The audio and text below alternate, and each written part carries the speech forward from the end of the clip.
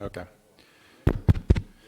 All right. Welcome to the August 24th, 2021 Newport Beach Public Facilities Corporation Annual Meeting. Madam Clerk, roll call, please. The record will reflect that Director Kevin Muldoon is currently absent. Thank you very much. At this time, we'll take public comment. Do we have any public comment at this time? All right. Seeing none, we'll bring it back. At this time, we'll open up the election of the officers. Madam Clerk. Actually, if we can do the approval of minutes for last year's meeting, please. Yes. Okay. Well, all right. At this time, we'll do the approval of the minutes. Do I have a motion for approval? Make a motion. So moved by Director Brenner, seconded by Director Blom. Any public comment on this item? Okay. Seeing none, let's go ahead and vote. We can do this by show of hands. All in favor? That's unanimous, 6-0. Thank you very much. Should we do election of officers at this time then? Oh, I'm sorry. You were correct in the first. No, that's okay. No problem. Yes, election of officers. So now is the time for election of officers. There's a motion to, can I receive a motion to elect the mayor as the chair, the mayor pro tem as the vice chair, and the remainder of council members as the corporation board of directors? So Do moved. I have a motion? So moved. Motion by Director Chair O'Neill. Is there a second? I'll second. Second by Director Blom. All in favor? Raise your hand. That is unanimous, 6-0. And we already did the minutes. So Chairman Avery. Briefly to reset the system for City Council. Oh, Review of the annual financial statements.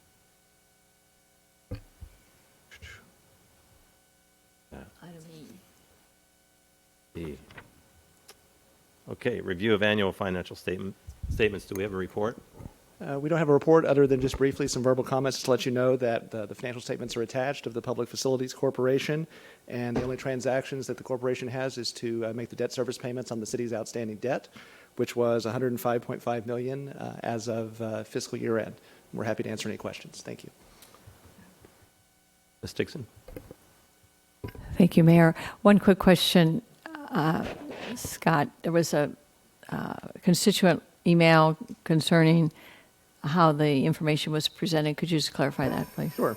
The liabilities of the corporation are found in the financial statements of the city, in our government-wide financial statements, but the statements that were on the agenda are merely for the transactions of the corporation, which doesn't reflect the long-term liabilities, which is why the staff report shows that. So if you look at the CAFR, you'll find that information. Okay, thank you. Any other questions or comments? Okay, then we'll go to public comments on this item. Are there any public comments? Being none, any additional director comments or questions? Or do we have a motion and a second? Move. Okay. All right, we'll now adjourn briefly to reset the system for the City Council closed session.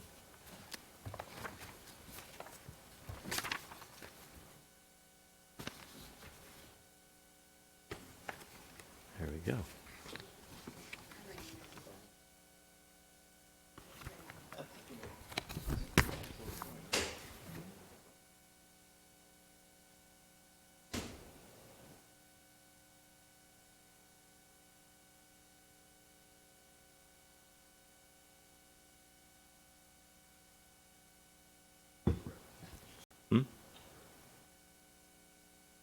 Okay. Great. I call the meeting to order for the August 24th closed session. Madam Clerk, roll call, please. The record will reflect that Mayor Pro Tem Muldoon is currently absent. Okay, thank you. Now is the time for public comments on agenda and non-agenda items. Seeing none. All right, Mr. Harp, do you have a closed session announcement? Thank you, Mayor Avery. The City Council will adjourn a closed session to meet with legal counsel, discuss the initiation of litigation in regards to one matter, and to meet with the city's labor negotiators regarding negotiations with the unions that are set forth under item 3B. Thank you. Thank you. So we are recessed until the 5 p.m. regular meeting. Thank you.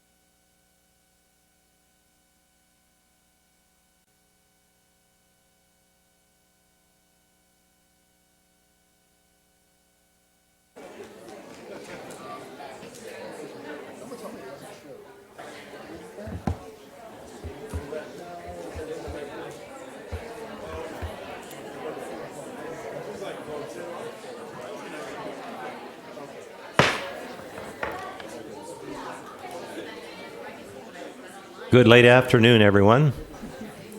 It's great to see a chamber this full after a very long time. So I'll call the meeting to order for the August 24th regular City Council meeting. Madam Clerk? The record will reflect that all members of council are present.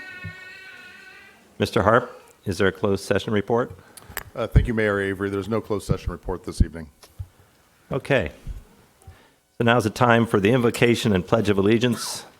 Imam Kazwini is here from the Islamic Education Center of Orange County and will provide the invocation, and Councilmember Brenner will lead us in the Pledge of Allegiance.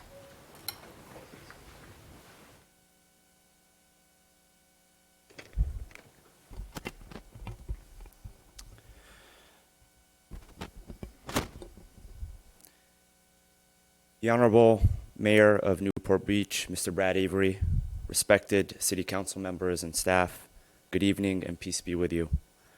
Let us pray for the beautiful city of Newport Beach and all its people. O Lord, we pray to you to bless our great city of Newport Beach and its surroundings. O Lord, allow us to take care of each other and help our city grow in happiness and goodness. O Lord, allow us all to uphold the values of our great nation by maintaining family, peaceful and caring neighborhoods, education, jobs, healthcare, safety, security, civil rights, and liberties for all. O Lord, allow us to uphold the spirit of our pledge of allegiance, one nation, under God, indivisible, with liberty and justice for all. O Lord, we pray to you to continue to guide us to establish justice for all people, regardless of their race, color, or religion. Lord, bestow upon us wisdom and farsightedness to place the interests of our country before our own personal interests. O Lord, allow our elected officials to serve the interests of all people and to bring unity, harmony, and prosperity to our nation. O Lord, bless the United States of America and help this nation to be a shining example of peace, equality, justice, and harmony. Amen. That was beautiful. Thank you. Please join me in the Pledge of Allegiance to our flag. I pledge allegiance to the flag of the United States of America and to the republic for which it stands, one nation, under God, indivisible, with liberty and justice for all.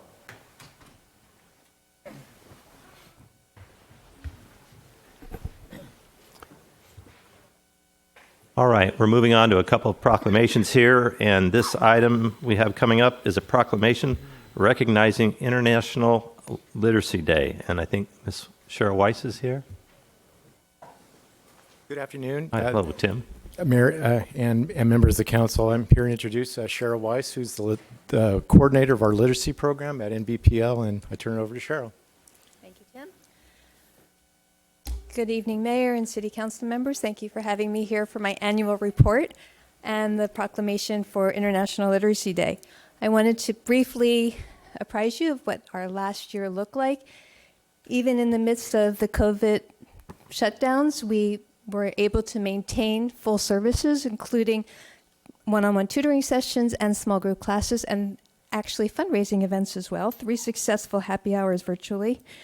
Our learners achieved 265 of their set goals, which is pretty amazing.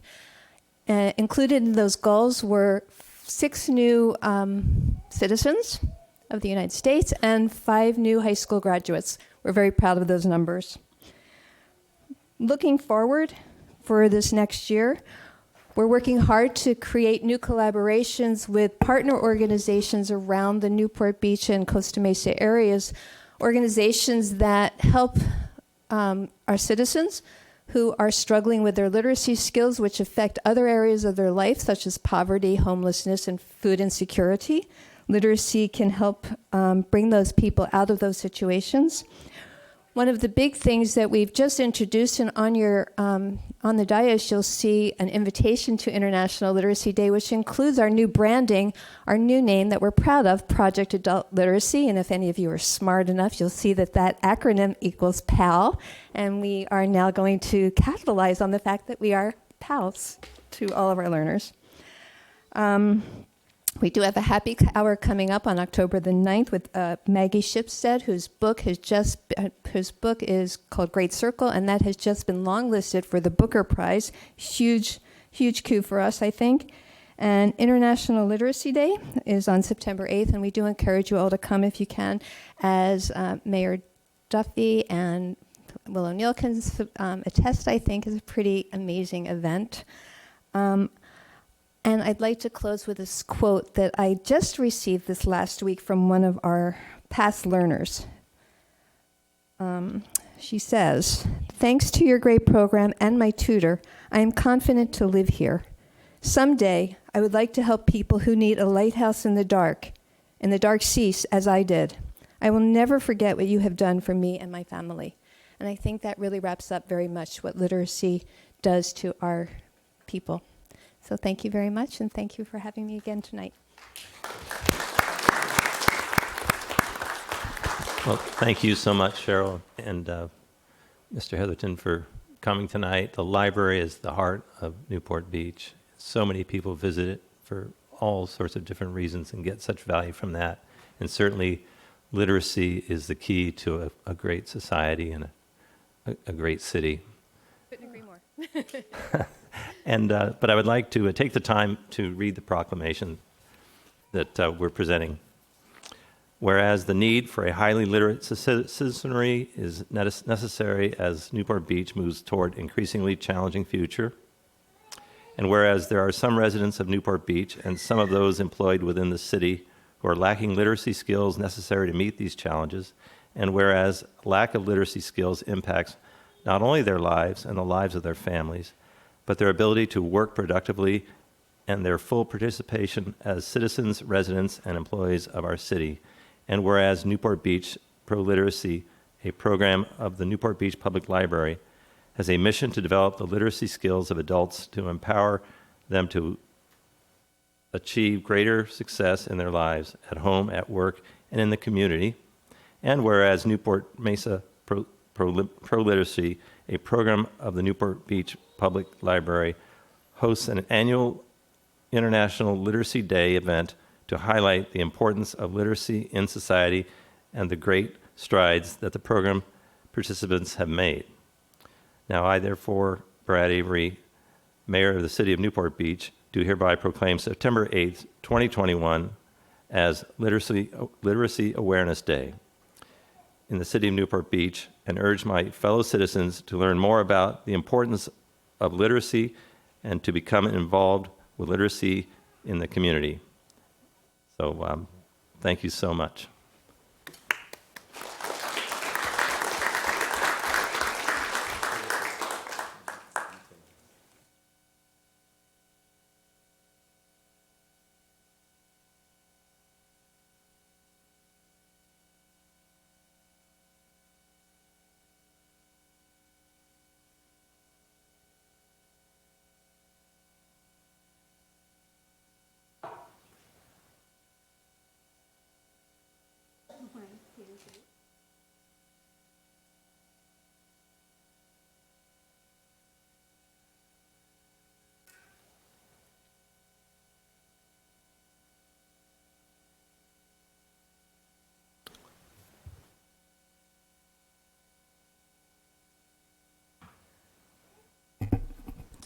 Okay, we have one more item of recognition, and this one's pretty special as well. And tonight it's my honor to recognize 8 Olympians who live in Newport Beach or have close ties to our city, and boy, are we proud of them and how well they represented our country in Tokyo this summer. We're fortunate to have 2 of them joining us tonight, Maddie Musselman and Elise Williams of the gold medal winning U.S. Women's Water Polo.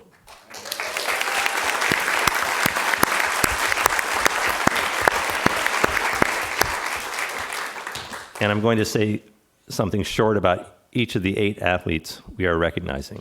And after that, I will welcome Maddie and Elise to receive their proclamations. Tonight, we are recognizing Charlie Buckingham, a member of the U.S. team of U.S. Sailing, Charlie is a two-time Olympian who was born and raised in Newport Beach, is a member of Newport Harbor Yacht Club, and graduated from Newport Harbor High. And Mr. Duffield and I know Charlie and his parents, and it's been something to watch his sailing career. It's exceptional. Kaylee Gilchrist, a two-time Olympian and two-time gold medalist in water polo. Kaylee was born and raised in Newport Beach, graduated from Newport Harbor High School, and is a graduate of the Newport Beach Lifeguard Program. Stephanie Haralabides, a first-time Olympian and Olympic gold medalist in water polo who graduated from Corona Del Mar High School.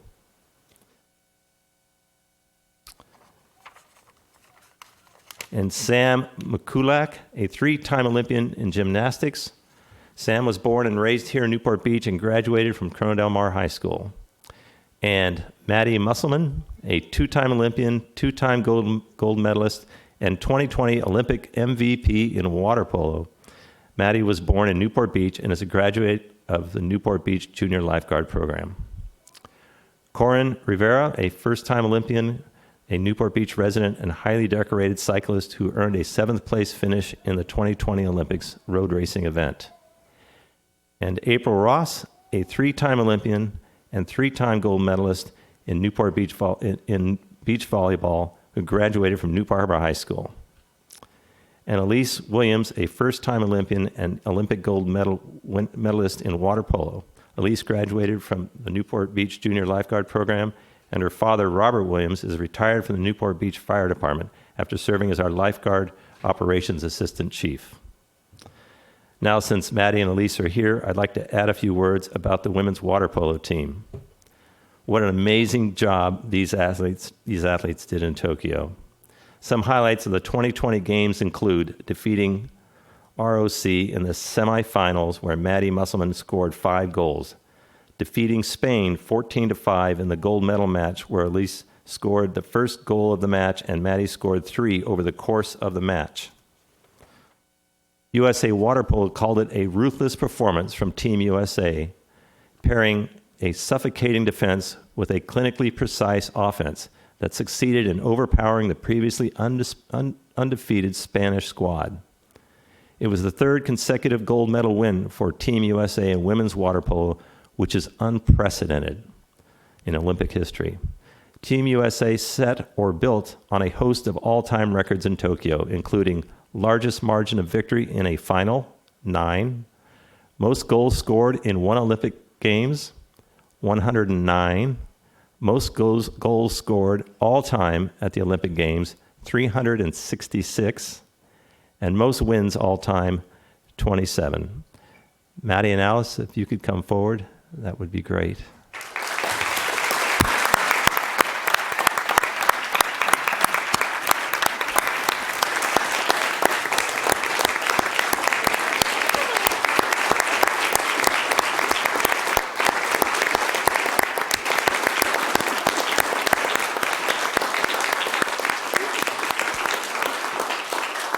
You have a few words at the podium? Okay. You're welcome.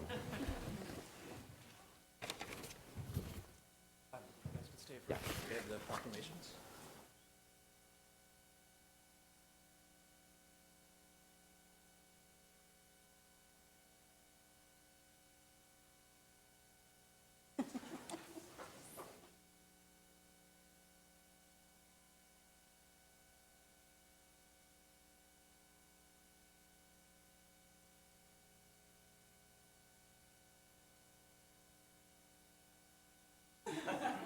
You can go a little bit more this way in front of the...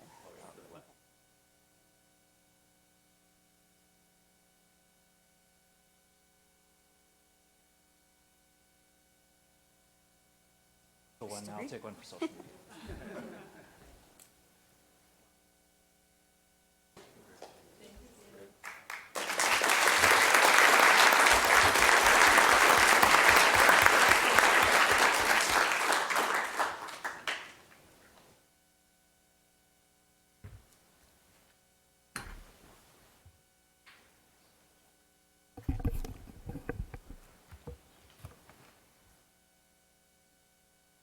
that's going to be a highlight for me in my council career. Madam Clerk? The City Council of Newport Beach welcomes and encourages community participation. Public comments are generally limited to 3 minutes per person to allow everyone to speak. Written comments are encouraged as well. The City Council has a discretion to extend or shorten the time limit on agenda or non-agenda items.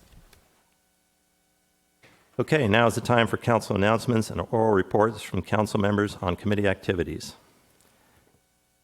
Councilmember Brenner, do you have any announcements or reports? I do. I attended the draft EIR scoping meeting on our draft housing element, and I thought it was interesting that it was the usual suspects there. It was all the people that normally come down here and talk to us about the housing element that were there, and it's such an important thing for our community that I just wish more people were engaged in that process.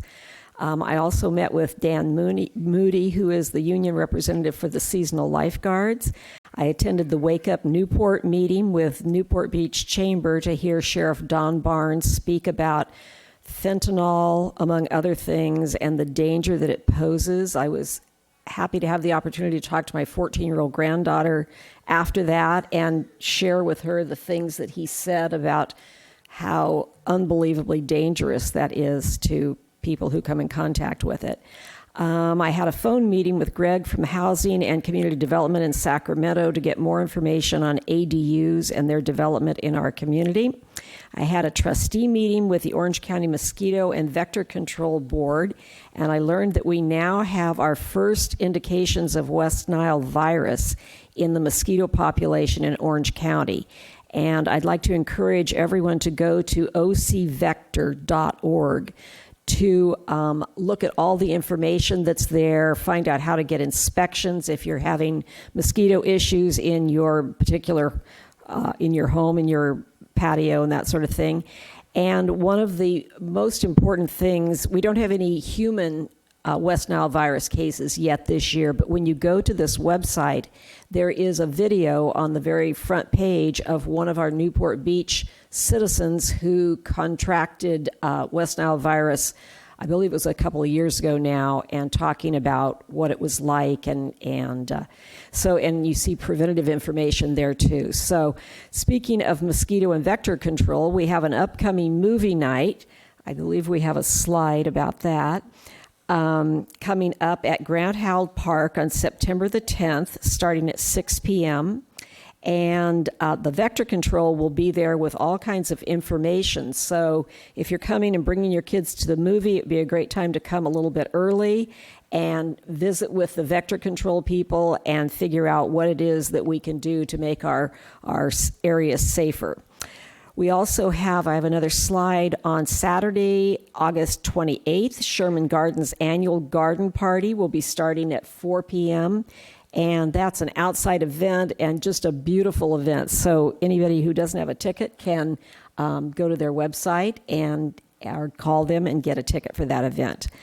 I would like to A1 a request for the City Council to consider waiving all fees related to, here we go, 207 Evening Canyon Road in Shore Cliffs. This was a home that was severely damaged when our city water main broke, and they've been out of their home for about 2 years now, and so I'd like us to talk at the council level about what we can do to help to make that process easier for them.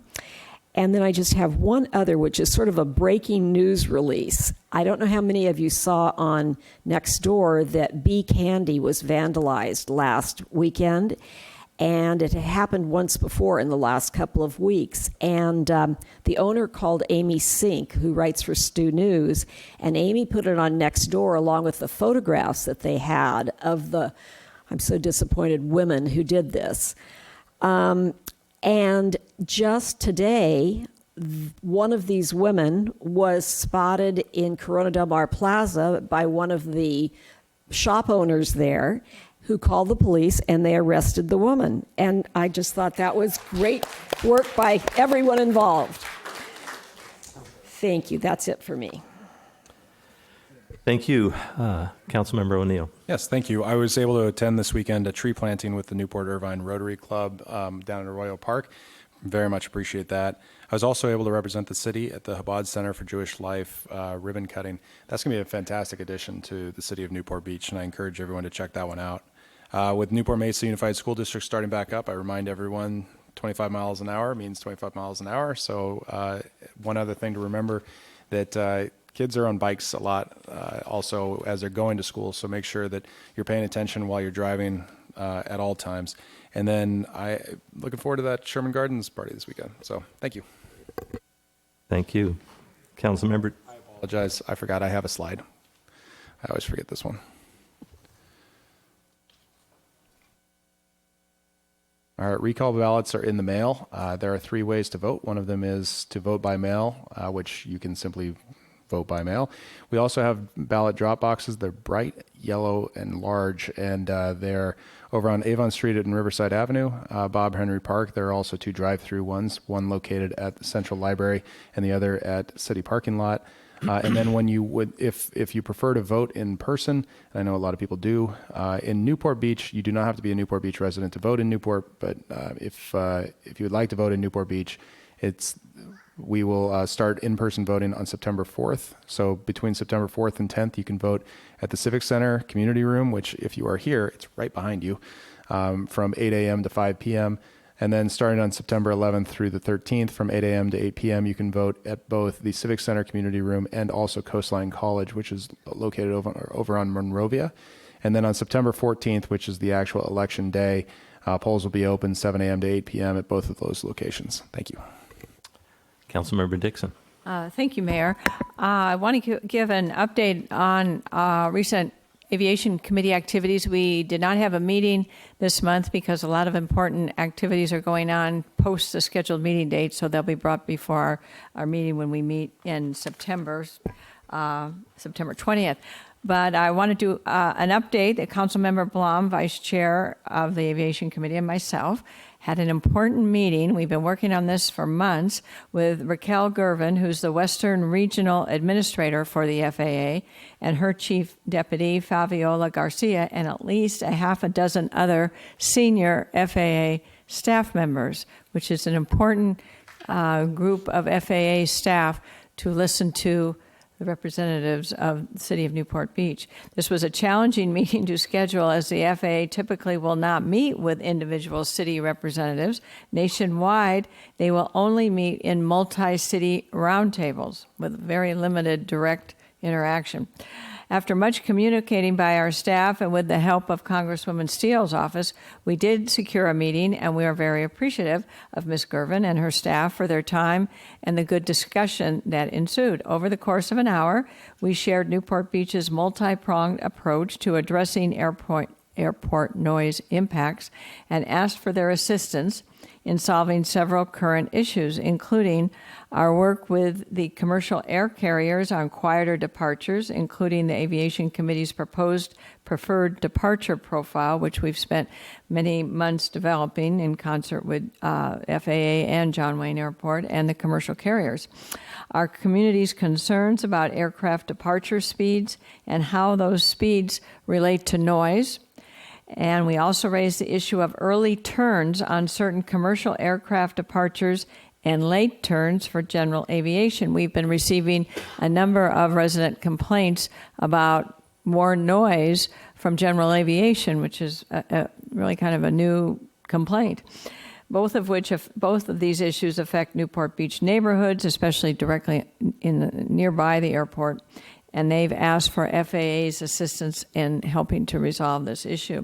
We also shared information on our federal and local legislative and advocacy efforts and gave our proposal for a voluntary fly quiet, friendly program for general aviation at John Wayne Airport as an example of ways we are working to mitigate the impacts at the local level. By the way, thanks to the County of Orange, that program is now expected to begin in January this next year. One of the Aviation Committee's 2021 priorities is to improve communication between the city and the FAA, and this meeting did just that. I personally met And I think, Mr. Muldoon, you were part of that meeting when we met with the FAA in Washington a few years ago, and Ms. Garvin was on the phone calling in from California. I think she's based, no, Colorado is where she's based. In any event, we're able to continue these relationships that we have been developing over the years. And so she's very solicitous of Newport Beach, and they've committed to continuing the dialogue and having their office help us work through issues as they arise. And just FYI, the August 2021, the monthly update, it is published monthly, Aviation Activities Update is available through the city website, and it's a good source of information on what's happening at John Wayne Airport and what the city and the Aviation Committee are doing to help control the impacts the airport operations have on our community. And so that's that on aviation. One other item, I have a slide, I think, about our trolley. That, just a reminder, a little promotional effort, is our Balboa Peninsula trolley continues to operate on weekends through Labor Day, 10 a.m. to 9:30. And one of the pleasures I personally have when I get on the trolley just to see who's on it, it's usually always, nearly every seat is full, and so many residents ride the trolley. And these are residents who typically, amazingly to me anyway, would not be going to the beach because they're from elsewhere in Newport Beach.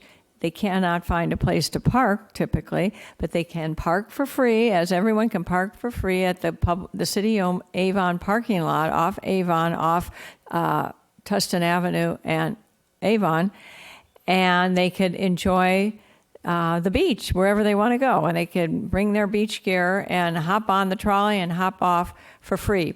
So encourage everyone to continue to enjoy the benefits of getting around the peninsula. A lot of people get to the Balboa Village and then hop on the ferry over to Balboa Island. So it really is a circulation improvement mechanism. Anyway, so thank you, Mayor. That's it. Thank you. Councilmember Blum. Thank you, Mayor. I'll keep mine brief. I got to relive one of my childhood glory days this past weekend, I think it was. Will was out of town. He was super sad about it. But to build the Junior Guard building, we had a fundraiser to jump off the pier. And I just got to say, there's got to be more of these in our future, because it was the greatest thing I've done in a long time. Chief Boyles was there with me. He was amazing. I think he jumped quite a few times as well. But it was nice to see the city come together, donations flowing through, and how many adults in our community want to jump off of a pier, which is pretty exciting. So that's all I really have to share today. It was a great effort. Junior Guards building is looking great. Funding has been amazing. And it was nice to see the whole community out there doing a swim test again, and how many of us are not up to our Junior Guard status that we once were. So thank you. Thank you. Thank you, Mr. Duffield. Noah, what it cost jump off the pier? $1,000 Correct. versus $200 fine. It's still worth it. Thanks for. I was told it was $1,000 fine, Kevin. Nothing. Thank you. Thank you. And in my role as representing Newport Beach on the board of the Orange County Sanitation District, I attended a board meeting a few weeks ago. And then I have a slide, I think, as well.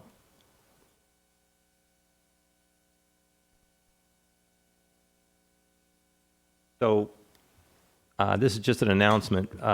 Some of you may have a boat, or you may know someone that has a boat out on a dock or at a mooring field in Newport Beach. And what has happened over the years is many boats have gotten older and their owners have gotten older, and the boats tend to get further and further in disrepair until they're abandoned. And it creates a financial hardship for someone to actually get rid of a boat, even some boats that you would consider reasonable, the way the market has gone. It's very tough for boats that are 30, 40 years old. And so people wind up being stuck and having high costs of taking care of the boat, paying the insurance and all the rest. And so you can turn the boat in, and this is because of a state program, gives the city funds to either auction off or to dismantle a boat through private companies to get them off and out of the harbor, because eventually they become a danger in terms of sinking, and then there's a pollution issue. So it's a really good program, and so there is an answer for folks that are kind of at their wits' end. And quite often these are older people who have sort of aged out and just unable to handle their boats. So there's a phone number there at the bottom. That's our great new harbor department, and they can direct you, and anyone on the city harbor staff could direct you as well for more information about this program, which is really great because sometimes it costs as much as $30,000 to dispose of a boat, and that state grant was very helpful. Sometimes the boats are quite large, like 40 feet, and others are just small, like dinghies. There we go. Thank you very much. And we're moving on to now, these are matters which council members have asked to be placed on a future agenda. So things you're going to be seeing possibly coming up. And so we just vote, straw vote on these, all the council to just get them put up on agenda. So item number 1 is Mayor Pro Tem Muldoon has asked the council to consider extending the outdoor dining temporary permits for restaurants until the end of the year. And does any council member have a conflict in regards to this item? I have a conflict due to business interests. Thank you, sir.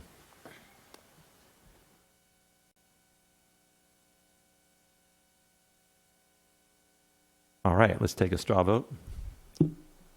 That's unanimous, 6-0. Thank you. All right. He's back. Mayor Pro Tem Muldoon has asked the council to consider adopting a resolution supporting a veterans cemetery at Gypsum Canyon in Anaheim Hills. Let's take a straw vote. That's unanimous, 7-0. Thank you. And item number 3, council members Blom and Dixon have asked council to consider exploring additional options regarding the recent city council direction on the rehabilitation of the McFadden Square area to include a re-envisioning of the Newport Pier, oceanfront parking lot, existing pier buildings, boardwalk improvements, and other city facilities within the area. Let's take a straw vote. That's unanimous, 7-0. Thank you. Okay, Madam Clerk, please read the notice regarding public comments on consent calendar, and council can announce any conflicts they have related to the consent calendar.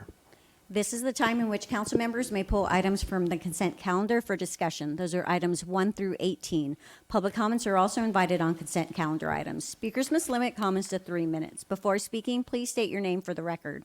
If any item is removed from the consent calendar by a council member, members of the public are invited to speak on each item for up to 3 minutes per item. All matters listed under consent calendar are considered to be routine and will all be enacted by one motion in the form listed below. Council members have received detailed staff reports on each of the items recommending an action. There will be no separate discussion of these items prior to the time the City Council votes on the motion unless members of the City Council request specific items to be discussed and are removed from the consent calendar for separate action. Thank you. Councilmember Brenner, do you have any items to pull from the consent calendar or conflicts to announce related to items 1 through 18? Yes, I'd like to pull item 3 and ask if there's any way that we can move that up from the end of the meeting since we have people here to speak about it tonight.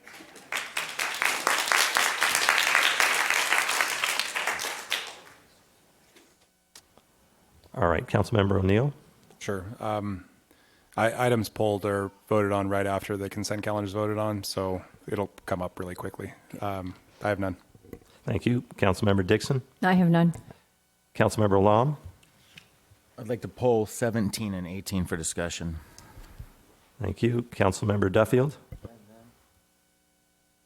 Mayor Pro Tem? I have none. And I also have none. Mayor Pro Tem? I have a motion. Just briefly, staff, we're going to pull item number 6 That's right. from the Right. agenda. Thank you.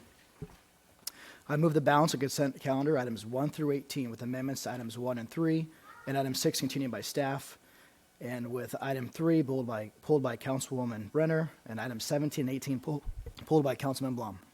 Is there a second? Thank you.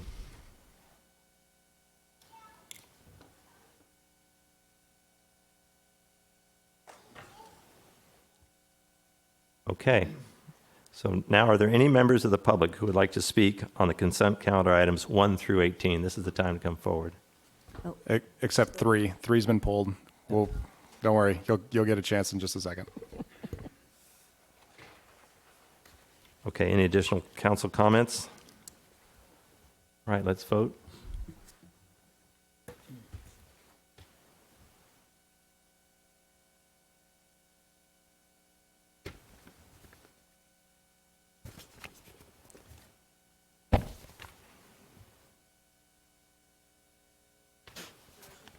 Motion carries unanimously, 7-0. All right. So it looks like we had a total of 3 items pulled for discussion.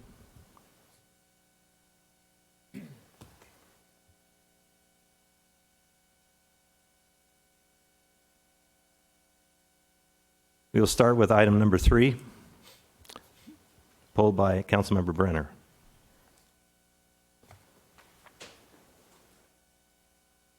Councilmember, would you like a staff report? Would I like a staff report? I don't believe so. Okay. So now we'll hear public comments on this item. Noah?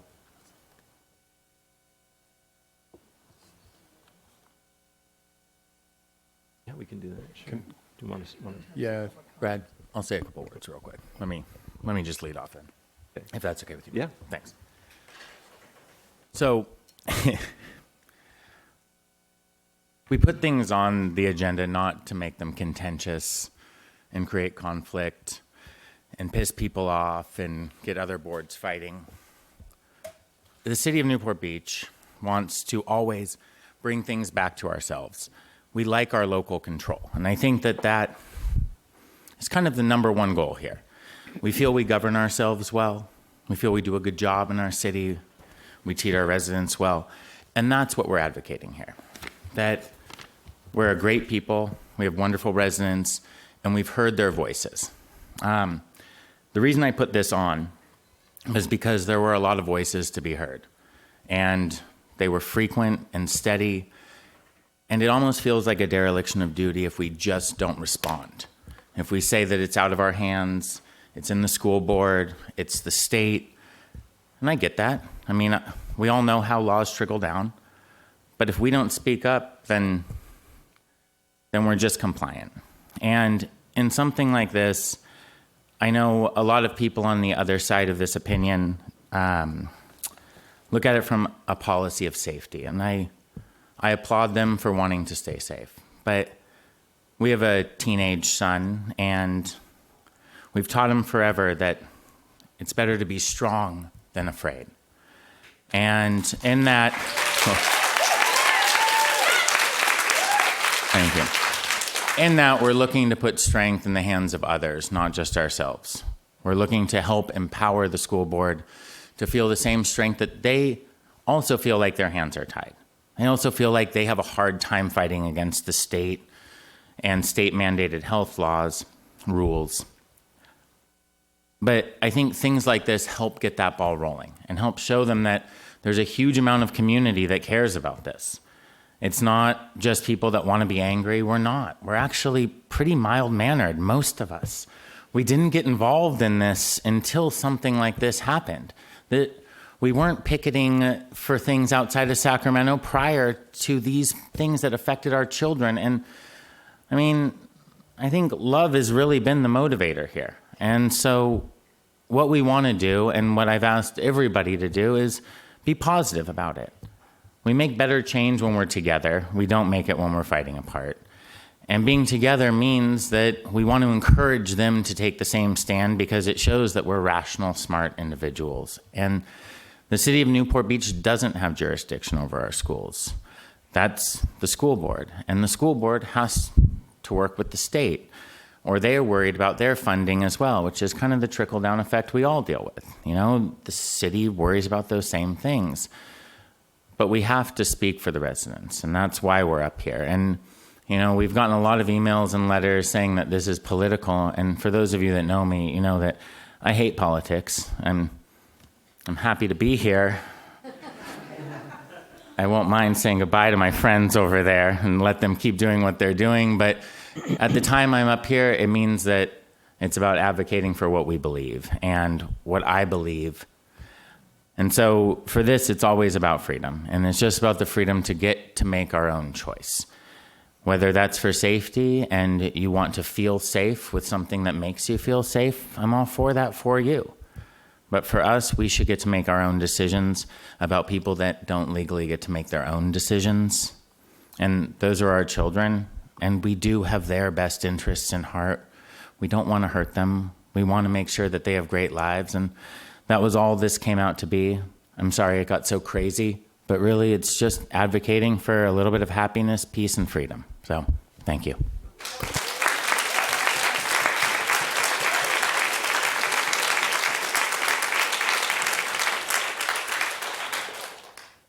Okay, do we have any other council member that would like to speak to this or have questions? Mr. Mayor, Yes. I'd like to speak after public comment, but I just want to make sure that folks had seen, Mr. Blom had submitted a red line, so there were copies in the back there. If you haven't seen it, there was an updated resolution as part of this process. So I wanted to make sure that folks had seen that while they're making public comments. Thank you. And if you're watching from home, it's posted online as well. Thanks. Any other comments from council?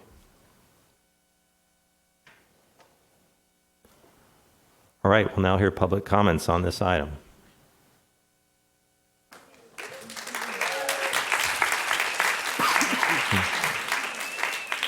Okay, so please hold your applause as we go through this. Thank you very much.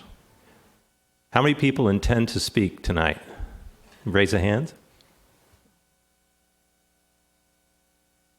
All right. So please go ahead and just be ready to speak after the speaker's finished, if you can, just to speed this along. Hello. Good evening. My name's Evelyn Best. Don't these housewives have anything better to do? You should know that amongst our ranks this evening are doctors, lawyers, restaurateurs, small business owners, and yes, housewives. We're not here because we don't have anything better to do. We should be home putting our babies to bed, feeding them during the witching hour. We're here because we have been forced to show up again and again on behalf of our children, and we will continue to do so. We will not yield. You may have read that 2 days ago, Larry Elder received a standing ovation when he spoke these words to a large crowd. I don't drink coffee, I drink tea. And when I become governor, assuming there are still mandates for vaccine and mandates for face masks, they will be repealed before I have my first cup of tea. We are not alone in concluding that these mandates have outgrown their purpose and authority in Sacramento and Washington have been abused, and that it's high time that we put an end to this political power grab. We'll vote on that in a couple of weeks. But we can't delay standing up for our children 1 minute longer. The evidence is abundantly clear that our children don't put anyone more at risk at school or the greater community, whether or not they are masked. I'm sure you've seen studies even before we've all emailed them and flooded your inboxes, and thank you for taking the time to read those. But I sent you one from the CDC's own website. A mostly ignored, large-scale study from 3 months ago, which concluded that social distancing, classroom barriers, HIPAA filters, and forcing students to wear masks did not result in a statistically significant benefit. MSM published a study last month in the Journal of American Medical Association of Pediatrics. It found that the wearing of masks by children led to an increase in carbon dioxide levels in both inhaled and exhaled air while wearing a mask. A group of physicians from Germany, Poland, and Austria concluded that the findings suggest that children should not be forced to wear masks.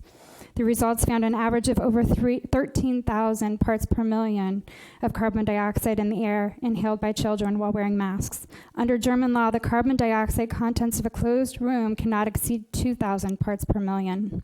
That's 6 times what they found. The results also found that carbon dioxide levels tended to increase the younger the children were, with one 7-year-old's levels measured at 25,000 parts per million. That struck a chord. My daughter is 7. The authors claimed that most of complaints by children about wearing masks can be explained by increased carbon dioxide levels. A recent New York Magazine article states that many of America's peer nations around the world, including the UK, Ireland, where I spent the last month, all of Scandinavia, France, and the Netherlands, Switzerland, and Italy, have exempted kids from wearing face masks in classrooms. Conspicuously, there is no evidence of more outbreaks in schools in those countries relative to schools in the U.S. These countries, along with the WHO, whose child masking guidelines differ substantially from the CDC's, have explicitly recognized that the decision to mask students carries with it potential academic and social harms for children and may lack a clear benefit. The evidence is abundantly clear that our children don't put anyone more at risk at school or in the larger community, whether or not they are masked. Please show the rest of Orange County and the sinking state of ours that we are still Orange County and that Newport Beach will continue to risk the wrath of our tyrannical governor to do the right thing for our families and residents. While your resolution may not be binding, I believe it will be persuasive as it represents the will of the people and shows that our respected local leaders will stand up for our children's rights and their parents' right to protect them. I believe that leadership of local private schools and local public school districts will take note and may follow your parental choice decision. Thank you. Thank you. Please keep your applause. No applause, please. And we really need people to stick to 3 minutes. Thank you. Good evening. My name is Jody Burnham, and I've been a longtime resident of Newport Beach for over 50 years. I have 8 grandchildren and 1 on the way, and 4 adult married children, 3 beautiful lioness daughters that are here with me this evening, and they all live in Newport. Although I do not have a child in school at present, I have grandchildren that are school age, and I pay a lot of taxes to fund the school system. I am also here to defend our constitutional rights, and like Noah said, our local control. Under U.S. federal law, the First Amendment states that no law is valid or lawful that violates the Constitution. No health order, emergency order, state of emergency, municipal ordinance, or city policy may suspend or violate the Constitution. If you require students to wear a mask or be vaccinated, you are at risk for violating several federal and state laws. As stated, mandating vaccines and mask wearing is illegal on several levels. Additionally, requiring a vaccination is against the Nuremberg Law by coercing medical experiments on humans, especially No applause, children. please. Maybe Big Pharma can't be sued for injuries or deaths caused by their vaccines, but many people don't realize that schools and individuals that mandate them can be. Since when in history do we have to bribe people to take a vaccination? If it truly worked, everyone would be clamoring to get this treatment. As it is not a vaccination. It is an experimental gene therapy. We are the experiment, and the study of its safety and efficacy is not to be completed until May 2023. We are watching the clinical trials on our family, friends, and neighbors. There is no way that children should have to have this gene therapy, as they have little or no risk of being harmed by COVID. A Johns Hopkins study found that there were 0 COVID deaths among healthy children. The reality is that they are experiencing much greater harm from wearing the mask and living in a constant state of fear. I stand in support of the resolution number 2021-69, supporting choice, deciding whether children should be masked or vaccinated at school. That's all we were asking for, is the choice to do the best thing for our own children. To mandate a vaccination or mask for them is complete government overreach. I want to thank Noah for being on the right side of this debate and for putting his time and effort into keeping Newport one of the best places in the world to live. Let's get back to using some common sense. Thank you. Next speaker, please.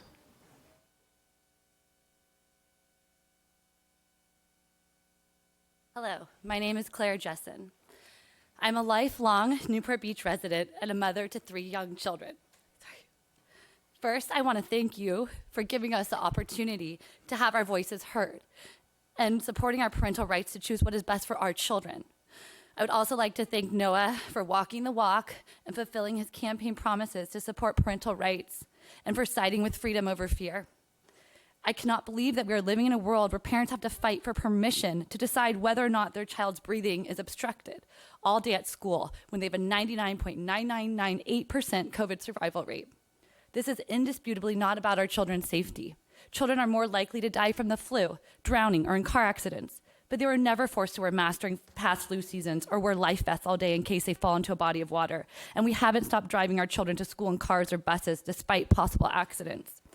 It would be quite a dilemma if children contracting COVID were a threat to adults. We would have to ask ourselves, should children be forced to sacrifice to protect adults? As luck would have it, this is not the case. All the empirical data is in for a year and a half. While so many of our, quote, leaders are choosing to put blinders on and ignore it, many of our peer nations refused to mask their children last year, and the verdict, it didn't make any difference in the spread to teachers or to communities at large. Their numbers were not different. They often did better than we did. But in all, there's no statistical difference in benefit for masking children or not. They didn't do it in schools, airplanes, or stores. Based upon the science they were following, they concluded they didn't need to. They were right, we were wrong. So why are we doubling down on these policies now?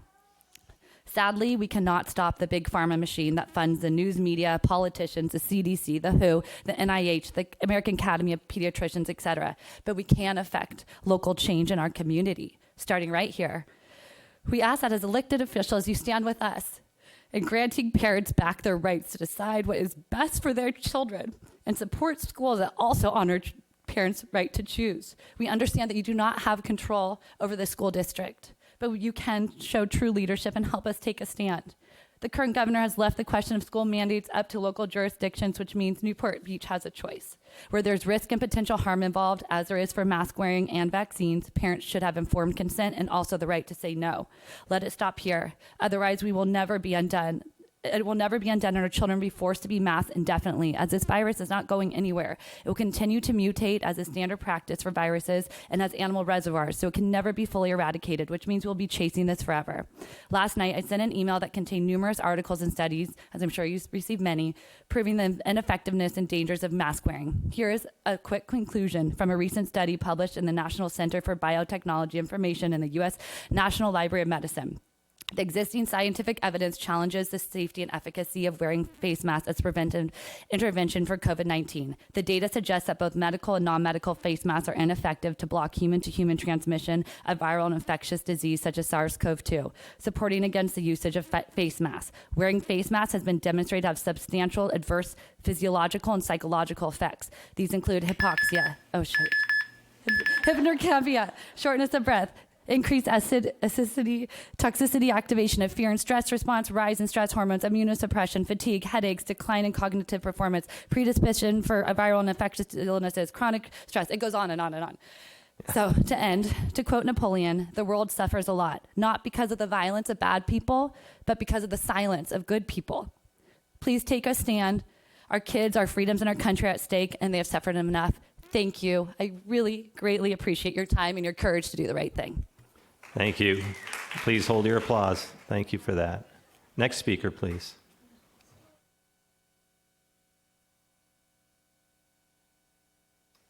Good evening. My name is Peggy Rose. I'm a high school student. So my sister-in-law actually put this very succinctly. She said, you know what? You're either afraid of the virus or you're afraid of the vaccine. And you're entitled to your opinion either way and to act accordingly based on what your fears are, which made so much sense when you really think about it. And this all boils down to a risk-benefit ratio. And the bottom line is that our students are not the demographic who are at risk right now. They're at higher risk of getting influenza than they are of COVID. My son had it, survived it. We all did. We're fine. Thank you. Thank you.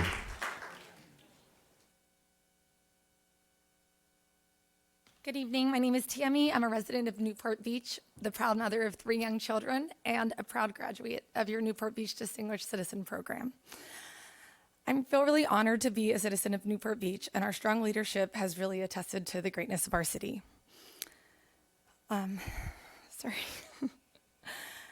I'm grateful this resolution is included in your agenda so that parents have the opportunity to voice our concerns and opinions. I understand you do not have governance or control over our local school district or our private schools, but you do have influence, and that's why this room is full of parents tonight.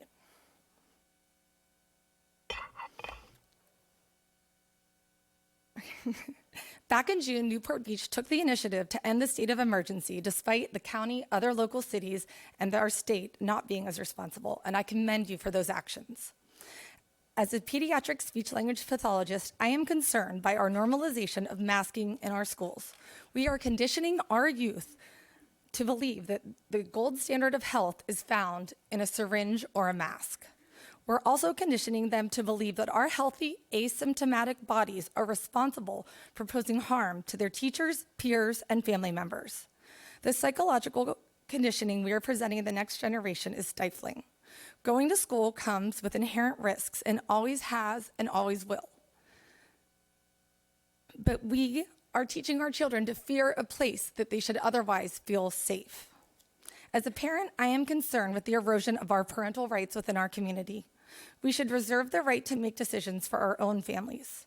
Some families might feel that masking or vaccinating for COVID is the safest approach for them, and that should be respected. Another family might feel avoiding sugar, getting adequate sleep, sunlight, and other mitigations are best for them, and that should be respected as well. A recent statistic from the CDC that looked at deaths in children ages 1 to 14 for the following year cited that the following things were twice to 10 times more deadly than COVID with children: drowning, vehicular accidents, homicide, cancer, flu and pneumonia, and cardiovascular disease. Maybe these are things we should be looking at as well. We're here tonight to only ask for your support for the kids and parents in Newport. Look at everyone's individual family needs and support those decisions as necessary. We also ask that you support our schools in the community that choose to do the same. Thank you. Thank you. Next speaker, please.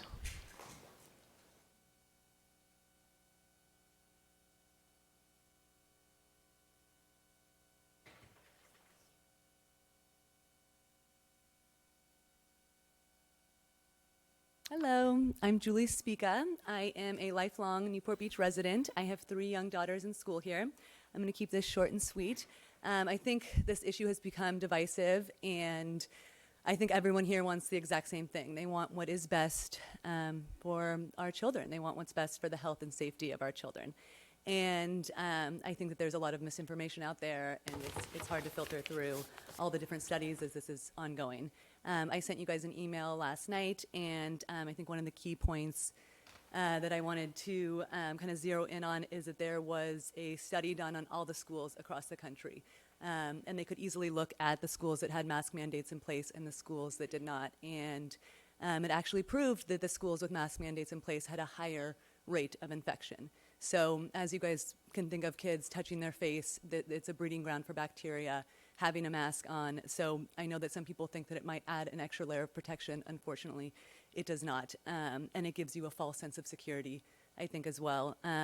There was another study that I sent about parents from Florida who actually sent in their kids' masks, and these were masks that were clean. They sent in a test shirt with it that had not been used. The mask had been worn for 6 to 8 hours, and they found more harmful bacteria in the mask than COVID to kids. Several parasites and pneumonia-causing bacteria.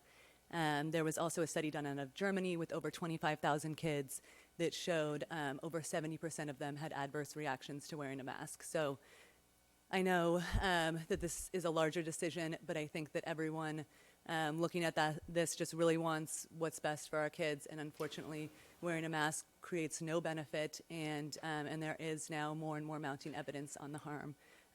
So I really appreciate your guys' time. Thank you for listening, and Thank you. Next speaker, please.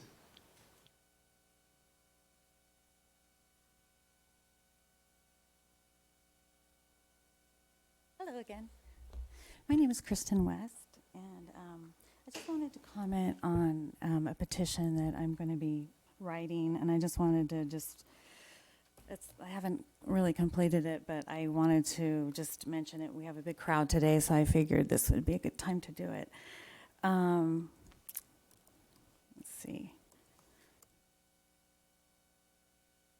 Okay. Okay. I've been here before. I believe you might remember me speaking about the electrical service companies, the TV services, the internet computer services, telephone services, and cell towers. Are you speaking to this issue that we're now holding? Well, yes. I mean, I think it has to do with our children. You're speaking about masks. This is item number 6. Right. Specifically. Right. Well, this does have something to do with masks, but this has to do with children. Right, but we're talking about specifically what these people are here today for, which is discussing their position on masking in schools particularly. Right. So if that's not what you've got, you're welcome to speak during public comment. I agree with the masking, with non-masking, and I believe, just based on my own experience, that I agree with what everyone has said as far as not. So I support them as far as not wearing masks. Great. But yeah. Please go ahead then if you're going to stay on that subject. Okay. Well, let's see. I would like to be on that subject as well as telephones, cell phones. Yeah, but that's a different subject. We're just sticking to this. Okay. Is there, do you have time for that today? Well, at a certain point in the meeting when you'll have time for comment on non-agenda items. Okay. Directly after this item. All right, then I'll close and then. Thank we you need so to do that. much. Yeah, sure. Absolutely. All right, Thank next you. speaker, please. Hi, I'm Kenneth B. Mulway, and I'm a mother of 3, a grandmother of 8, and I've been a teacher for 42 years and a counselor. And I just want to be, first of all, teaching is a contact sport, and I want to see my students' beautiful faces, the whole thing, the whole face, and I want them to be able to speak and breathe. And so that's really important to me. Thank you so much for your time. Thank you. Thank you. Next speaker, please. Hello, my name is Jessica Wool, and I am born and raised in Newport Beach. I've lived here my whole life. We all know that the first several years of a child's cognitive development are the most important. How is my child supposed to read social cues, form interpersonal relationships with others that have their face covered? How is he or she supposed to learn how to read a book, sound out letters, learn how to work on speech development, if they can't see a teacher's mouth move or see his friends smile or frown when they have a face mask on? Wearing masks in school is proven to stunt their emotional and developmental growth. Kids need to see faces and interact with people in order to learn all important emotional and social cues and form interpersonal relationships. They need to be children. How is my child supposed to build natural immunities to any type of virus and strongly build their immune system if he and others have a face mask on?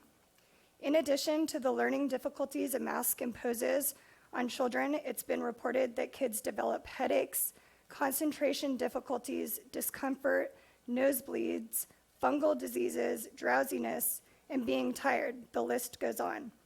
Essentially, everyone who wears a mask is breathing in their own carbon dioxide, which is meant to be expelled from their body as a toxin. I've already emailed you guys with studies that is shown, and people have already sent you guys studies and talked about this prior. I really, truly believe that it should be a parent's right to decide how their child lives and goes to school and can breathe or not breathe. I mean, my daughter has come home with nosebleeds, headaches. We've gone to several doctors who have said the same thing and that have been on the same page. So I would really appreciate it if you were our voice and could help us with just honestly having it be a parent's right to decide. Thank you. Thank you for your comments. Next speaker, please.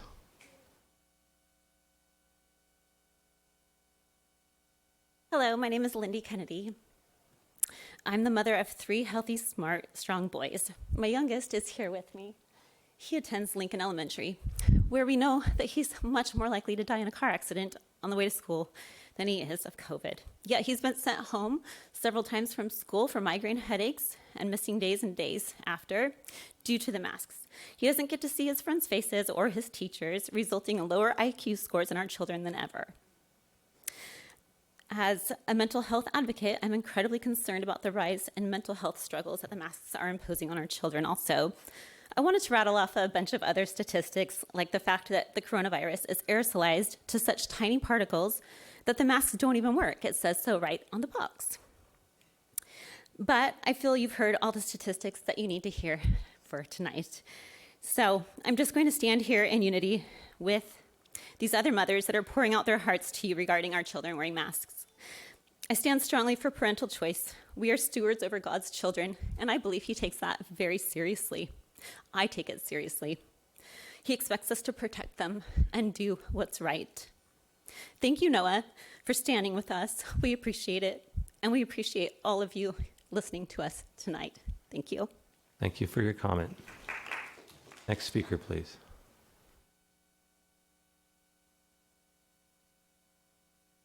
Hello, my name is Chris Jones, and I'm a mother of 4 children, ages 11, 8, 6, and 4.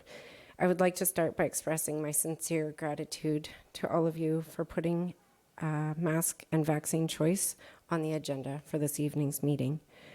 Our opportunity and privilege as parents is to demonstrate to our children how to stand up for what you believe in, which is why you see so many of us here this evening, why you receive countless emails and endless phone calls.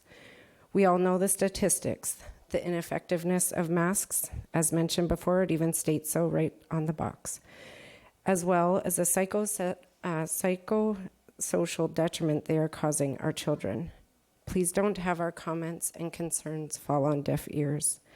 Please support the children and parents within our community. We know that our children need to breathe. They need to share their beautiful smiles, and they need to see smiles of others. They need to see their teacher enunciate their words, and they need to be able to demonstrate the same clearly and visibly in return. Our children have been struggling for 18 months, but given the opportunity, our children will thrive. Please use your voice, your role, and your vote this evening to be a huge part of the reason why our children will wake up tomorrow morning excited to see their friends and teachers smile. Parents and children will never forget what you are doing for them. Thank you.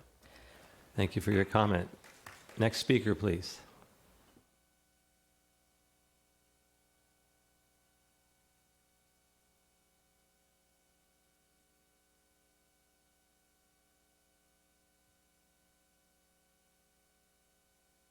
Hi, good evening. My name's Nicole.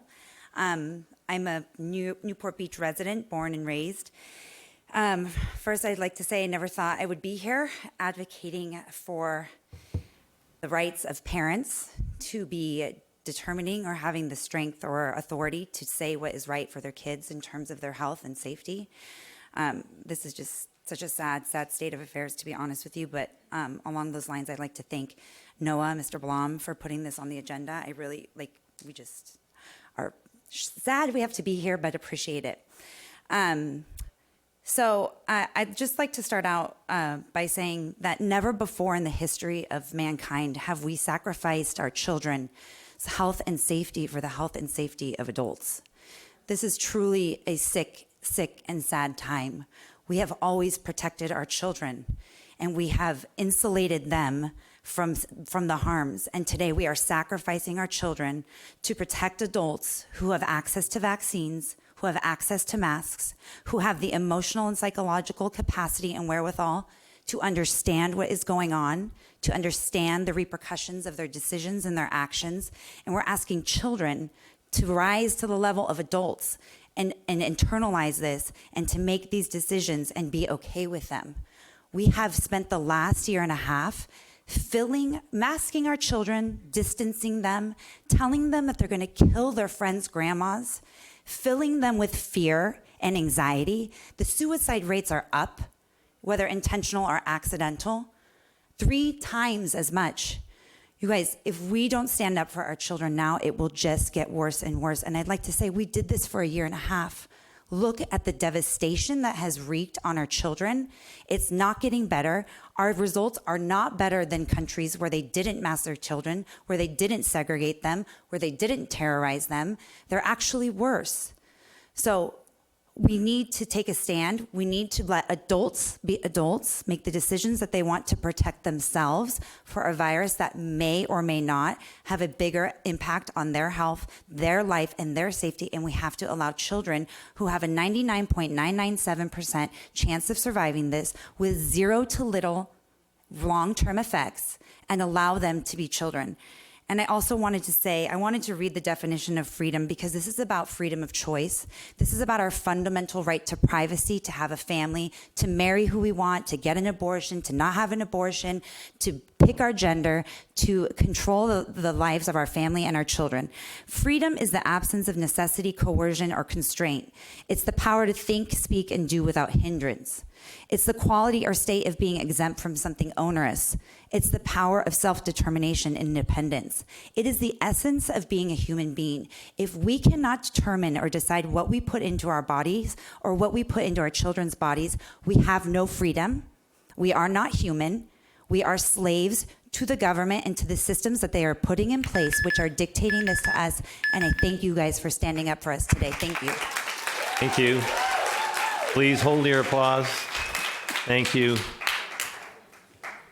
Next speaker, please. Good evening, everybody. I heard about this meeting 15 minutes before it started. I had just dropped off my daughter at dance class, and I have a buddy who said, you should get over there. They're going to have resolution number 3 here. So thank you, Mr. Bloom, for getting this on here. I'm going to be brief in my comments. I'm going to speak to my personal experience as a parent. I have 4 children.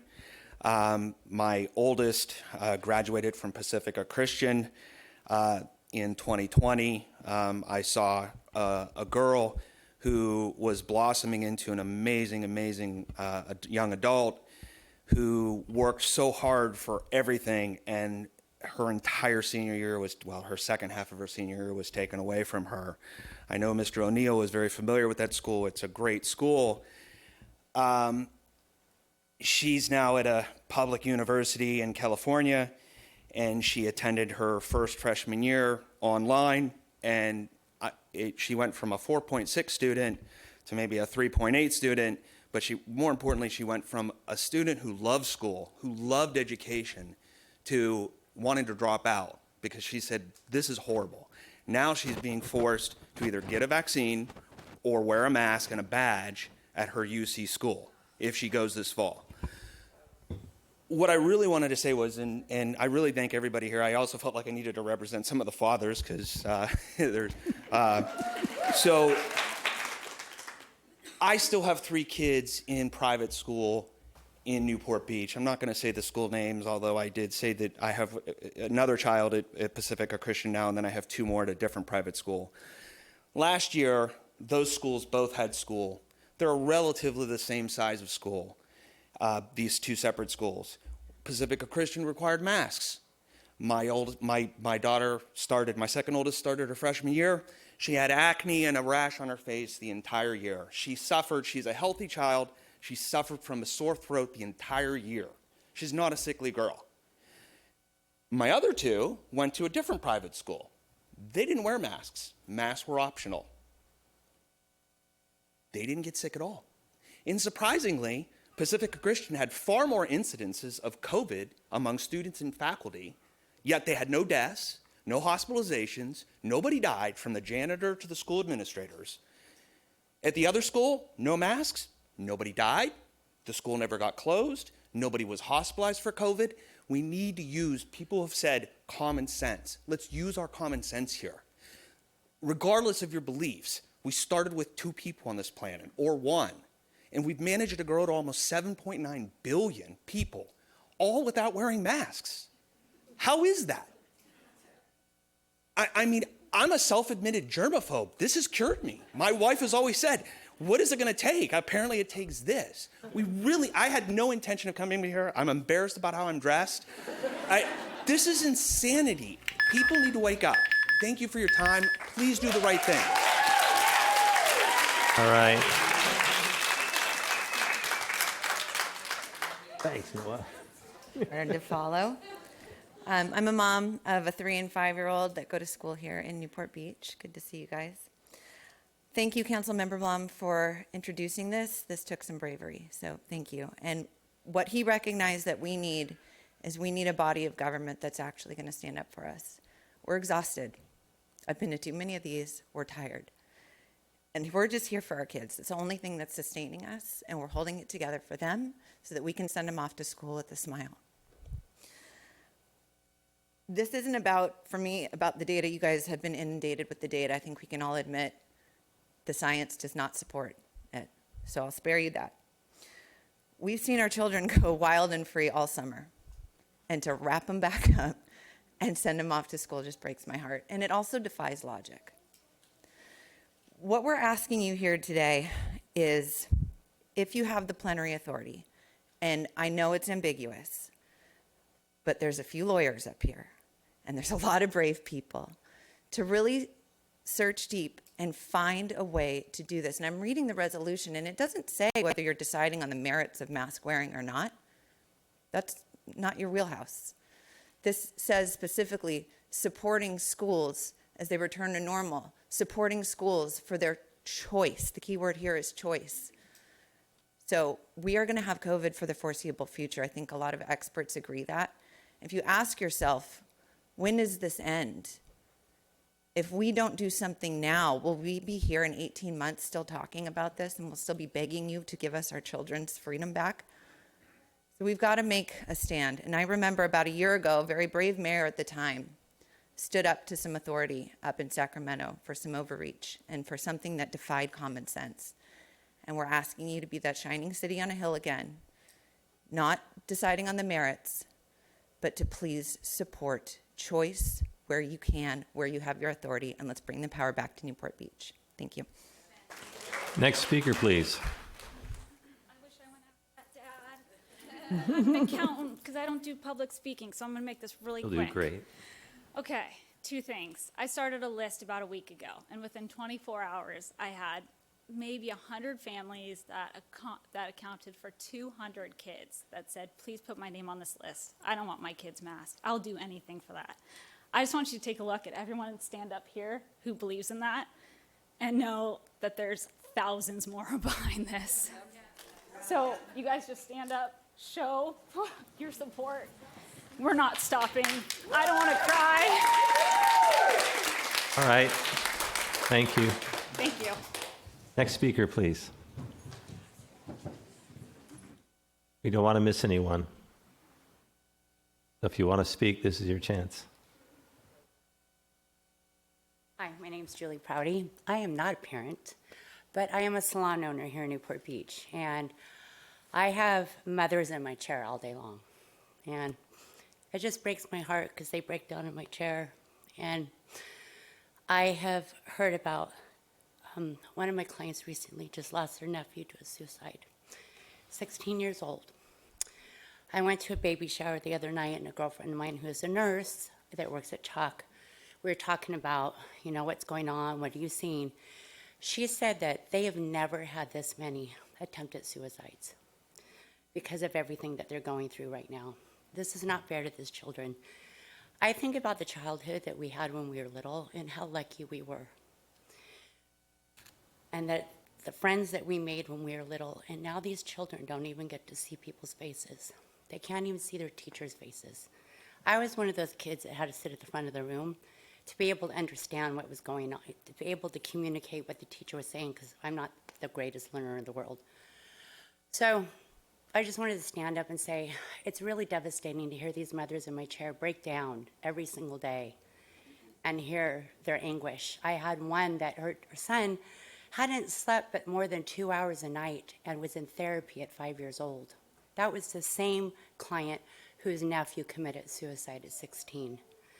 So we hear these stories time and time again, and it doesn't take statistics or science to understand the human right to breathe. We have a nose, we have a mouth, we were put on this planet to breathe. To cover that up doesn't even make sense to me.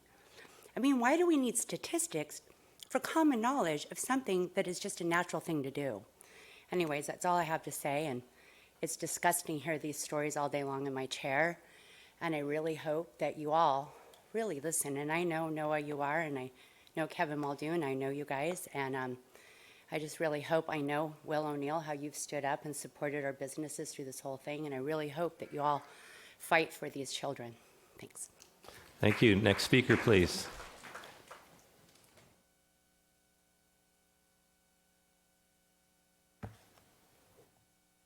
Hi, good evening, and thank you so much for hearing us today.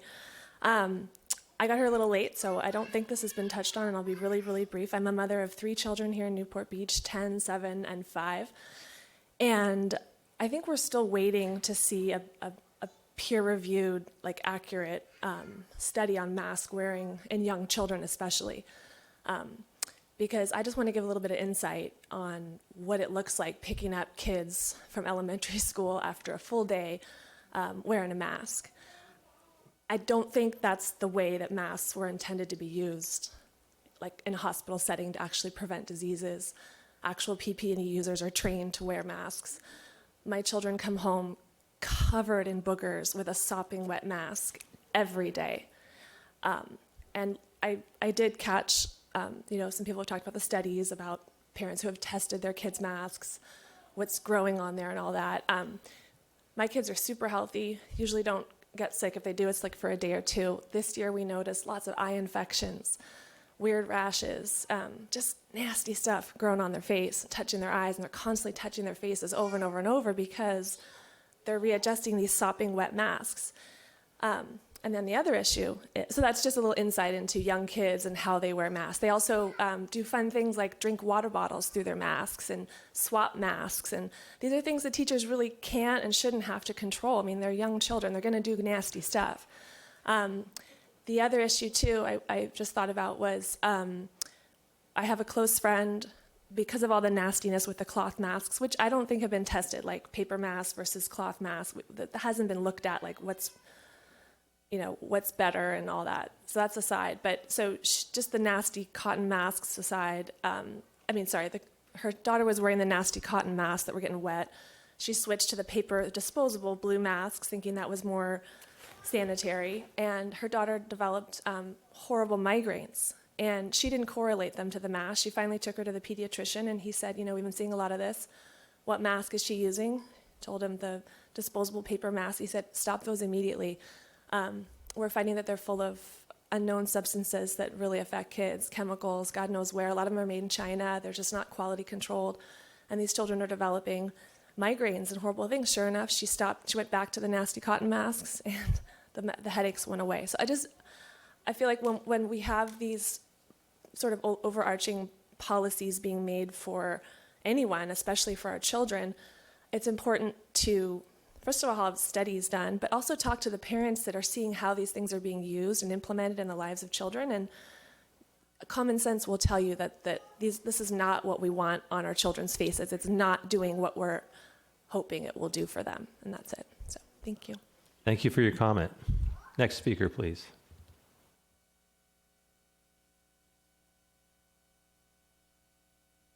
Good evening. My name is Barbie George, and I just wanted to say, number one, thank you for giving everyone the opportunity to voice their concerns.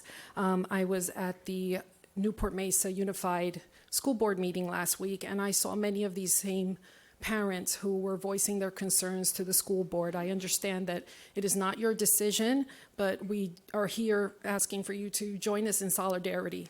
I wasn't going to speak, but I live in this community, and this issue has affected me personally. I have a little girl. Her name is Hannah, and she's 10 years old.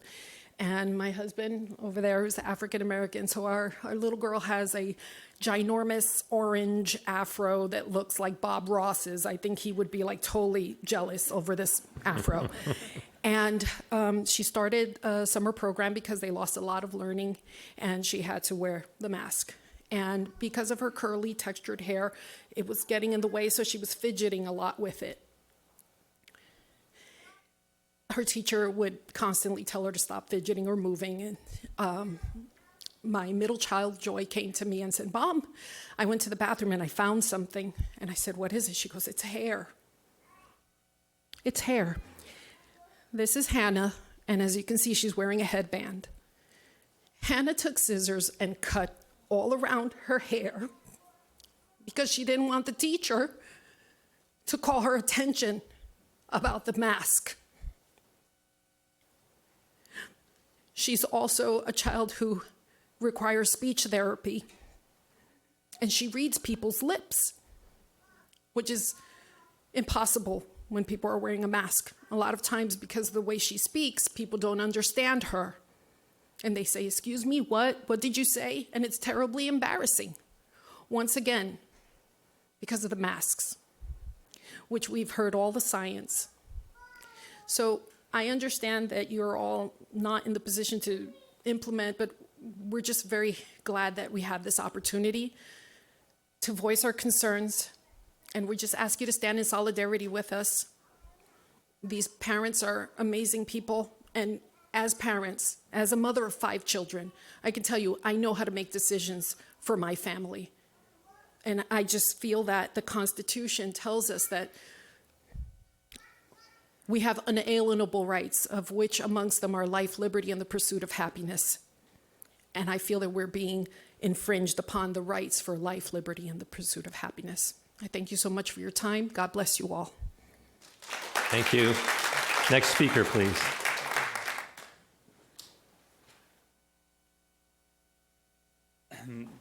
How's it going? I'm Paul Jones. Like my fellow dad back there, I showed up or found out about this about 10 minutes ago. I was at the gym, so sorry. I'm a little smelly and look homeless. There's a lot of science that was presented and all of that, but I think I want to take a little bit different approach. This country, this state, is in desperate need of leadership. People that don't pass the buck or blame predecessors or say, "Hey, my hands are tied. I can't do anything." Like, you guys are up there because this community believes in you. So what better time to be in public office? Like, what a better way to leave a lasting legacy than to show leadership in this moment and not accept the fact that, oh, I can't do anything because it's the school board or it's the state or whatever. Like, now's your time to really make an impact and a lasting legacy on the children of this community. So really, I just wanted to come up and say thank you for that. Thank you for being in this position. And, we believe in you and hope you guys can, make your voices heard and make a difference. So thank you. Thank you. Next speaker, please. Hello, Nancy. I'm going to chance it. Good afternoon, Mayor Avery and members of the council. My name is Nancy Skinner, and I came here for a different issue, but I wanted to just comment on this. I'm very sympathetic to all these parents who are speaking to you about this, but I don't think this is the right forum for them to be speaking to. They should be speaking to the school board and talk to them directly. And I'm sure they have, but I think that's what you should do. What I really would hope, if you feel like you want to participate in this, is that you would actually use your strength and energy to advocate for getting this COVID over with faster. And the only way we can do that is to get more people vaccinated. Let's please respect all speakers. And I knew that I'd get that response, because it is important that we kind of get to the end of this, and those of us that are connected to the medical community are aware of what's happening. We have a huge surge coming on right now. So, Please respect speakers. there are different opinions on that, but I do believe in the science, and we have public health for a reason, and the public health is doing the best they can with a new something in this world medically that we didn't know what the heck it was when it first came along. There have been some probably You can call them mistakes, but doctors are doing the best they can as they're learning, and this is the way it is. I don't think it's appropriate for you to get in to take on this particular issue when probably half the city may not agree with it, because the real issue is the trying to end this pandemic, and it doesn't look like it's ever going to end. My daughter told me right at the beginning, and most of you know that she's in the medical world, that we have to be careful of the mutations that come along. And this mutation, this Delta virus mutation, is really serious, and the contagious level is so much higher than the other one, the original one. So we don't know what's coming next. So that's kind of where we should put our efforts, I believe, on this particular issue. But I am sympathetic to all these poor kids that have to go through all they have. I would like to see, like a lot of all you, I'd like to see this pandemic end, and I don't see any end for it until we all start to work together. So thank you very much for listening. Thank you. Next speaker, please. I'm Carol Elliot. I'm a 5-year resident of Newport Beach, and I thank God every day that I live in Newport Beach and I don't live in Calabasas all through this last year and a half. For the last 6 months, I've been going through chemo treatments. No one knows because I was at his restaurant the day I got the news. I've watched my grandchildren. I've watched these young women fight every day at the Board of Supervisors, at the Board of Education. I've seen the children and I've seen the pain in the parents. And I'm just going to say very quickly today, and I will email it to you, just crossed my emails.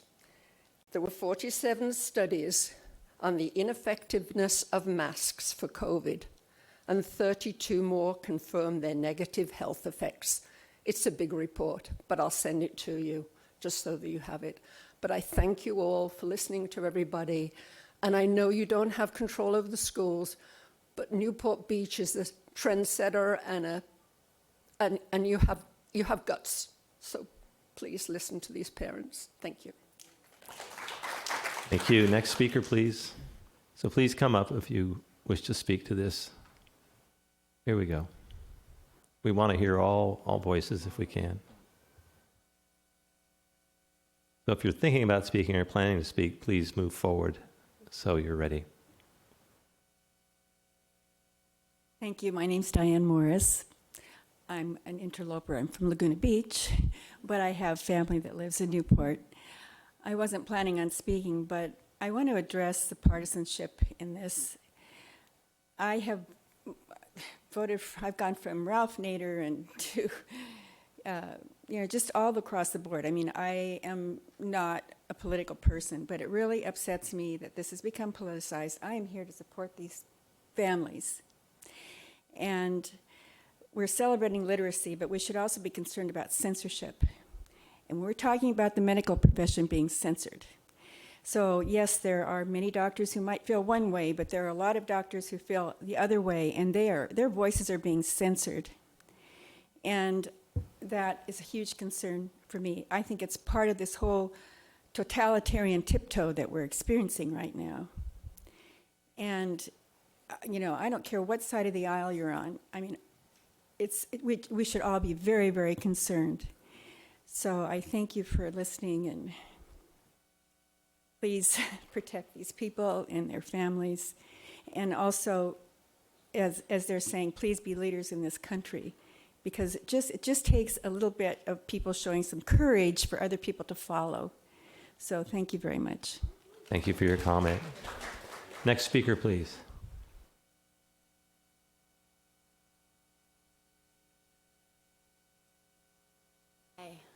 My name is Deborah Klein, and I am a resident of Corona Del Mar. Thank you for your time, and thank you, Noah, for bringing this to everyone's attention. I have 2 kids in elementary school in Newport Beach. My daughter has a condition called apraxia, which causes her severe speech delays. She needs to see how people use sounds, how they form words. She cannot learn to speak watching a teacher and watching her peers try to speak through a mask. As another one of these moms was talking about, She also can't always be understood. So it makes it much more difficult when she's wearing a mask, as they have a difficult enough time with her not wearing a mask. There is no benefit for anyone that any test will show, any study will show, to wear a mask. So at the minimum, we should have a choice for ourselves and especially for our children. I'm asking you to support parental choice and support myself and all these parents here who want to have the choice for our children. Thank you. Thank you. Next speaker, please.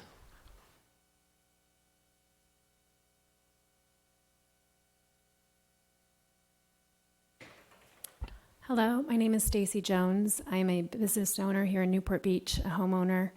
And my husband, who was smelly and up here earlier, is a third-generation Newport Beach resident, and our kids are now fourth-generation Newport Beach residents, born and raised. We have three kids. I have a 7-week-old at home, which is why I look how I do. 2 preschoolers, and I've thanked God these past few years that they are in preschool because there's a little bit more leniency on the masks and the vaccines at the preschool level. Anecdotally, I wanted to share what I've witnessed in my older daughter's transition, over the past year of COVID. She joined a new school locally here in Newport Beach after ending at a different school previously. And her first comment on her first day coming back from school was, "Mom, I really don't like my teacher." And I said, "Why don't you like your teacher?" And she said, "She doesn't smile." And I said, "Honey, she does smile. She's just wearing a mask. Last year, your teacher wasn't wearing a mask. This year, she is wearing a mask. And so you can't see her smile." And this is someone that day in and day out, I'm sending my daughter to learn from, to grow from. I'm putting my child in her care. And this is a very emotionally intelligent daughter that I have, and she's not connecting with her teacher. She's not connecting with her friends. She doesn't like school. She often says she doesn't want to go. So that was my older daughter. My 2.5-year-old, who just started summer school this past summer, my first day dropping her off at school, the teacher got down, gave her a hug, said, "Hi, I'm Mrs. Whoever, I'm your teacher for this year." And the second thing that she said to my 2.5-year-old was, "Do you want to wear a mask at school today?" And my 2.5-year-old looked at me, looked at some of the kids in the classroom. Some of them were wearing the masks, some of them weren't wearing the masks. Why is the onus of deciding whether she should wear a mask being put on my 2.5-year-old? That is my decision as a parent. If I want to send her in a mask because I'm worried about her getting sick, then I will put that on her face or put it in her backpack. But do not ask my 2.5-year-old whether she wants to wear a mask or not. I've seen speech delay issues with my older daughter through this process. She says her hard C's are T's. She hasn't been able to improve on that. Her teachers haven't been able to help her through that this past year because of the masks. So now I'm being asked and considering to go to pay outside professionals to help her through this speech issue. And I'm fortunate enough to have those means, and hopefully I can find the time to take her to those speech therapy sessions. But there are lots of families that aren't blessed with that time or those means to be able to pay for those classes. And speech issues are a big deal. They cause, a lot of learning delays and embarrassments for these young kids with these young hearts. I want to kind of circle back to what some of the predecessors were saying. This is about choice. How much time do you need? 30 seconds. Okay, great, thanks. This is about parental choice. I'm not up here to debate what's right or wrong, if the mask works or don't. We just want a choice. We want to be able to decide whether or not we put them in a mask, we put a vaccine in their body or not. So please continue to support us in the right to do that. And please help me as I'm raising my newborn son, that maybe he doesn't have to see these masks on people's faces and doesn't have to decide when he's going to school one day whether or not he wants to put one on. So thank you. Thank you. Next speaker, please. There must be someone else wants to talk. Here we go. This is about the item number 3. All right. I was not planning to speak to you at all, and I have nothing prepared. That's okay. My name is Hallie Hill. I'm a business owner here in Newport Beach and a soon-to-be mother of 4. I have 2 children that are going into 3rd grade and first grade, and I have a beautiful 4-year-old. And when this all started, my 4-year-old was 2.5. He was born with a hearing disorder that he had to have 3 subsequent surgeries to correct. And right before COVID, we'd gotten all of those roadblocks finally cleared for him, only to have COVID hit. And in the beginning, it was fear. Nobody knew what this thing was going to hold. But now, 18 months later, we have a much clearer roadmap of what this virus looks like in children. He is a 4-year-old child without autism or any other health condition, and yet he cannot speak. I cannot hear him say, "I love you, Mommy," because he has been masked at school. He has been forced to be in therapies where his therapists are masked. I don't know how you teach someone to speak when their mouths are covered. And as a parent, it is mind-blowing to me to be standing here 18 months later, and because he is now 4, that mask, that 2.5-year-old that had an option, that option is now gone.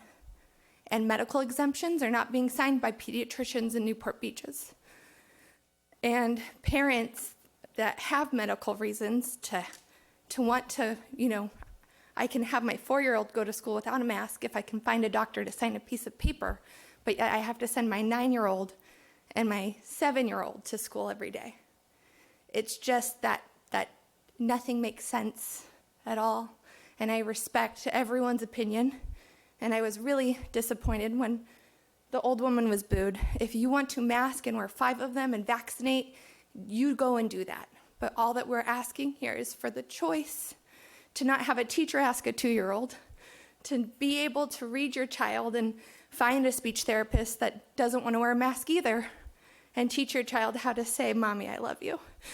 So that's basically all I have to say, and you guys have the science, and I just ask that you guys take a stand and be brave and stand up for the children and have a choice, because you guys are really it. There's no one else to listen to us. So thank you so much for your time this evening. Thank you. Do we have another speaker?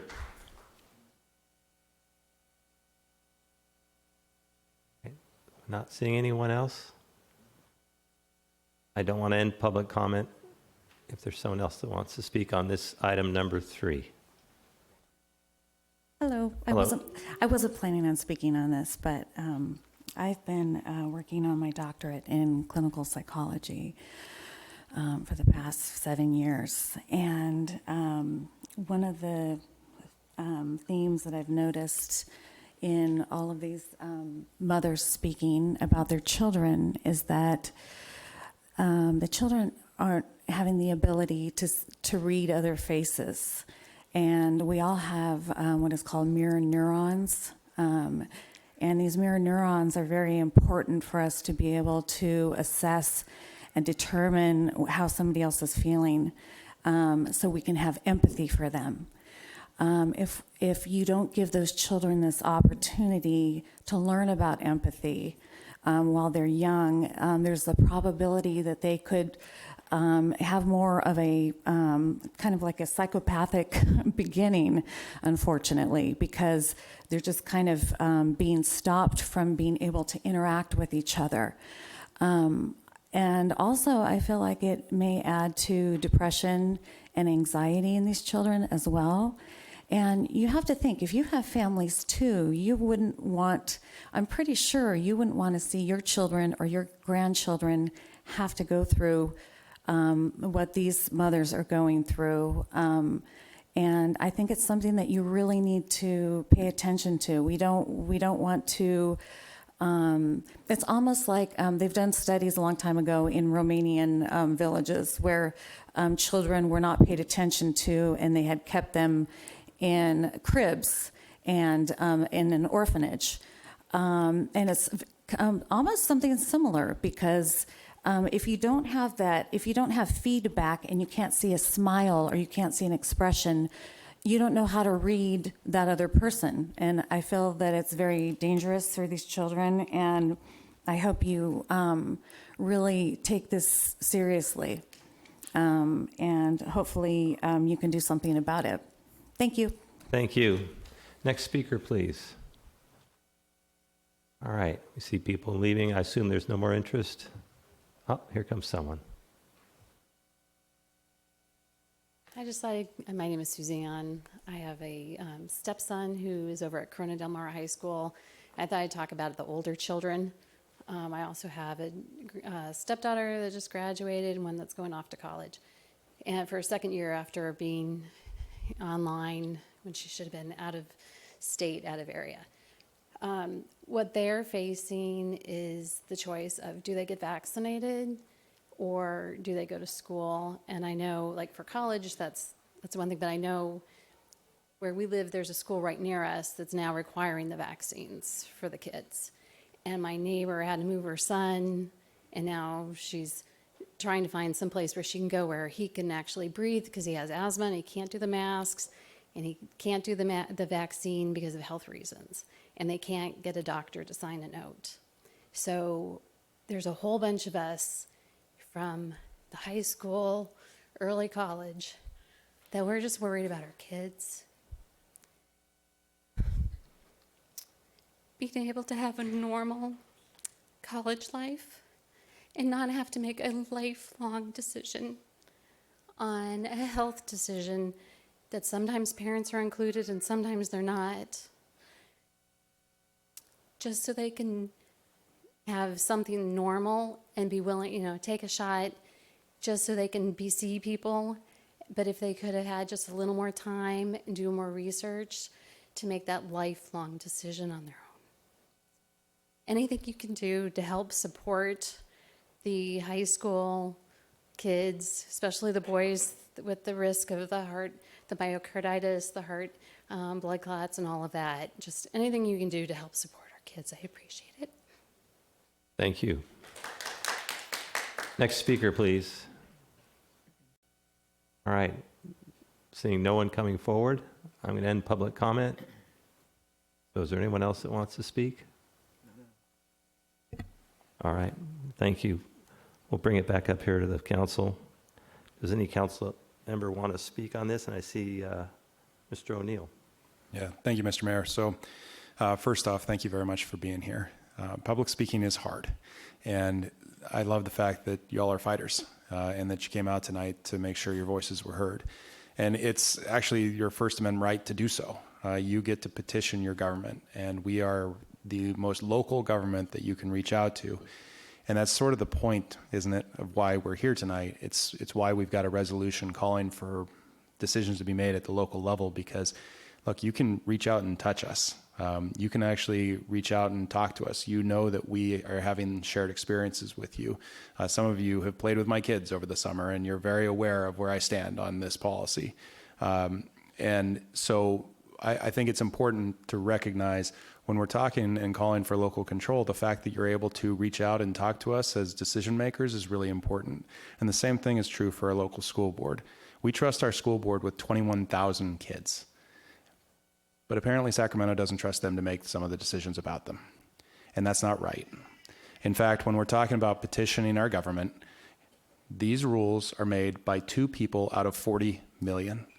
Our governor and Dr. Mark Galey, who runs the California Department of Public Health. I have no idea how to petition either of them. And I tried last year on multiple occasions as the mayor of the city to get the governor to reach back out, and he didn't. And so if I can't do it as mayor, I don't really know how a common citizen can. And when decisions like this are being made at a level in Sacramento where we can't petition, we can't reach out, we are going to feel frustrated. And that's exactly what we're seeing, and it continues to feel that frustration up and down our state. And that's the whole point of why, as a legislative platform, and this is in the red line version of the resolution, our very first guiding principle in Newport Beach's legislative platform is that the city supports the protection of or expansion of local decision-making authority and its ability to provide public services. We take stands like this all the time in the city of Newport Beach, trying to bring back local control into our city. We do so on our behalf. We'll do so on behalf of our school district. And I think that that's entirely appropriate. It continues to be appropriate, and we should do it again and again and again anytime Sacramento is stripping our school board or us of local authority on issues that affect our kids. And so I'd like to just I'd like to just simply say again, thank you. Thank you for being here. Thank you for being everywhere you go. And I really appreciate the fact that you're willing to fight to even just give us the power to make decisions like this, or give the school board the power to make decisions like this, because we'll continue to do so on your behalf. But it's always nice to hear from you. So with that, I can say, in my view, this is an easy vote. Thank you. Thank you, Mr. Muldoon. Thank you. First, I'd like to say that this is a controversial issue, but I think both parties in emails and communication this evening have been very civil, and that speaks a lot to our democracy, and that's what this is about. As Councilman O'Neill said, I totally agree. We have a fundamental right to petition the government. Don't let anybody tell you you can't petition local government, and we are the closest government to you. I did an interview on, I think it was like Michelle Julie called me and Noah was busy. I did an interview last night, and I was showing this morning as well. I was really upset to see a local supervisor decide that she was going to tell you how you should govern and take care of your own children. And that's really a scary thought. I'm really looking forward to the next couple of weeks when we let Sacramento know how we feel about our children. Parental rights are a natural right. They are given to you by God. No children is a ward of the state. No school child, no children belongs to the state. They belong to you. For me, it doesn't matter which side you fall on. I'm supporting this resolution because these are your children. They don't belong to a supervisor, they don't belong to the governor, and they don't belong to the schools. So I say I'm happy to support this. Thank you, Noah, for introducing it. You can tell I've got a lot of passion about it. I love my son more than anything in the world, and my wife feels the same, so she won't be mad that I said that. And I understand that this matters more to parents than most issues. And when you hear the troubles in school and the suicides, I can't think of nothing that is more heartbreaking. There's nothing that's more upsetting to me than hearing those stories. So your voice is being heard, and I would say go out to other cities in the county and keep trying to get individuals to take this cause up and spread the word and let them know in a couple of weeks you have a really loud voice. Thank you. Ms. Dixon. Thank you. It's hard to make better thoughts than what my colleagues have just spoken, but just to echo that, I mean, it's a major thank you, and the respect that we all have for what you have done to take time out of your busy time, dinner time, the end of your day, the kids' first day, week of school, to be here because you believe in this so strongly. We are all sitting up here, I'm sure we all experience the travesty of a child having a mask on. I have 3 grandsons, 9, 7, and 5, all having to wear masks in their school and in their summer activities. And it has, I see it has had an effect. There's no question. One of the more telling effects is how COVID has affected children, affected a lot of people, but their fear that if they don't wear their mask, they'll say to me, wear your mask, because they're so afraid that I will die if I don't wear my mask. And so the fear that this is instilled in young children is heartbreaking. So I commend Mr. Blanc for bringing this forward. I think it is a better resolution that it's been amended, because the target of all of this effort is not only to the Newport Unified School District. They should be Newport Mesa Unified School District. That is the organization, the local entity that should be empowered to make these decisions, but their hands are tied because of the state mandate. Just like everything we've been doing is a state mandate. And as Mr. Muldoon just said, the only way to deal with this is to think clearly on September 14th, because there is a solution, and that's all I'll say about that. But we have to protect our children. It is heartbreaking to hear many of your stories. And these little children, the science, I think one of all the wonderful comments and very thoughtful comments, meaningful comments have been made today, but one speaker who talked about it's the adults who are forcing these decisions on the lives of our children by not being responsible in their actions, whatever, or making a choice to be responsible. So I know that we all know that the Newport Beach City Council cannot move the needle on this, but we can speak that we are united in the effort. But I urge all of you, don't stop here. You go to the Board of Supervisors, show up in Sacramento. That's where the decisions are made. And I don't know if you're organized on a statewide basis, but I think all the concerned mothers of America can be organized. But the fight has to be at Sacramento. We will support you, but that is the decision maker. The two decision makers are ruining your children's lives. So I commend you. I thank you. I appreciate you taking time out of your busy day, your family's busy day, because you are passionate and you care, and we want to care for you and do whatever we can. But the best we can do is support Newport Mesa Unified, because their hands are tied. They're not the target. They're the implementer of the state's mandate, and the consequence of not following through on the state's mandate is they lose state funding, they get penalized, they get fined. So there are negative consequences. So please understand what the school board has to go through, and it's a difficult choice for them. The real decision maker is the superintendent of schools, the governor, and the head of public health, California Public Health. Those are the people you should need to direct your ire to. And I'm glad you shared your ire with us tonight, but that's where we all need to be focused on, is to bring some rational thinking to this process. But thank you for your time tonight. I appreciate it. Thank you. And I will be supporting this resolution. Mr. Duffield. Thank you, Mayor. Thank you all y'all for coming. I'm all for this. Thank you, Noah. And I don't think I've ever been in 7 years at a meeting when there's one person for this and 50 others not. So this is, the message has been conveyed. Thank you. Do we have any other council comment? I'll just wrap up, Brad. Thanks, Mayor. I wanted to thank everyone for coming out and all the support we had at this. And I want to remind all of us that it's about working together. We don't always like what the other boards do, but we can keep pushing and fighting. The more of us that stand up, the more movement we can get. And I think that's the important thing. But to circle back all the way, I think seeing how many people came out to fight for something is amazing. So I encourage all of you, the next time there's elections, to run. Get on these boards and councils. You have better voices than a lot of people that want to do this forever. Get up here, make decisions, and affect your community in that way. It really does change the outlook, and I think it's a great education as well. Trust me, I'm learning a lot. But it does show that we do have a great voice in our local government, and I think that's the most important thing. It's what this country was founded on, that we get to control our own destinies and those of our children right now. And so we'll keep fighting for you as long as you want us to. Thank you. Ms. Brenner. Yes, I just wanted to say a couple things about, I have 2 daughters and 5 grandchildren that are either in or just recently graduated from Newport Mesa schools.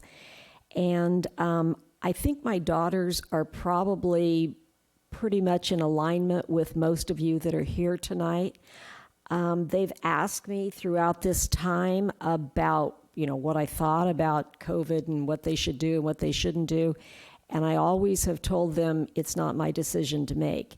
They're the parents, and they have to decide what works for them and their families. In this case, because this was not it was not in our lane, it was not something that we needed to take a position on, they've talked to me and their friends have tried to talk to me, and I've said, you don't need to talk to me because this is not our issue. We don't make decisions for the school district. And in this case, even the school district isn't, and the school board are not making the decisions on this. It's coming from a higher agency. And so I've been really glad that I could say, I don't have to vote on that. And then, thank you, Noah. Noah brings this to us. And I understand, I so appreciate all the passion of the parents who've been here tonight and the the tears and the anguish that this issue is causing for all of us, but especially when you have young children that are your responsibility to make decisions for them, that's a heavy burden. I remember when my kids were little, worrying about whether I should even give them the measles, mumps, and rubella vaccinations, and really just struggling with that decision. So I appreciate how difficult this is for all of you. But I do want you to know that the thing I dislike about this is that it further polarizes our community. And we didn't have people here tonight, many, talking about the other side, but we got a lot of emails from people on the other side that are pediatricians and that work at Hoag and I've talked to someone who worked at Chalk, and I think some of your arguments are really compelling, and some of these studies are really interesting to look at. And what we really want to encourage is those people who are on both sides to continue to look at all the information and figure out, they can change their minds and we can change our minds, and that's what I think is lost when we get into our separate camps and start really just ending up like, I'm on this side and I'm on this side, and we're not going to talk and we're not going to share information, because that's the only way that we're ever going to get to any kind of resolution. And I just wanted to mention that Nancy Skinner, that was here tonight, has served our community for probably 70 years. Her husband was a physician who served our community for many, many years. Her daughter is a physician who serves our community now. And there are a lot of other physicians. I talked to someone from Hoag who was telling me that they lost a pregnant woman last week, and a 34-year-old man. These people are not trying to just be resistant to what different people are saying. They really are feeling like this is what they professionally feel like is their considered opinion, where they're investigating. So I just feel like anything that causes us to be more divisive and unable to talk to each other is detrimental to the end result that we're looking for, because a lot of those people may decide that there's some validity to the points that you're making, and you may decide that there's something valid to what they're saying if we continue to talk and respect each other. So one thing I did do today is one of my problems with this issue is that anytime we have an issue here at council that we have to vote on, I feel a major responsibility to do as much research and talk to as many people and find a way to make the best decision that I possibly can when I have to vote on things here.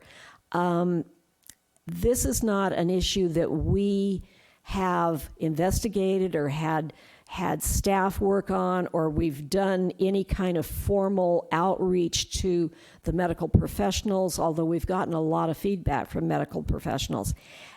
It's not something that we have done that research, and my biggest concern is that this is not our lane. It's we have a school board, and we try to work collaboratively with them, and we try to support them when we can, and they try to support us when we can, and it's really a matter of us all trying to work together, because I have no doubt how much all of the people here tonight love their children, and how much the people on the other side that we got a lot of emails from love their children. So it's not an easy decision one way or the other, but it's not something that I feel like I should be voting on tonight and taking a position. And even though I respect the people who feel like this is something that I am a big proponent of local control, and we've taken lots of votes here that have said to Sacramento, we need to be in control of our own destiny. And I still believe that, and I think that anything that we do to there may be a constitutional amendment coming out that is going to advocate for maintaining local control of zoning ordinances and things like that, and I will work on that if that comes to fruition. But tonight, we need to support our school board. They have been working on this for 18 months, and they take it so seriously, and they really are trying to do what they think is best for us. And so I just feel like this is not our lane. It's not something that we should be voting, that we should be taking a position on. So I will vote no on this. Thank you. I'll move the item. All right, we have a... I'll second it. Or no? Sorry. Sorry. Okay. I would just like to say that I was really impressed by the parents that came forward tonight, and for really articulate arguments, and obviously a very compelling emotional resonance was in the room the entire time. And I can only say, going forward on these types of issues, which are what we call hot issues, and we knew this would be hot tonight, but I was impressed that it stayed really civil, and that's great.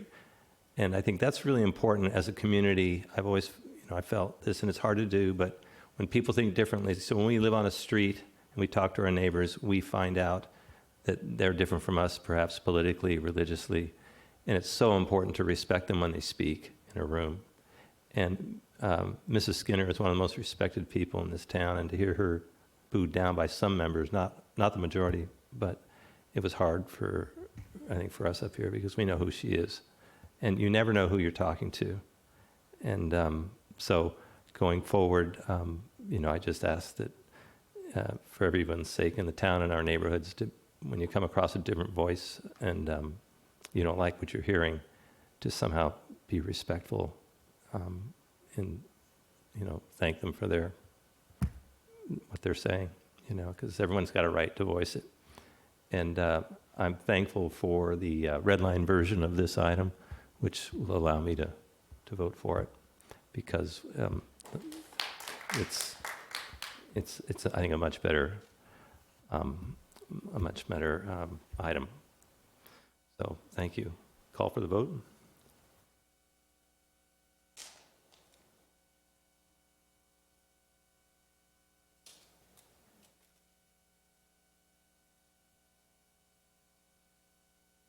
With Councilmember Brenner voting no, the motion carries 6-1.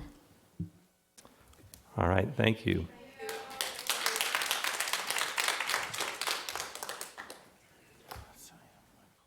Mayor Avery, should we take a 5-minute break while the room's cleared? Okay, that's so wise counsel to the council. 5-minute break. Yeah, right now. That's my next.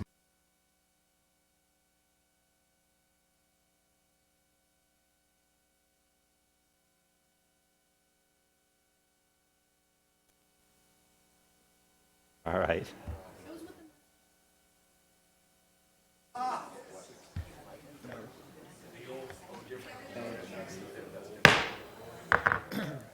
All right, we're back in session. Thank you. And we left off with a couple of items pulled from the consent calendars. We have items, starting with item 17, pulled by Mr. Muldoon. No. 17, 18 by Blum. 17, 18, sorry. Mr. Blum, on 17. Right. So I'd love for anybody from Visit Newport Beach to come up and chat with us real quick. Thanks, Gary. If you want to come up and have a quick conversation about the budget. Good evening. I just wanted to mention I'm bringing Debbie Snavely, the general manager of the Marriott, who's the chairman of our board, and Homer Bludow, who you all know is former city manager, is the vice chair. So wonderful to have them both up. I know them both very well. So I pulled these items mainly because I've been looking, as I'm sure you know, Gary, a lot at how we spend marketing dollars in the city, how we promote this city, how we continue to promote this city. And I think it's important to understand from my perspective first, and then I'll turn it over to you for some questions, that I love the city a lot. I want to continue promoting it. But there's been a cataclysmic change in the way that we bring in revenue through both tourism and sales tax in the city. And we've seen it firsthand on our business side. And I know in talking to many of the restaurateurs and hotel operators, they've seen it as well. And this actually will fold into another item we're looking at tonight in considering some other options for our hotels. And I think this is really important as we start dialing back and looking at what started with fear from one side, government overreach on another, and kind of comes into what our marketing plan looks like. And I guess I do get nervous when I start looking at a focus that does have a huge amount of dollars and cents that are focused outside of our local market. It's almost a business as usual marketing approach. And I think that's why I pulled this off, is I need us to understand that maybe the Saudi Arabian dollars or the Dubai dollars or the China dollars are not coming in the same way they might have in previous years. And talking to hoteliers, dollars are coming in from around our local community at a greater rate than we've ever seen. Staycations are up. San Diego, Riverside, and LA are huge to us, and that never used to be the fact. And so I love a good budget. It's my favorite thing. If my wife was still here, she would tell me I love breaking a good budget. But the idea is that I want to make sure, as we're looking forward, you've been a great partner with the city for so long, that we are being dynamic and constantly adjusting for what the new demographic is. And marketing, to me, is something that is always on the cusp of what that new dynamic change is, and it's never business as usual. And so when I see a budget that looks a lot like 2019, I do get nervous. Because for me, we should see a radically different budget where we have adjusted those forecasts, where we've put more dollars and cents into growing these markets that we know we're going to need to focus on in the future. International will come back when it comes back. But to spend huge amounts of money in this budget on those, I have a hard time with that. And my goal up here, other than causing chaos, is fiscal responsibility. And I think that's the only reason I'm here. I always say it's clearly not to make friends, but I want the city to keep prospering, and I want to make sure that our marketing arm, which has become you over the years, understands that that is always our first and foremost goal. We want every room in our hotels filled. We want every restaurant, for personal reasons as well as city reasons, filled. We want people to want to come here, but this is not the same business that we've had before. And so I would like this budget to reflect the growing changes that we're adjusting or we're working on adjusting, rather than a retrospective of what's worked in the past. And that's what I felt I've been looking at in kind of this new marketing effort. So anything you have to say to that, I would greatly appreciate it. Well, absolutely. Well, first, thank you for the opportunity to speak to you, answer your questions. As you know, we're always happy to do that, now or any other time of the year.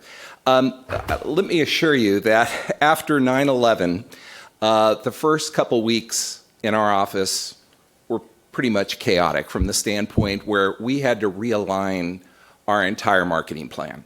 As it pertains to international, all of our international efforts were canceled the first week of March of 2020. We have since not activated any international markets since then.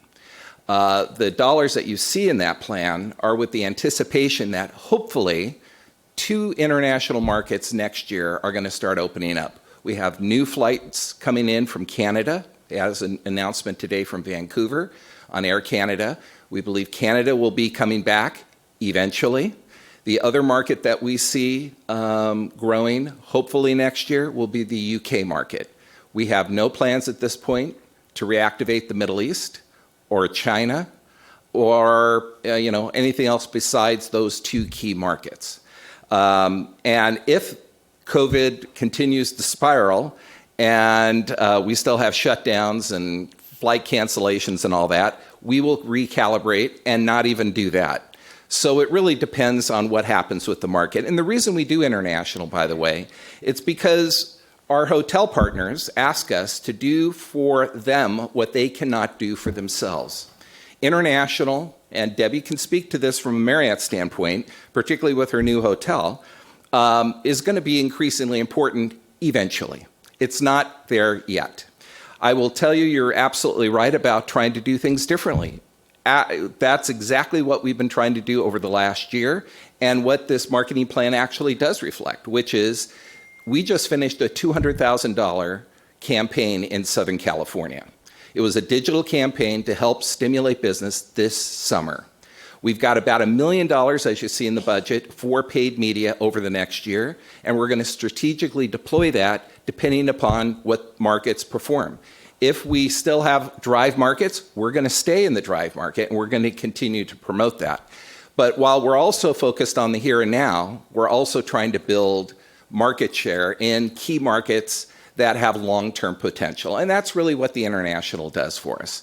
But right now, we know that we're in recovery mode. The whole plan this year is all about recovery mode. We'd had a great summer. It was a leisure-bound summer.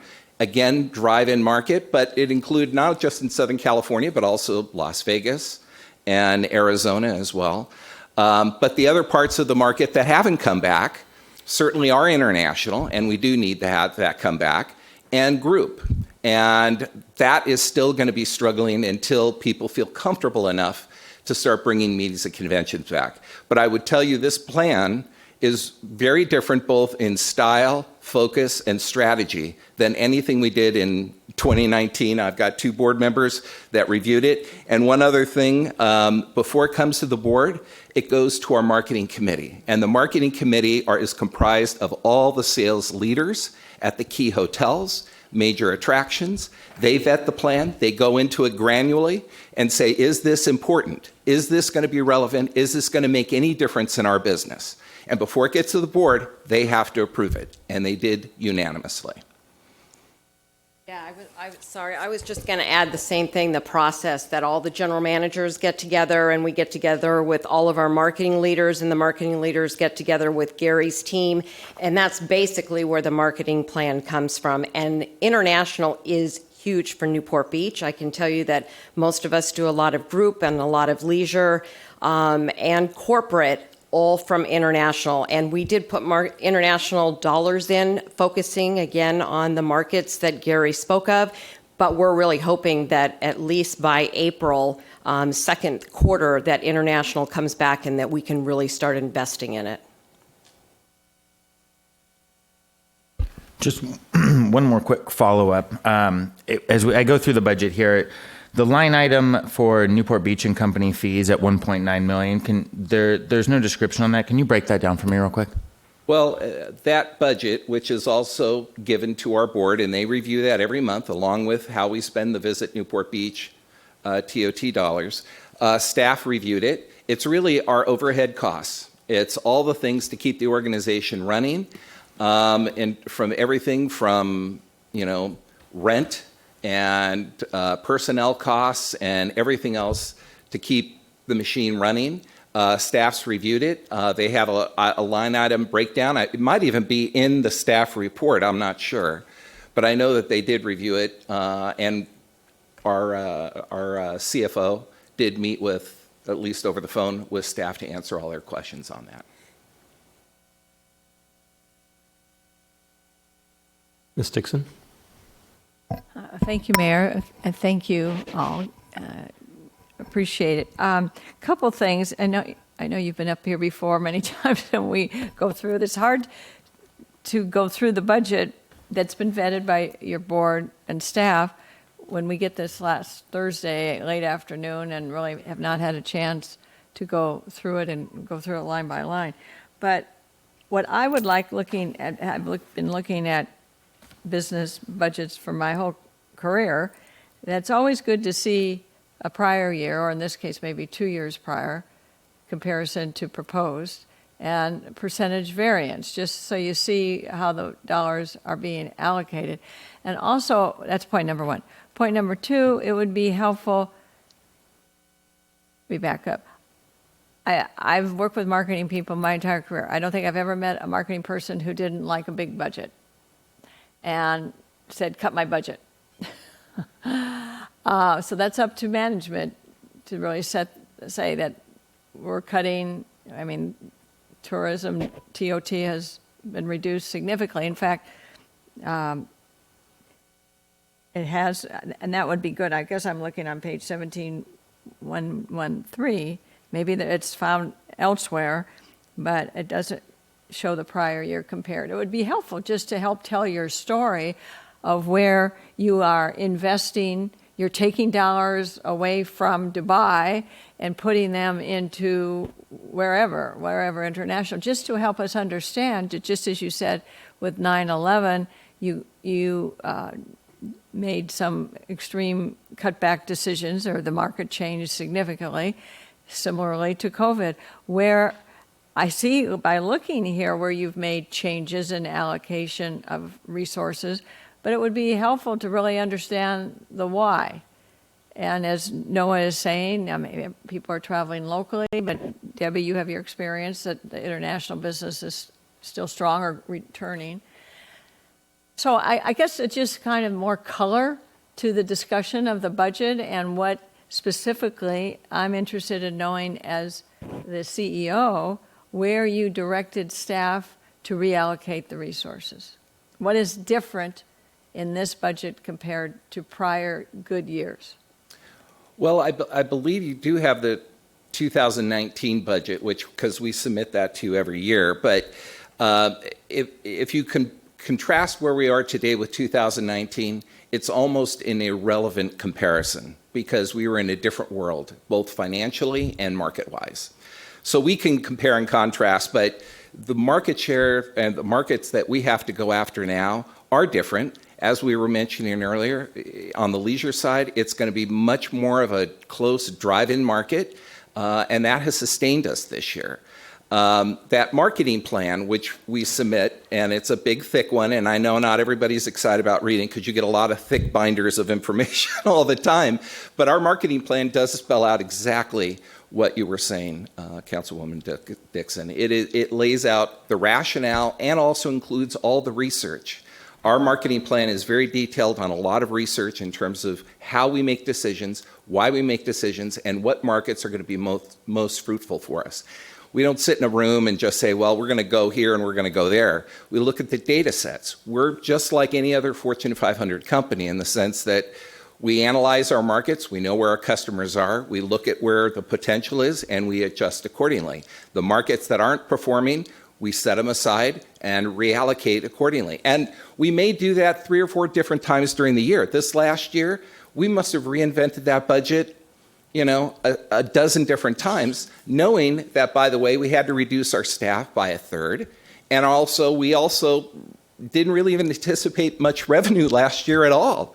I had a conversation with Debbie a few days after the pandemic, and she's like, I think we need to practically budget for nothing because it's such a horrific situation out there that we're going to need to just hold on and find a different way to support our hotels during this time. I never thought we would be doing half the things that we did in 2020, but the ability to pivot and be market-driven and be entrepreneurial is really what we try to stand for. And that's why we're set up the way we are as an independent nonprofit corporation, so that we can make those quick pivots in consultation with the industry.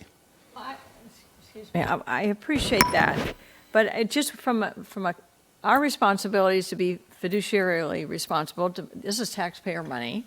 It's coming into the city of Newport Beach to make sure that it's being used responsibly. But I don't.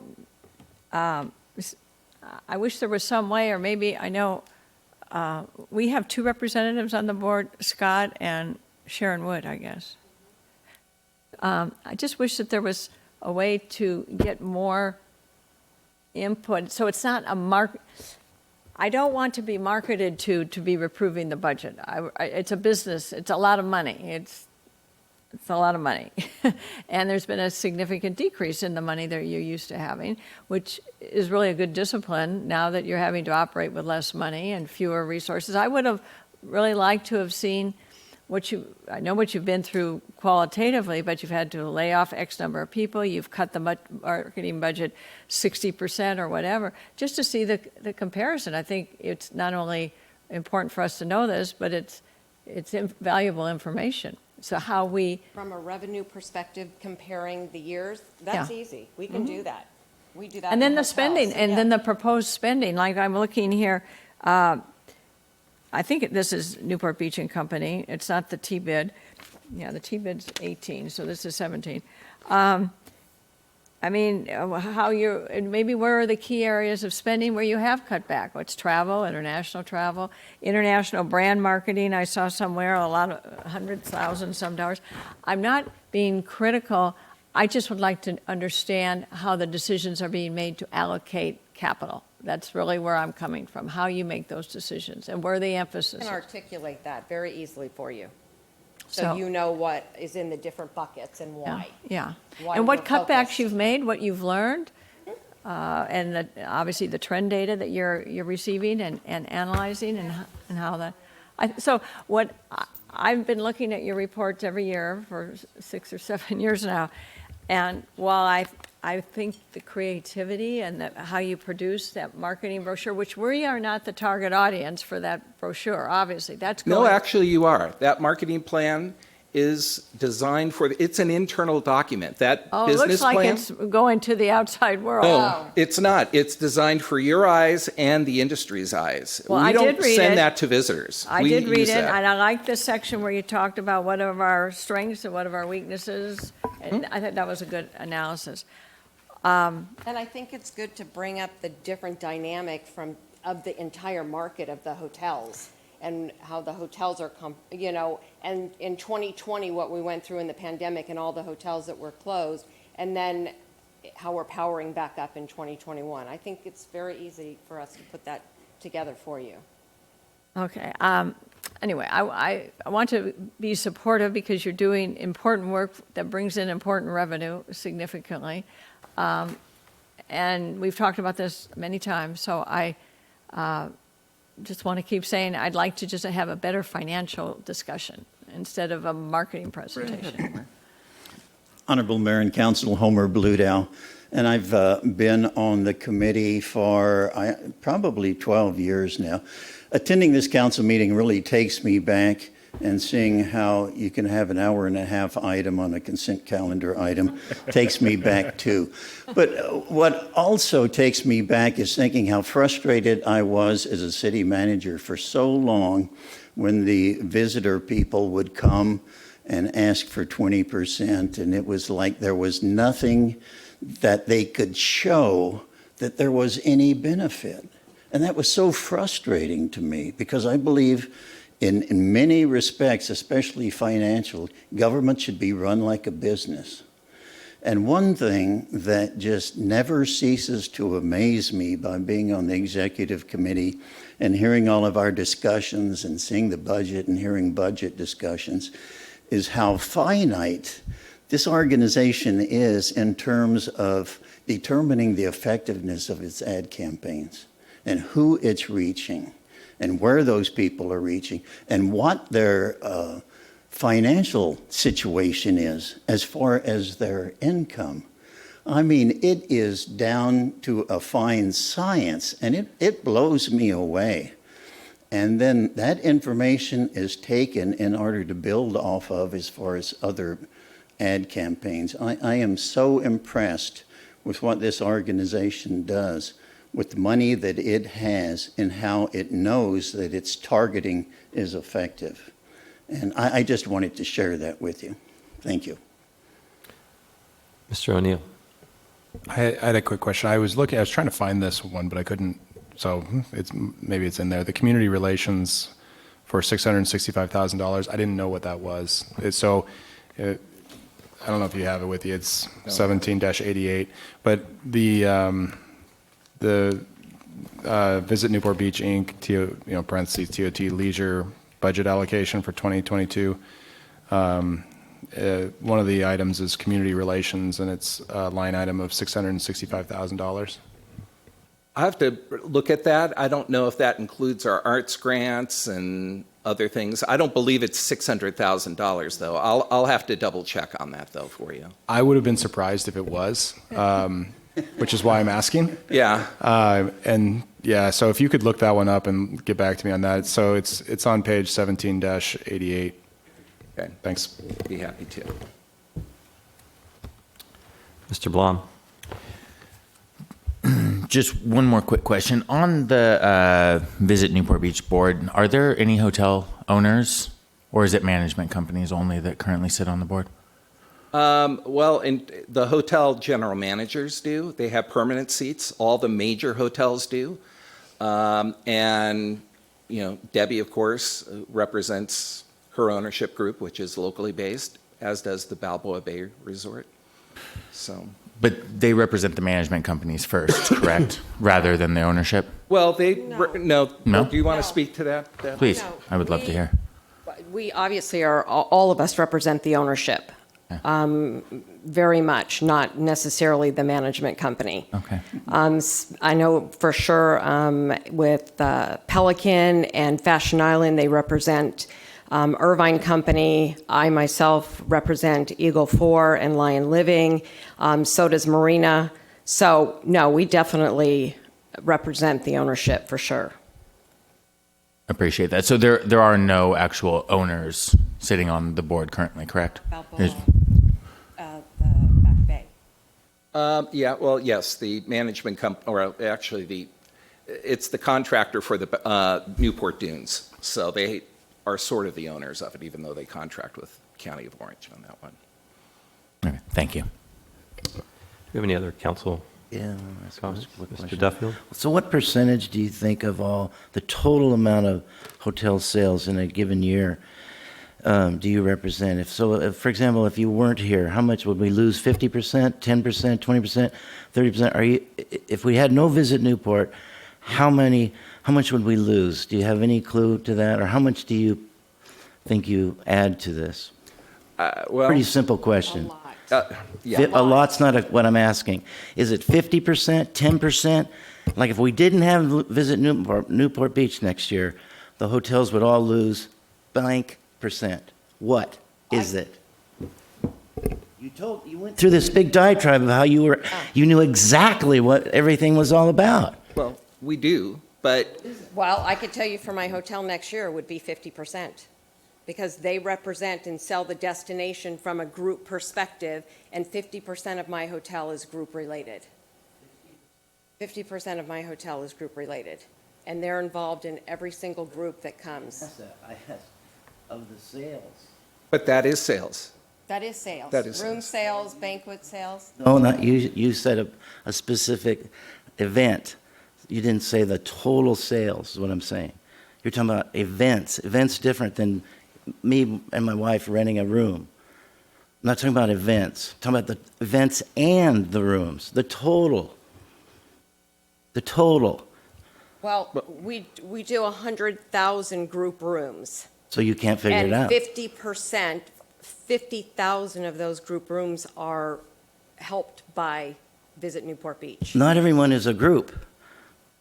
I'm talking about everyone, all the people, not just the groups. Individuals. Every hotel is a little different, and they're going to make up their business mix a little differently. Some are more leisure, some are more group. Yeah. The largest part of the large hotels, the ones that provide the most TOT, are dependent, 60% of that is group, which we help drive business in, and the rest of it is leisure business. The big campaign I just referred to, the $200,000 that we spend into Southern California, we're going to be able to go back and track exactly how many people came to town because of that specific campaign, as Homer indicated, which is what we do on every single campaign that we do. We analyze the return on investment on our leisure campaign. On the group side, it's very easy to do because we are the ones involved in the contracting of that business. So when a meeting planner comes to town, they work through us, we go to the hotel, and that contract then is signed. Without us, that business wouldn't have been here. So in Debbie's case, 60% of her business is group, And she's saying 50% of that is coming from us, in addition to leisure business. So it's hard, it's a hard question to answer. Okay. So, yeah, it's hard and it's different for every hotel. Any additional comment from the dais? All right. So now we'll go out to public comments on this item. Thank you. Thank you. Hi, David Tanner, Newport Beach resident. Since we've had the opportunity to hear these people speak, which is a real opportunity, I don't think we get to hear it much. If they're going to be coming back, one of the things I'd like them to address, perhaps they could address it tonight, is how the hotel community is going to be coming back given these constraints that they faced over the last couple of years. What's going to happen? I mean, we're hearing rumors of hotels around here wanting to tear down some of their units and build residential. What's going to happen? It would be nice to hear from them how they plan on recovering in the different elements. I understand what they're doing is the big, broader picture of marketing, which is terrific. I totally support it, but I also support the city being fiscally responsible. So I'd like to have an overview from them as to how this COVID has affected them, how they're going to recover. I think that would be very helpful in judging how we spend our money. Thank you. Thank you. Do we have any other public comment on this item? All right. Any additional council comments? I see none. So do we have a motion and a second to review and approve Visit Newport Beach Leisure Marketing 2002 budget? I'll move. Okay, Mr. O'Neill moves. Ms. Dixon seconds. Please vote.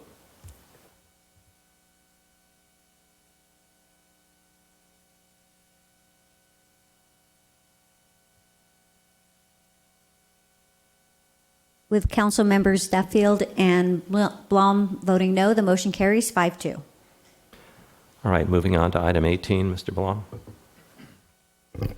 Thank you. I just have a couple of quick clarifying questions for you guys as well. Why don't you come hang out with me one more time? I appreciate that. And this, as we start going into the TOT side, really what this is going to start rolling into is I just didn't see a lot from short-term rentals, and I know we are taking money from them.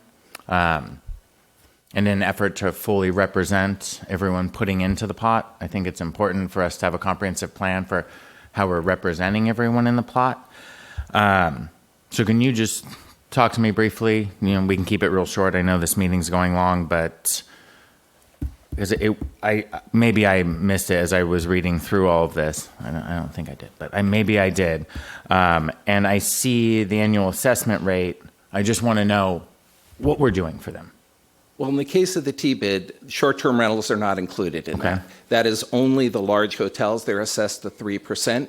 The short-term rentals only pay the 10% TOT. They're not in the T-bid. Okay.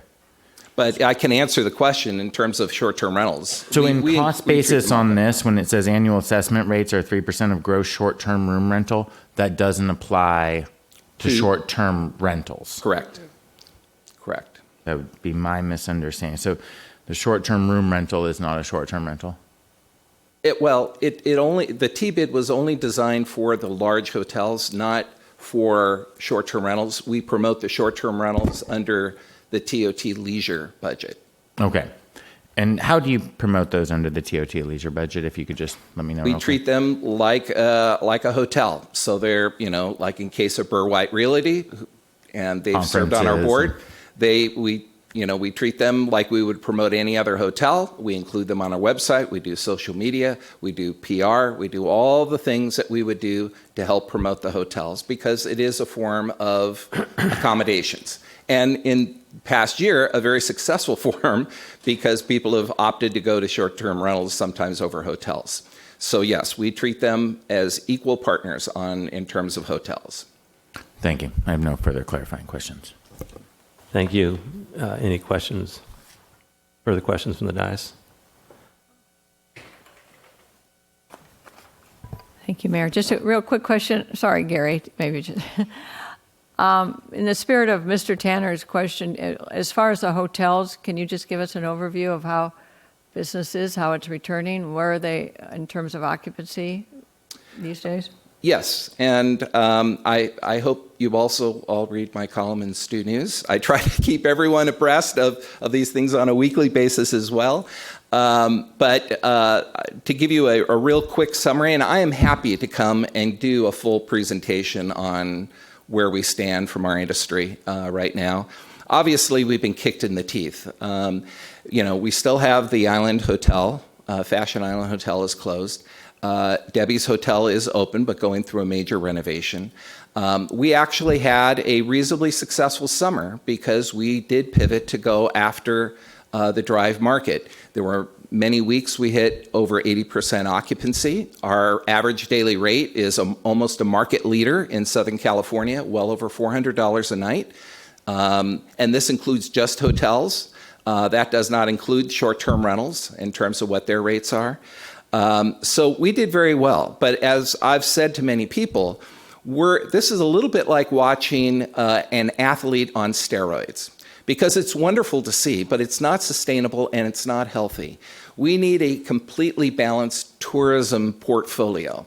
And as I mentioned earlier, international and group are still not back. And we are now going to be finishing up summer.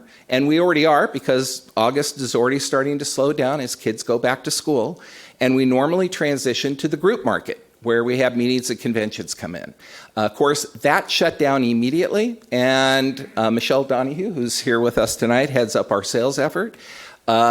We've been out there trying to get meeting planners to start reinvesting and bringing their business back, and they started to. And actually this fall, I think, will be better than maybe what we thought was going to happen beginning of the year. The Delta variant has put in crimp on that, and we're starting to see some business now either pushed back into 2022 or canceled altogether. So my column, in fact, at Stu News this week is about that topic, and so I would say it was wonderful that we had the summer we had.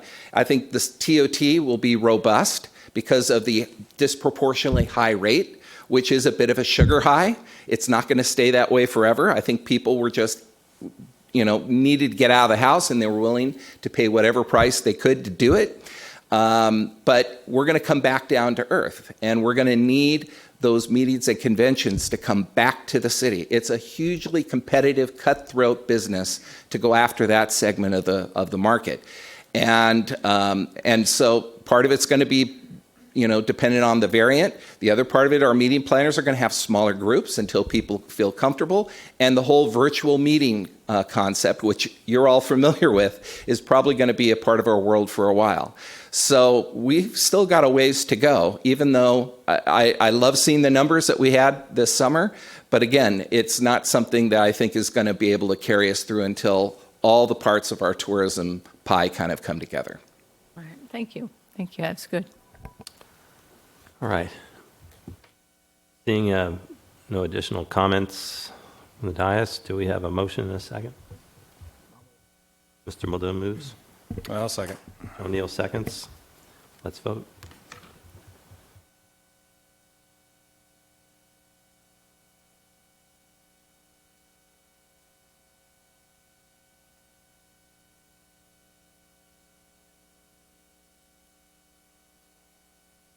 With council members Blom and Duffield voting no, the motion carries 5-2. Thank you. And now we have public comments on non-agenda items. Any public comment, non-agenda items, please come forward. David Tanner, Newport Beach resident. I want to talk to you about the general plan update. I gave you a handout. There's more in the handout than I can talk about in 3 minutes, so I'm just going to go through parts of it. For about a year and a half, the city's been going through the general plan update. We've heard that the general plan update is going to be based on the housing element forced on us by RENA, and as part of that housing element update, we're going to do the circulation element and the land use element along with it, and that we're going to take this to a vote of the public. That's what we've been told by this city council. Well, I attended the scoping meeting last week for the IR, which is going to address the general plan update. And I learned at the scoping meeting public learned that the project being analyzed by the AR includes the housing element and the circulation element, no land use element. That was going to come about a year and a half later as a second phase. And there would be no vote of the public on the housing element. So this is different than what you, the city council, have told us. And I'm just wondering, who's in charge? Is it staff? Are they right? Or are you running the city? So I'd like clarification for this, because we've been told repeatedly by the council that it was going to go a certain way. And here we're told by our consultant who's doing the IR that the IR isn't going to analyze what we're told this project is. So I'd like to get some clarification.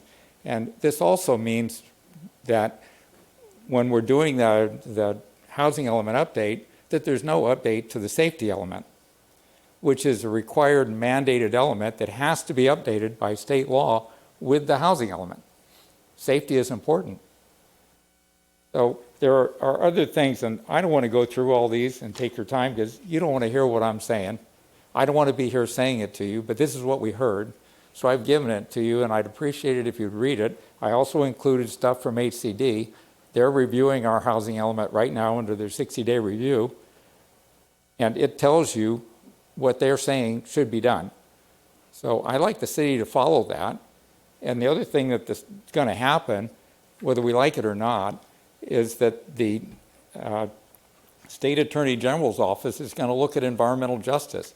They've been very critical on other counties in Southern California and cities and their environmental justice elements. So when they look at this whole proposal of breaking up our general plan update into pieces and having the environmental impact report not address the whole of the project and address piecemealing, which is illegal as can be, they might have something to say which will set us back in our timeline.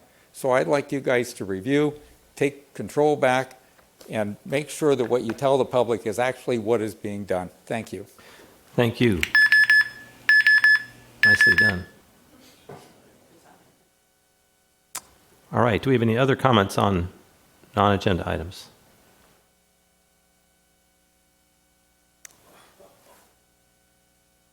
Okay.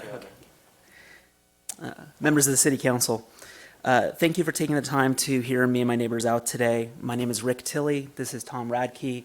This is Katie Osborne. We live on the 1700 block of Port Sheffield. I'm here today just to talk about the no parking zone that was removed behind our homes. We have to speak out against that removal of the no parking zone behind our homes, because it was there for many, many years. And at the time the sports parks were built behind our homes, the city worked with neighbors, and both parties agreed to establish the no parking zone. And now that agreement has been reversed without any input from the neighbors of that neighborhood. On August 5th, a crew was sent out by Mr. Tony Brine, an indirect subordinate of Mr. David Webb, to remove the no parking zone. I only learned of this, and none of us learned about it ahead of time until we actually saw the crews removing that no parking zone. The first and most important fact is that Mr. Brine did not contact any of us or any residents of the Port Sheffield neighborhood. Mr. Brine's stated reasons for removing the parking zone was that, one, the Recreation Department had made a request to remove the no parking zone, and two, the focus is on pedestrian safety and the safety of children in the area, which we've heard a lot about tonight. Despite my and my neighbors' numerous requests, Mr. Brine has produced no records related to the removal of the no parking zone. Myself and my neighbors have traded numerous emails with Mr. Brine since the removal. Mr. Brine claims that the parking situation around the sports fields has worsened over the years, and the only way to alleviate that situation is to add parking behind our homes. The assertion is false. First, the city, through Public Works and its contractors, continually park multiple trucks on Ford Road. These include backhoes, trailers, wonderful porta potties, and flatbeds. These trucks are behind our homes for weeks and months at a time. We've provided pictures of that to Mr. Brine, weekends included, and take up at least 8 parking spots on the north side of Ford Road. If Ford Road wasn't used as a staging area for city vehicles and contractors, parking on Ford Road would not be a problem. Second, multiple personal vans and campers have been parked on Ford Road for weeks at a time, basically using the road as a storage lot. There's currently a black Sprinter van there. There have been multiple vans on that street. If no overnight parking were allowed on Ford Road, available spots for the sports parking would increase and there wouldn't be a problem. Third, parents parking in the on Ford Road consistently double park or illegally stop on Ford Road to drop off their children. Many of you are probably well aware of the Bonita Canyon Sports Park. When there's ample parking further down on Ford Road and in the parking lot. Both Ms. Osborne and myself have sent multiple pictures to Mr. Bryan and Mr. Webb to alert them to this issue. We asked, has anybody ever actually contacted the police? The answer is no. I contacted Heidi, who's in charge of parking enforcement. She says she's never spoken to anybody about this until we actually called her. We believe that the adding 12 spots behind our home isn't actually going to do anything. People are still going to be there parking illegally until the police get involved and actually ask them to not park illegally. So these facts point to the conclusion that Mr. Bryan and Mr. Webb could have easily addressed this situation. Can I have one more minute? If they had done the following. First, if they had talked to us, the neighbors of Port Sheffield, and asked us if we had any concerns about the parking behind our homes. Second, if they had prevented public works trucks from taking up multiple spots for months at a time behind our homes. Third, if they had made any adjustments to the areas that were currently available for parking, such as marking any of the roads any parts of the Ford Road as no overnight parking. And fourth, if they had actually alerted the police department or parking enforcement or Heidi, who's a wonderful person, that there's issues of parking on Ford Road and around the sports parks. So for those reasons, we would just request that there's no parking zone on Ford Road be restored, and that Mr. Bryan and Mr. Webb look at the alternative methods stated earlier to address the concerns related to parking on Ford Road. Excuse me. My name is Tom Radke, and I reside at 1736 Port Sheffield Place, and we've lived there for 48 years. And we've seen a lot of change, and of course, Ford Road being one of the areas of the change. And when the parks were first submitted in the city, one of the compromises was if the parks went in, then the homes wouldn't be built. They called that the banana belt, if you recall. And at that time, that's when that letter came out, and he has a copy of it, that if the parks went through, we wouldn't have to worry about the parking on the old Ford Road, which has lasted for 48 years. Much to my dismay and some of the other people on the block, all of a sudden the signs were removed. The new no parking and the parking was allowed. I'm 94 years old, so I don't speak as well as I should, I suppose. But anyway, we are concerned. My wife is 88. We enjoy the quietness of it. But when you get, it's not only the parking with cars from the park, it's the machinery that they've used as a stationary thing. We get a lot of noise from that. But again, I would like to see the resolve of getting the parking back to where it was. Another thing, just a half a block going this way, you got two other big parks, and there's parking in there, and I don't know why the people don't use the facility, the parking there. That doesn't make sense to me. But again, I guess that's the best way I can present it. You did a good job. Thank you very much. Thank you. Hi, I'm Katie Osborne. I also live on the 1700 block of Port Sheffield.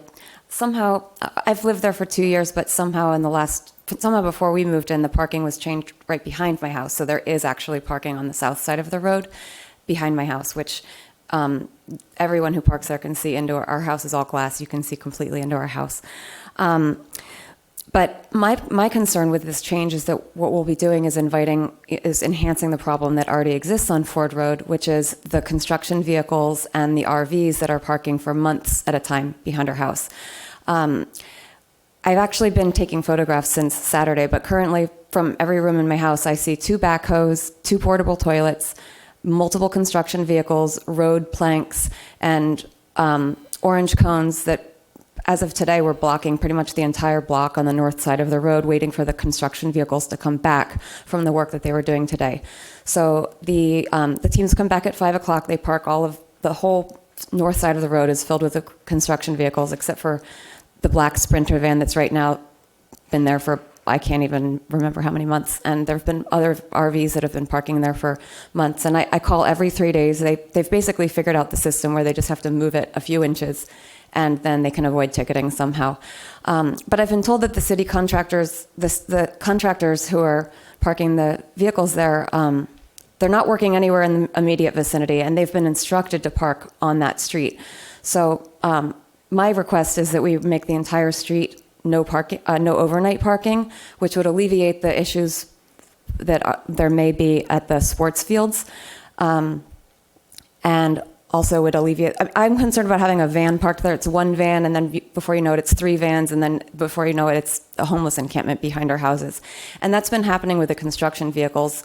They're filling the entire street. So I just would like the city to pay attention to the fact that this street is being abused, and it invades our privacy. It's right next to the parks. It's right next to my family. We go hiking in that area, and there's a playground there. So I was also told they weren't allowed to park near the schools because there are kids there, but there are a lot of kids in this area too, and it's really an inappropriate use of the street. So thank you. Thank you very much. Ms. Leung, can we just, can someone look into this and respond?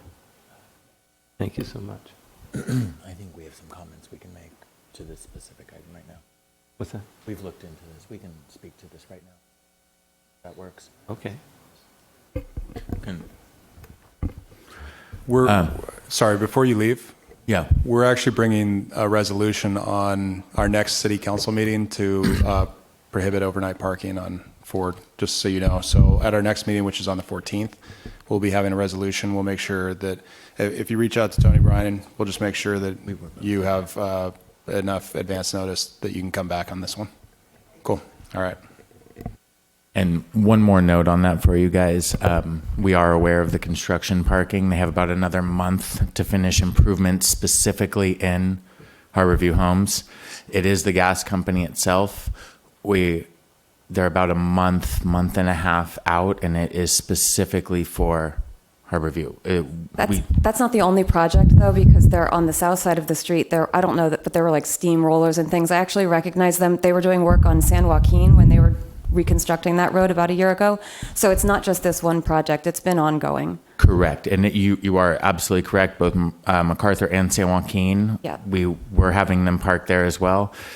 The current equipment that is there is specifically it's the gas company. Is that correct? Yeah, Thank you. It's the gas company going through, and they are steamrolling over because they're going in. And I think we're about a month and a half out on that, Dave. Is that correct? So we're aware. We're trying to work with them to quiet it down, keep it cleaner, and we'll work forward to not make that a nuisance for you guys. They actually use the porta potties in the street behind our house. We can address location, and it'd be great if you were here for the next council meeting. Our homes actually our homes back up to but our yard is on that side of our house, so it's very invasive. Wonderful. Thank you guys for your comments. We appreciate them. All right. Any other comment on non-agenda items? Come forward.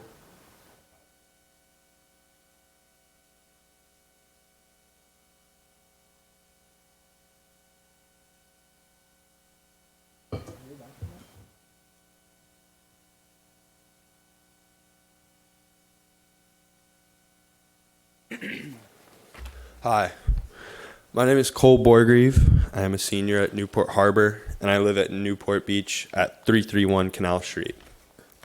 In 2020, I went through the Lifeguard Academy. I ended up as a cadet for the Junior Guards that summer, and due to COVID, there's not enough room for me as a seasonal lifeguard one.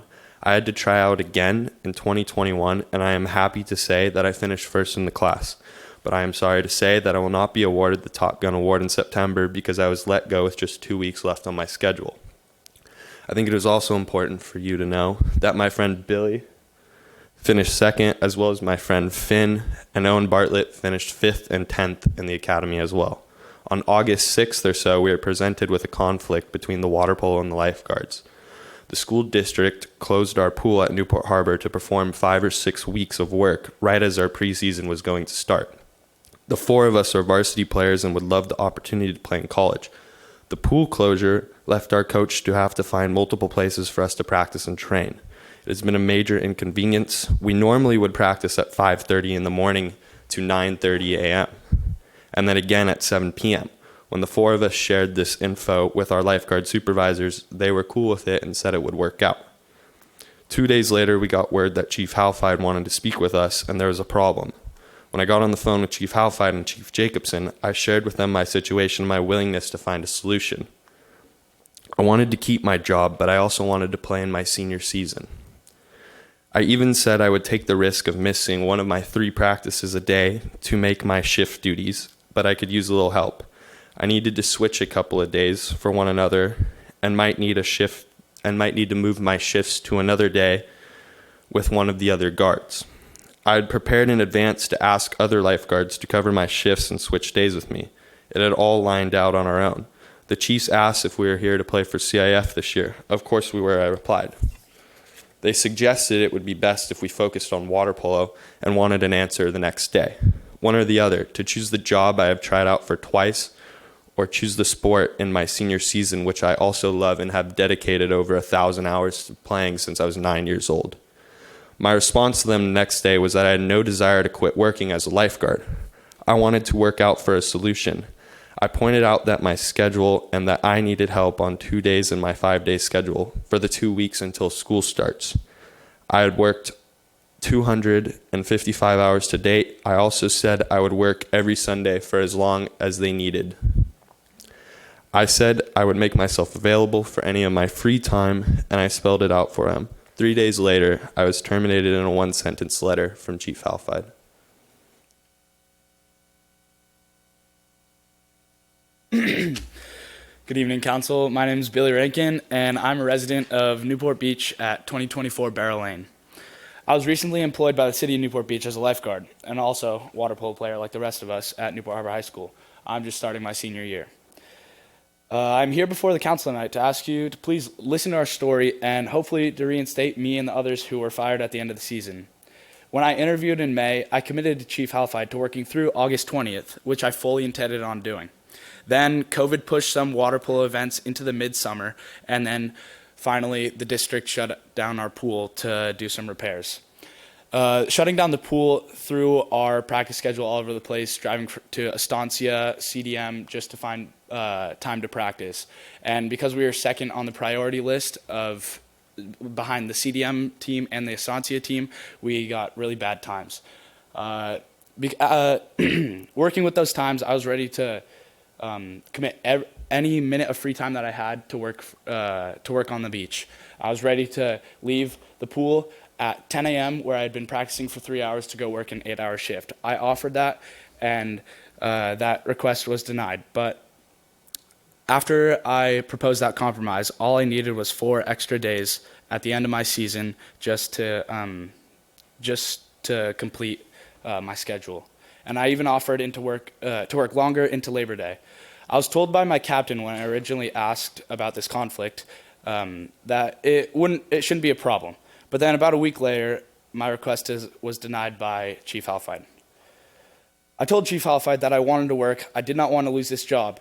I told him the days that I could work, and he said no. His main reason seemed to be that I would not be ready to take a tower next year without requalifying. I finished second place in training and went straight to Tower 74 as soon as I could. By the end of the summer, I had over 200 hours of tower time. So how is it that I'm less qualified next year? I just don't get it. I think that's what the requalification or the recertification program is for.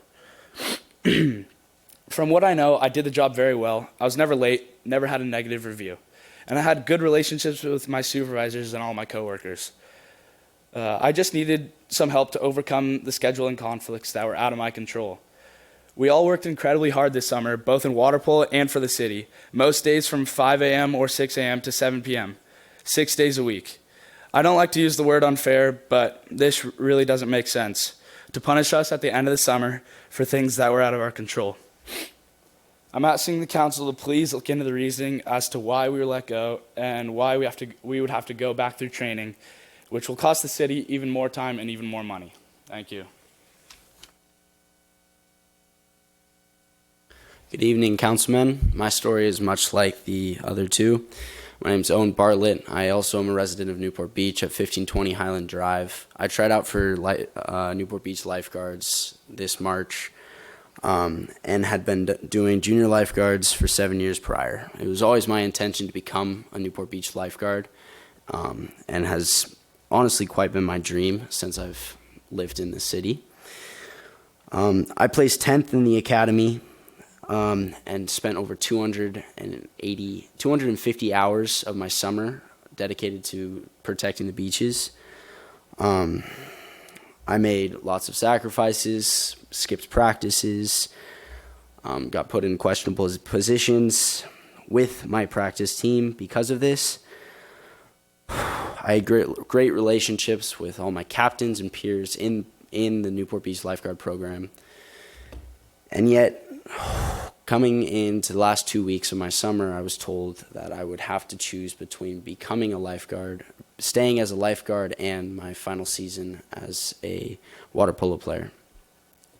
I've played water polo for 8 years, and the choice really wasn't much of a competition. However, considering the time that I spent becoming a lifeguard, and also the dedication that I worked through the summer, I believe that it was a completely unfair choice to have to be put in that position to choose between the two. Similarly to the other two players who just spoke, I had said at the beginning of the year that I had committed to work through August 22nd, and I had every intention to do so. But due to the closure of our pool, practice schedules were thrown all over the place, and that conflicted directly with my work hours. However, I had set up contract switches and seasonal day offs, including my one sick day off, and I had a full plan set in place for me to receive 80 extra hours of work before the school started, and before before I would have to quit and resign until next summer. All I needed was a little bit help from my captains and my chiefs. My captains were more than willing to help me. They offered their help and told me they would give me any contract switches I needed.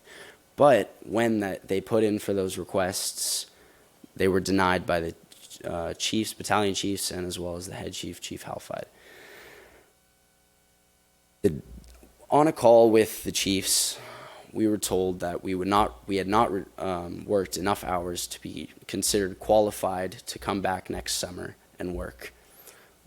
However, with 258 hours under my belt, as well as several rescues and several actual medical calls, including the potential 80 hours that we could have actually worked after the fact,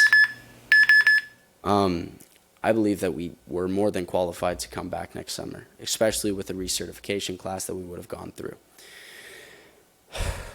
However, this did not seem to sway the Chiefs in any way, and we ended up being let go for no real reason.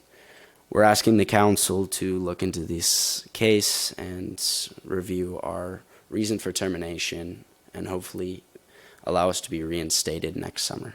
Thank you.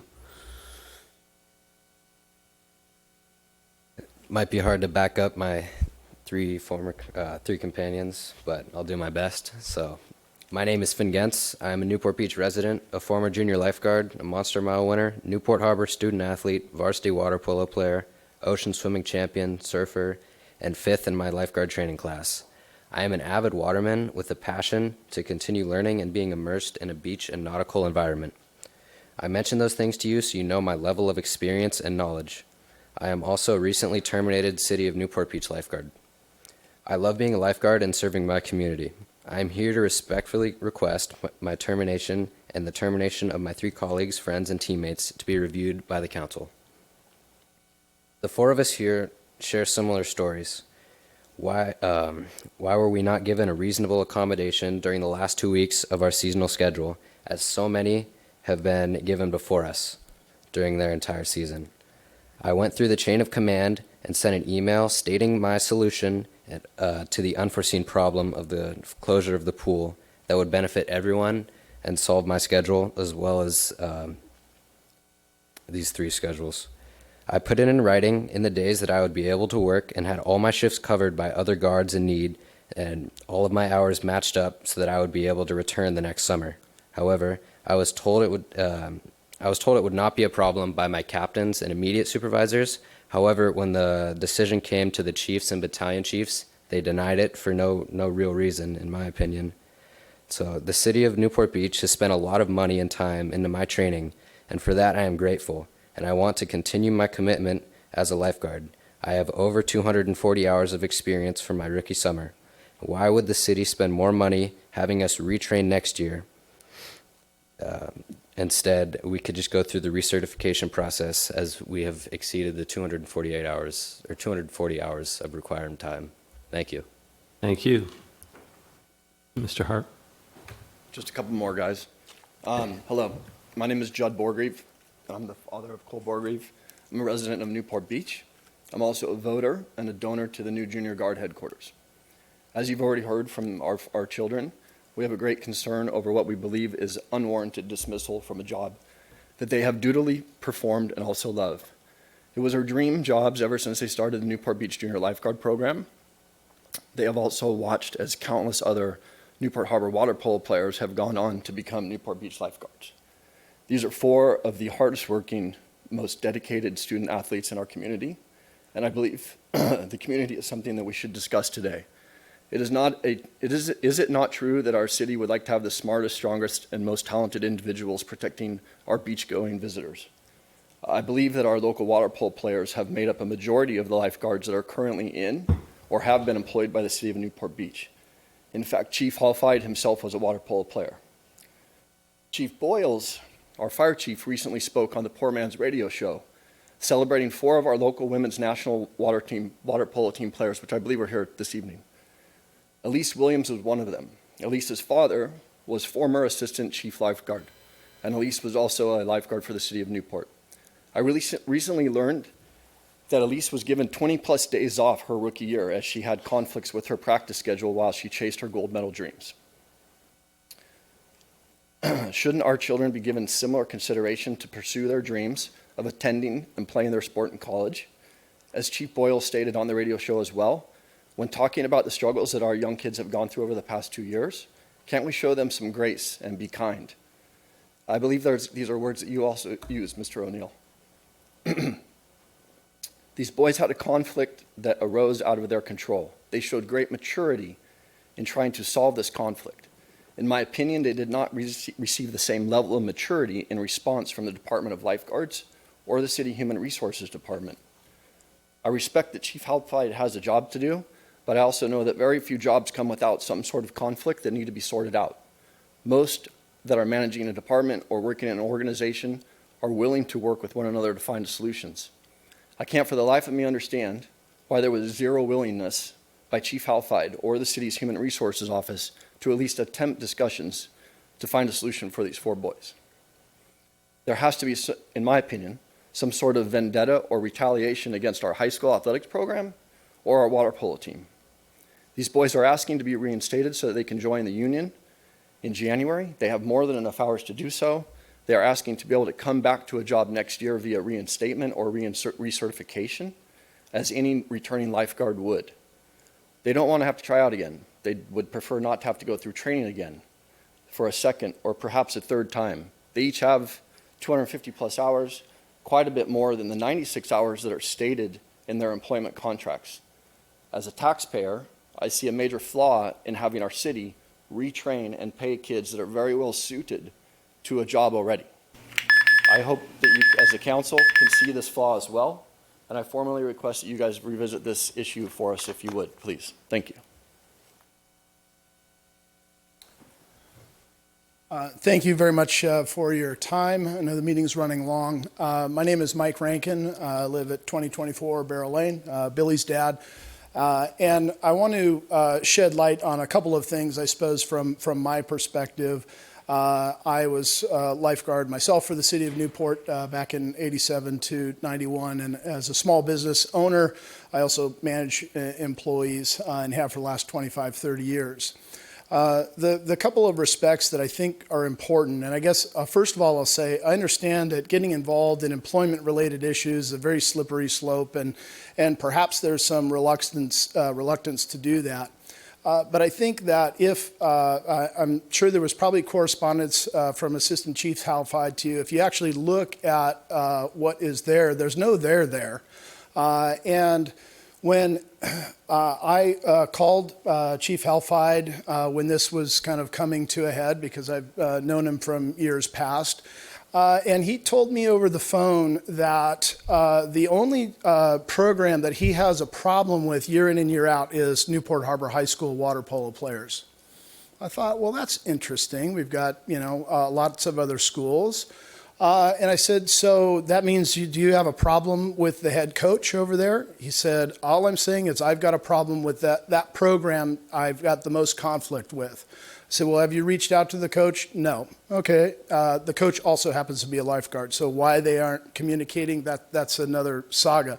But I think it's important to note that this backdrop of what I would call escalating almost harassment. I don't want to use that word in terms of the legal term, but definitely an aggressive posture towards a lot of these young men, not just these four here, but I can list for you 6 to 8 to even a dozen that have had this experience over the last 2 to 3 years where they've had run-ins with Assistant Chief Halfide over scheduling issues. So that's a backdrop there. I think there's some conflict there that kind of set the stage for this. The one thing that really gets me as a citizen, as a manager, and as a father was the phone call that Halfide orchestrated with these four. So Monday morning, there were 4 calls set up, 15 minutes back to back to back with each of these boys.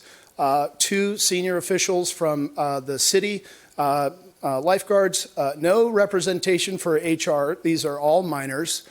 So my wife sat in on that call and took copious notes. She did not say anything, did not participate, but we wanted a record of what happened because my son is going into the lion's den. I said, look, Billy, these calls are back to back to back. There's only one thing that's happening. They've either already made a decision to let you go, this is my opinion, or they've made a decision that you're back in the fold.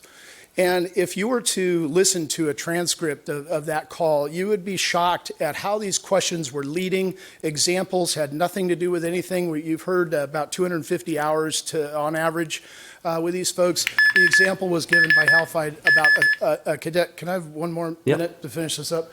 About 600 hours. And I thought, what does that have to do with anything? All I could think about is the amount of overtime that's being paid to that individual. The other thing within that call, and this is the coup de grace in my view, was, Billy, do you want to try to win CIF? Yes. Do you want to play college and water polo? Yes. You know what? Billy has applications out to 10 schools. Only 2 are water polo schools. 8 are non-water polo. What does that have to do with anything? What does that have to do with trying to work out 4 days? Billy said he could work Wednesday, Saturday, and Sunday. And if you looked at his schedule from morning till night, it's work and water polo. Those are the 3 available days. As a parent, I was concerned that physically he was even going to be able to do it, but he said he would. And there was a little bit of space. Billy, your request is denied. Billy started that call by saying, I want to work. I don't want to lose this job. And to hear your 17-year-old say that, it just gets you. And at the end of the day, Halfide's within his rights, his legal rights. They're at will. They're probationary. And if you look at the letters, there's no reason. It's just this poof, right? There's no there. And as a manager, you look and you say, if you have a good employee and you want to work something out, it's not difficult to do. Halfide told Dan Bartlett tonight, well, these kids are at will. How do I discern between one kid that's got water polo practice and one kid that wants to go to the river? I said, well, that's pretty easy. If I have a good employee that I want to work with, I find out what their reasons are. I have trust in them, and I get it figured out. I know for a fact on Sunday the 21st, there were 3 towers left unattended by guards, and Billy's was one of them, and he had offered work. Now the city's going to pay $50,000 to put these boys back through training next year. For what? Thank you. So I'll just jump in real quick. Under the Brown Act, the city council and staff can't have a discussion at this meeting about these items because they're not on the agenda. So that's one issue. I think the second more important issue is the city council, they only manage 3 people. They manage myself as city attorney, they manage the city manager, and they manage the city clerk. And they don't get involved in employment matters, even though I know you'd like them to get involved with it. That's not their role. They manage us. So if I did something wrong, they would be the one to look into that. But ultimately, the city council is not the one who manages them. I know that Grace has heard what you had to say. She's a city manager, and it sounds like there's some tension related to this incident. I think it's probably worth circling back. So I think we could have a further discussion about it, but it's not going to be the council that's involved with it. Sure, and I think we understood that going in. And as I said, that getting involved in these employment matters, I think why we're here is the spirit of this city has this harmony between lifeguards, junior lifeguards, local aquatics, swimming, water polo. And what we want to say is that we hope that that philosophy carries through to management so that when Chief Boyles or the mayor is up in front of the whole world saying how wonderful this harmony is, that it actually translates into real life. Because Judd has young kids that are in the program. What does he tell them? Do you try out for lifeguards? Do you or don't you? Can you answer that? I think the answer is no. Obviously, rhetorical question. Don't. I've got an answer, though. I've got an answer for everything. Yeah, no, I know. But All right, but you see where that's what we're. We'll circle back with you, though, on this, though, and we'll have a further discussion.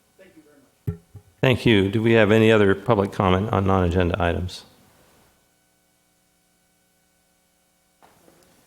All right. Seeing no other public comment. Yeah, Ms. Dixon. Oh. Yeah. Hello. How are you? Hi. I'm Kristen West again. Let's see. Okay.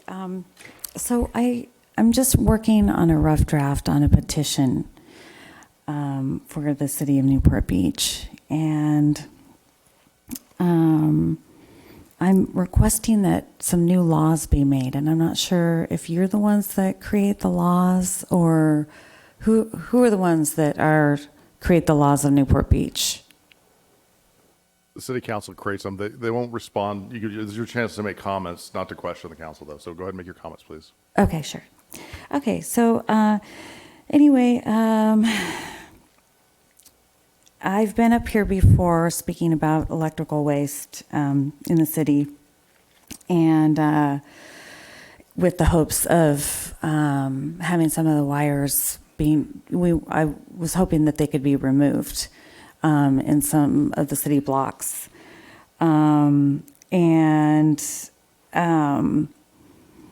I think it is a health priority for all of us to have those wires taken down and minimize the wires. And in order to do this, that means that we need to start kind of living a little bit of a slower life, or kind of go back to, like maybe 20 years or so, and just try to not use as many computers, cell phones, and all of that. And so one of the, I would like to request that the heaviest users, which are children, teens, and young adults, to be banned from using personal cell phones until they're about the age of 26, because their brains are not fully developed and mature until they're about 26. And so interference with Blu-rays and all of that, it's very dangerous for them. And I think this law would safeguard their health until they are better able to make sound judgments. And I think oftentimes parents don't monitor their children well enough. And so it needs to be something where, you know, the city needs to step in and say, hey, you know what, we need to monitor this. We want our kids healthy. We want to see a healthy new next generation and generations to come. So that's basically what I'm working on right now, and I just I'll be back to let you know if how it's coming along. Thank you. Thank you. All right. Any other public comment? And just briefly, for the record, I'll note that Mayor Pro Tem Muldoon recused himself because he sometimes has a conflict with the telecommunications industry, and he left the room. Okay. There's a question, comment to make. Ms. Dixon? Yes, thank you, Mayor. Somewhat of a new subject. I was planning to just bring this up since it's not on the agenda, but I would, if Simone, are you still here? I was planning to ask this anyway about the housing element, just to communicate to the community how we are proceeding, the status with HCD and the EIR scoping activity, and Mr. Tanner had some questions. Maybe it's a good opportunity to clarify that if you would be so kind. And then after you finish on the housing element and the overall process that you're moving forward on, could you also, new subject, comment on what's happening in Sacramento and the legislature on SB 9 and 10 this week and what the city has been doing to advocate a position on those two bills? Okay, thank you.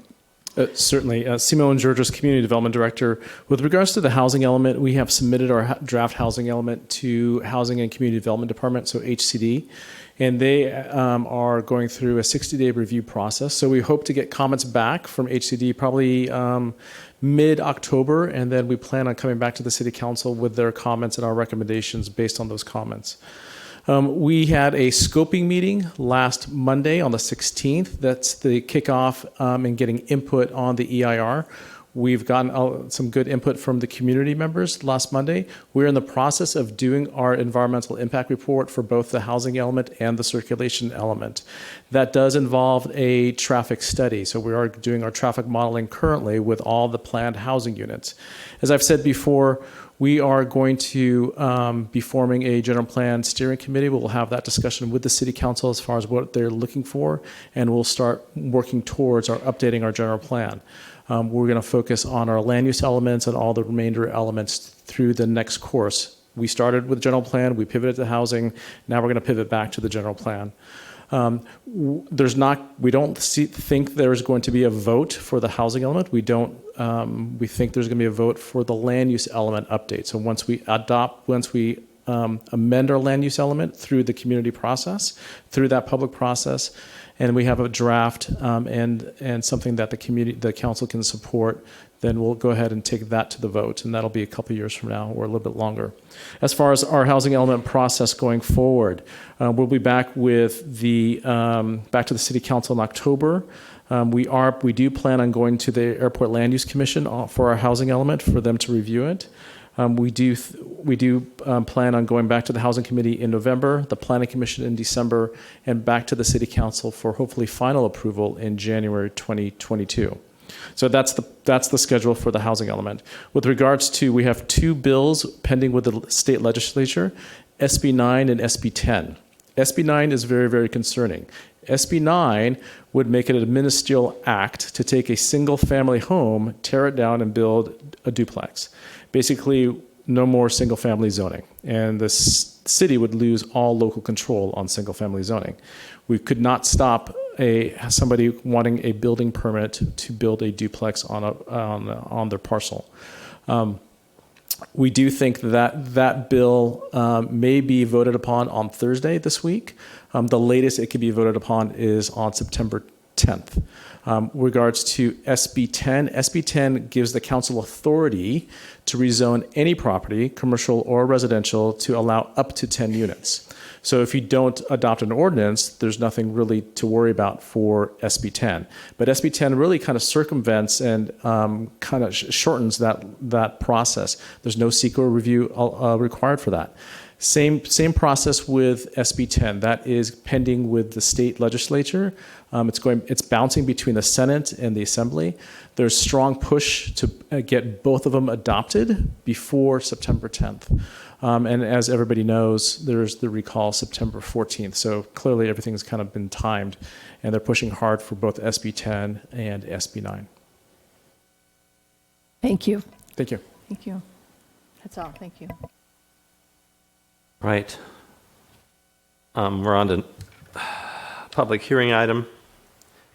This is number 19, ordinance number 2021-15, non-exclusive commercial solid waste franchise agreements. Does council want to report on this? No. Mr. O'Neill, would you like a report on the ordinance number 19, item number 19? No, I'd like to vote on it. Okay, that's music to my ears. All right. So with no comments from council, we'll hear the public comment on this item if there are any. Seeing none, no additional council comments. So close the public hearing, and do we have a motion and a second? So moved. All right, Mr. O'Neill and Second. Mr. Duffield. All right, let's vote. Prior to reading the vote, I'll read the ordinance title for ordinance number 2021-15, an ordinance of the City Council of the City of Newport Beach granting non-exclusive franchise agreements for commercial solid waste and divertible materials handling services within the City of Newport Beach. The motion carries unanimously, 7-0. Thank you. Moving on to item 20, which is an appeal of denial of special neighborhood trees removal suggested request at 1317 and 1323 Ashford Lane. Yes, good evening, Mayor, council members. My name is Dave Webb, Public Works Director. Tonight we have Deputy Director Martin with us tonight, and Kyle Picard, our landscape supervisor, who will be giving this presentation tonight. The clicker's on there and it's scheduled. I would let the applicants here tonight, and I understand he has a PowerPoint also and some information, so you'll need to have some time for that. So I'll turn it over to you, Micah. Thanks, Dave. Thank you, Council.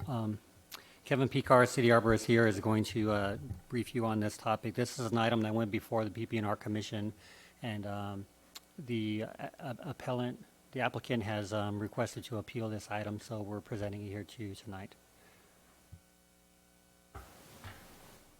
Good evening, Mayor Avery, Mayor Pro Tem Muldoon, council members, the public and staff that are in attendance. My name is Kevin Picard. I am Park and Tree Superintendent, and I have a presentation for the appeal of the special neighborhood tree at 1317 and 1323 Ashford Lane. A little background. On February 2021, we had the applicant, the property owner, the new property owner, request the removal of 2 lemon-scented gum eucalyptus trees. Corymbia citridoria is the scientific name. They're right there on the on either side of the property. One is located technically at 1317, and one's technically located at 1323 Ashford Lane. The purpose of the request was to accommodate installation of a new driveway, landscaping, development, and then also there was a concern that the trees were hazardous. Both trees are special neighborhood trees as defined in the G1 policy in section 1. And in contrast to the landmark trees, special neighborhood trees are usually significant because they're a group of special, large, mature trees. Rather than individual trees. So most of our neighborhood trees are groups of trees in a neighborhood, hence the name. So there is the definition that I just went over. And then the lemon-scented gum trees, the corymbias, are outlined in the G1 policy. These are the streets where the special neighborhood eucalyptus trees are located. As you can see, they're on several streets: Commodore, Starlight Circle, Sandalwood, Candlestick Lane, Glenwood Lane, and then the Ashford Lane. In the policy, the Glenwood Lane and Ashford Lane trees are combined. It's 10 in the policy. And I've separated them for you, but in the policy, they're all on Glenwood Lane. It says 10 on Glenwood Lane. And by count, those ones on Ashford are part of Glenwood. They're physically on Glenwood. Dixon? Excuse me, Mr. Picard, I just want to clarify what you just said. So the subject trees that we're discussing tonight are on Ashford Lane, and there are only 2? Yes, only 2 on Ashford. There are no other of this type of tree, of these neighborhood trees? There's others on Ashford Lane. I think that there's 1 or 2 others on Ashford Lane further up, but the only special ones are the ones that are on Glenwood. There are 2 special trees on Ashford only? At the knuckle there where Ashford, and there's only 2 on Ashford, yes. Okay, all right, thank you very much. So the initial inspection, city arborist and myself performed the initial inspection. The trees appeared healthy and vigorous. They had large live crown ratio. You can see large healthy canopy, vigorous, no visible defects in the tree. There has been a history of some limb failures on all of these streets. Never really anything large or significant. We mitigate with our annual pruning program for any of the limb failures. There has been a tree that fell during the last storm at Candlestick. It's at 1700 Candlestick. And we did a analysis of that and brought it to PB&R. The work history there, again, shows that we prune all the trees annually, which is kind of a mitigation to prevent limb failures. We've pruned annually since 2018. Before that, it's been a year and a half to 2 years. Every about year and a half to 2 years we prune, but we've pruned annually since 2018. There's been no recent history of root pruning around these trees. There's been some grinding and some ramping around the trees. The grinding might be on an annual basis, and the ramping, it appeared to be the last ramp was performed maybe about 4 years ago. So then we denied the request to remove the trees. The condition did not meet the requirements in the G1 policy for special trees. There's the quote in the policy, all special trees shall be retained unless there are overriding problems which will require their removal, such as death, disease, interference with infrastructure, or the creation of a hazardous situation. So after the denial was issued by staff, we issued a letter to the applicant, and the applicant appealed to Parks, Beaches, and Recreation Commission. One of the new changes to the G1 policy that we just approved was that the applicant has to go through a petition process now on a special trees too. So it was kind of a good idea to do that. So the applicant submitted their application. They got petitions that we generated. The requirement is 60% of property owners within 500 feet radius of the trees approve the removal in order it to go to PB&R. The applicant got the 37 signatures for approval out of 62 total, and they also provided the four denials of their approval, too, of some neighbors that didn't want the trees gone. So the item was presented at Parks, Beaches, and Recreation Commission on June 1st. Some additional fears were raised by the applicants, which, again, was fear of limb failures, whole tree failures, saying that limited use of the front yard by their children using the front yard because of fear of the limb failures. The applicant offered to pay for the removal of the trees and the planting of 2 48-inch box strawberry trees. The city has done patching. This was presented at PB&R, and asphalt ramping to the sidewalk, curb and gutter, and the foundation for the street light and repair. Those were all discussed about what mitigations we would need to perform. The roots of the trees had impregnated the water meter. That was shown, and it needs to be moved. And then several small limb failures that have occurred, that was presented also at PBNR. Also at PBNR, public comments were heard. There were several letters in opposition and support were received by staff. Several phone calls to the opposition were received by staff that were logged and provided to PBNR. And then public comments included that the approval would set a precedent for future special trees removals in this area. It was also, public comments talked about wildlife and birds, and I'd just like to note there is a non-active platform nest in one of the trees, and platform nests are usually made by like raptors. So the PBNR results and basis for the appeal to council. So PBNR commissioners voted six in favor and 1 opposition to uphold the denial for the request to remove the special trees, and so that's why we're here today. They appealed PBNR's denial and then to council. The city arborist, since then we've met with the applicants on site, and we met with the property owners to inspect and discuss possible the city infrastructure problems and possible mitigation.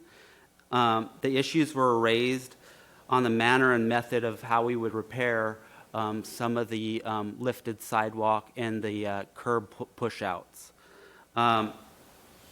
So due to the size and nature of the trees, we recommended no root pruning to accommodate these infrastructure repairs. So the infrastructure repairs are detailed first here at 1317 Ashford.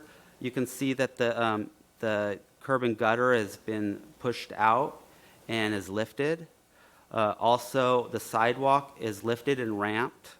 And then you can see there's a grind right next to the driveway approach. The infrastructure repairs at 1323 Ashford, you can see that there's the encapsulated water meter box. It's been absorbed. There's a lifted tree light base lifted. There's 2 ramps there next to that tree. And it's been lifted and it's tilting towards the property. And then we talked about mitigation options, because that's in the G1 policy. It talks about what are the practical means of mitigation. So some of the limitations when we talk about mitigation options, it must involve little to no root pruning if you want to preserve the tree. Only 4, this is a kind of a best management practice, a rule of thumb in our ISA standards, International Society of Arboriculture Standards. Only roots 4 inches or less are to be pruned beyond 5 times the diameter of the trunk of the tree. So in this case, if you have like about a 30-inch diameter tree, you're talking about no root pruning of large roots within a 12 to 15-foot range from the tree. And that kind of brings up the point. It's not just the sidewalk we're talking about and the curb and gutter. It's 12 to 15 feet actually goes onto the private property. So if a homeowner is thinking about developing their home and doing some grading on their own private property, the tree could be affected. Some scaffolding roots could be in that zone.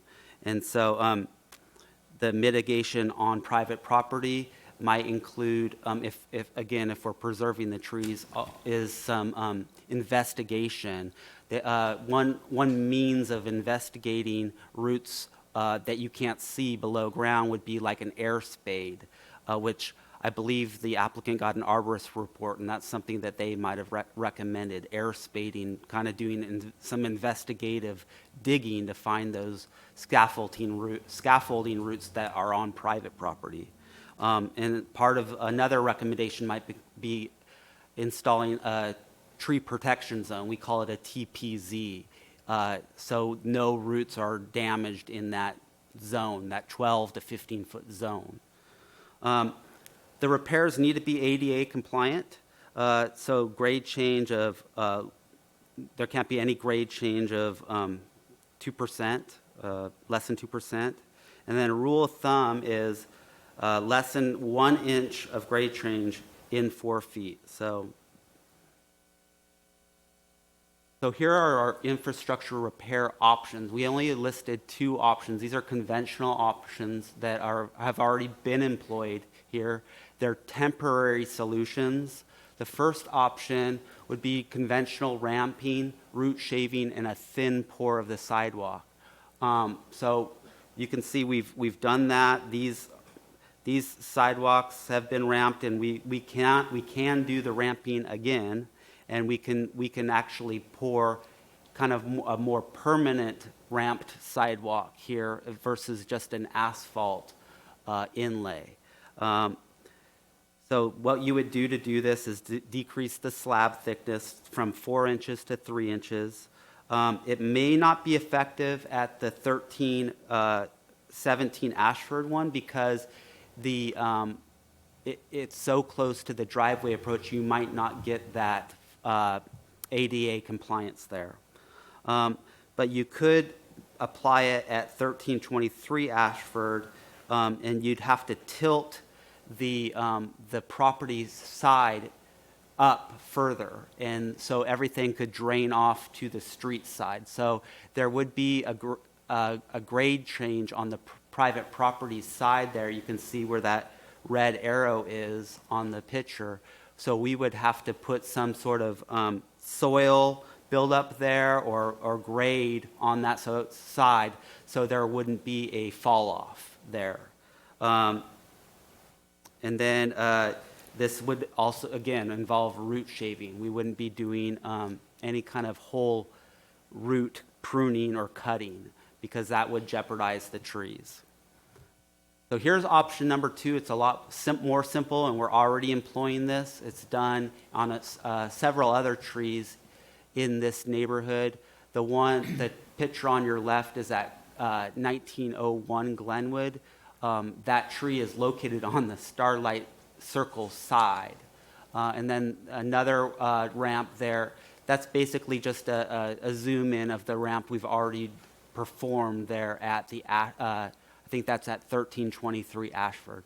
Again, this method, this option is better for the tree as there's no root pruning or shaving.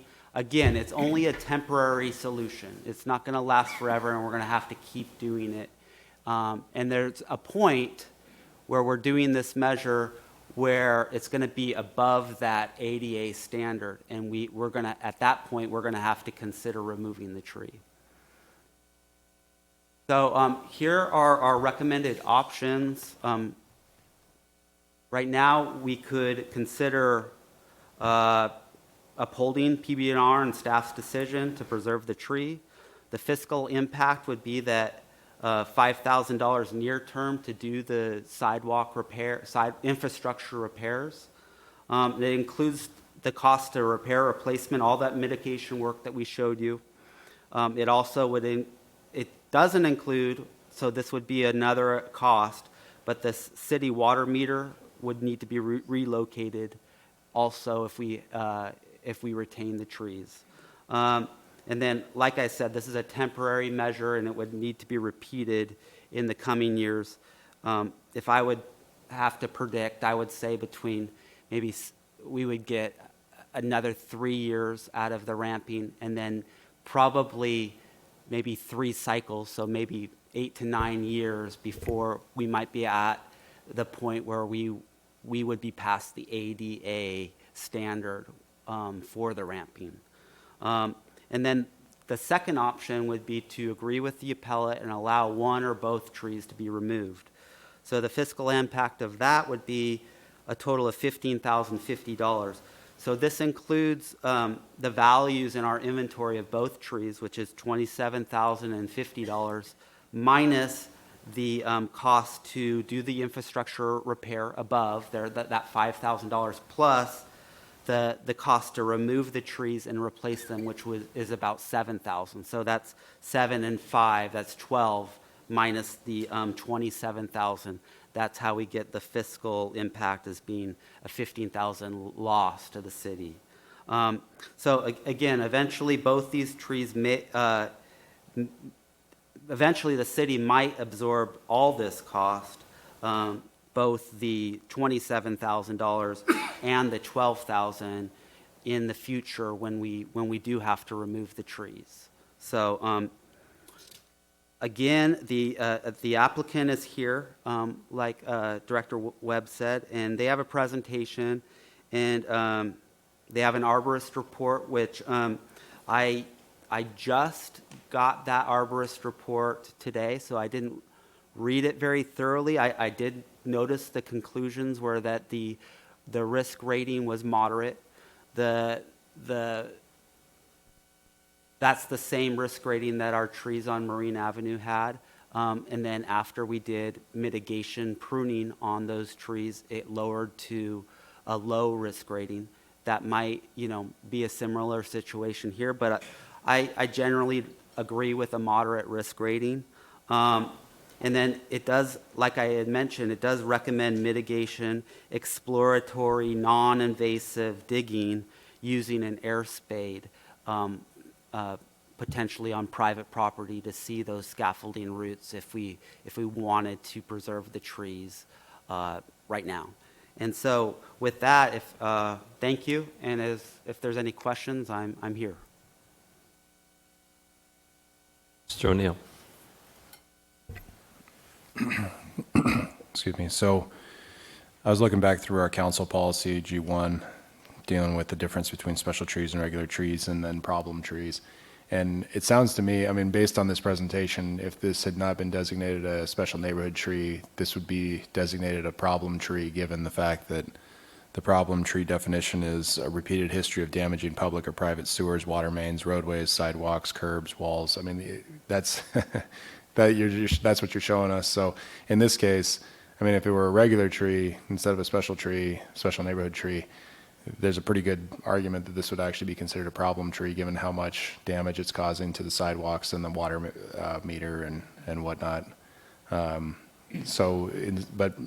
we specifically exclude special trees from the problem tree issue, and so that's what we're trying to figure out here. And so I guess the question is, so one thing that I heard from your presentation is that if we have a public tree and a public area, but the public tree's roots go into a private property, the private property might not be able to do what they would normally be able to do with their private property because public tree roots are underneath. Have we ever run into that issue before? Where we've told someone you're not allowed to do something with your own property because there's a public tree root underneath?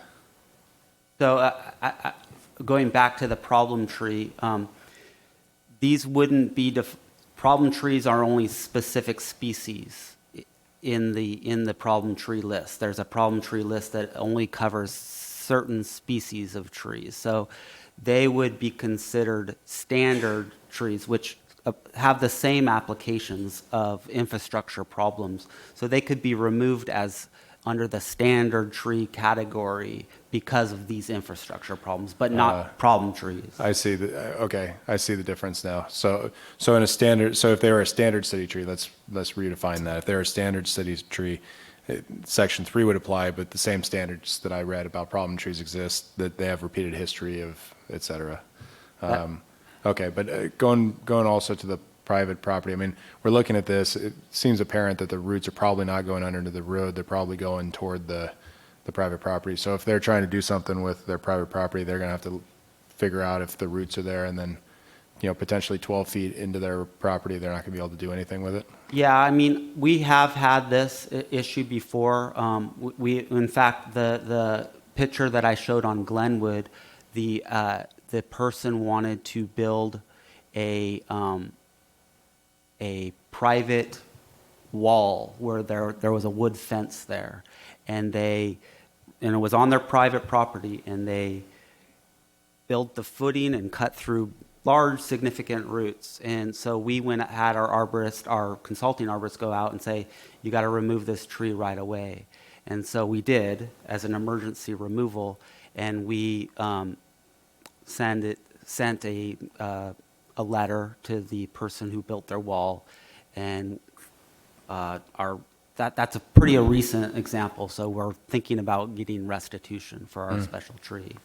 Okay. So that happened around the corner. That's a good example of where, I mean, we're neighbors, I think. The city of Newport Beach is a neighbor of the people at Ashford. And so, I mean, I guess if I was next door and my roots were going, but then into my patio, let's say, and it was lifting up my patio, and then I removed the concrete and removed all those roots, and the tree was right next to on the other property on the patio, and it destabilized that tree. I'm not sure if the person who owned the tree could litigate against the person.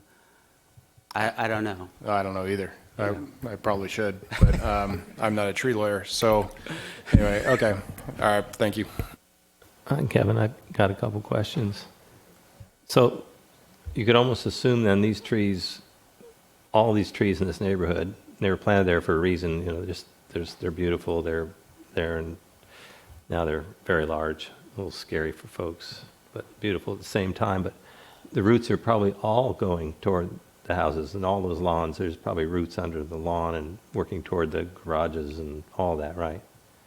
So given this, they've been there, what, 40 years? I would say more than that. I'd say maybe the property, the largest trees out there are probably 50, 60 years old. Right. And so all of these trees, their roots are probably...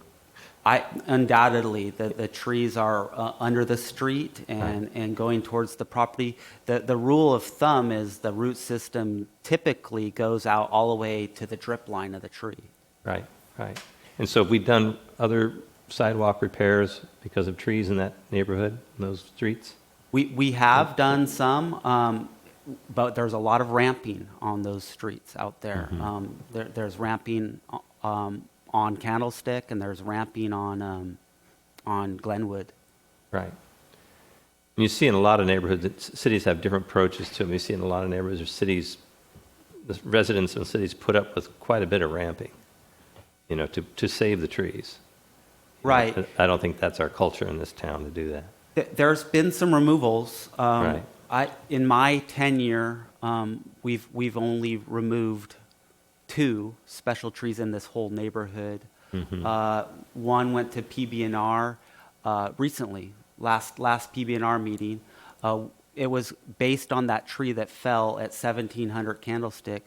We did some exploratory work, and we found another tree next to their driveway approach that had large cut roots, and so we brought it to PB&R, and they approved that removal. So that was one that was recent, and one was also on Candlestick.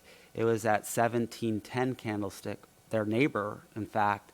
PB&R approved that removal too, based on the tree was in decline, and also there was sap drip all over the place on the sidewalk and on the street.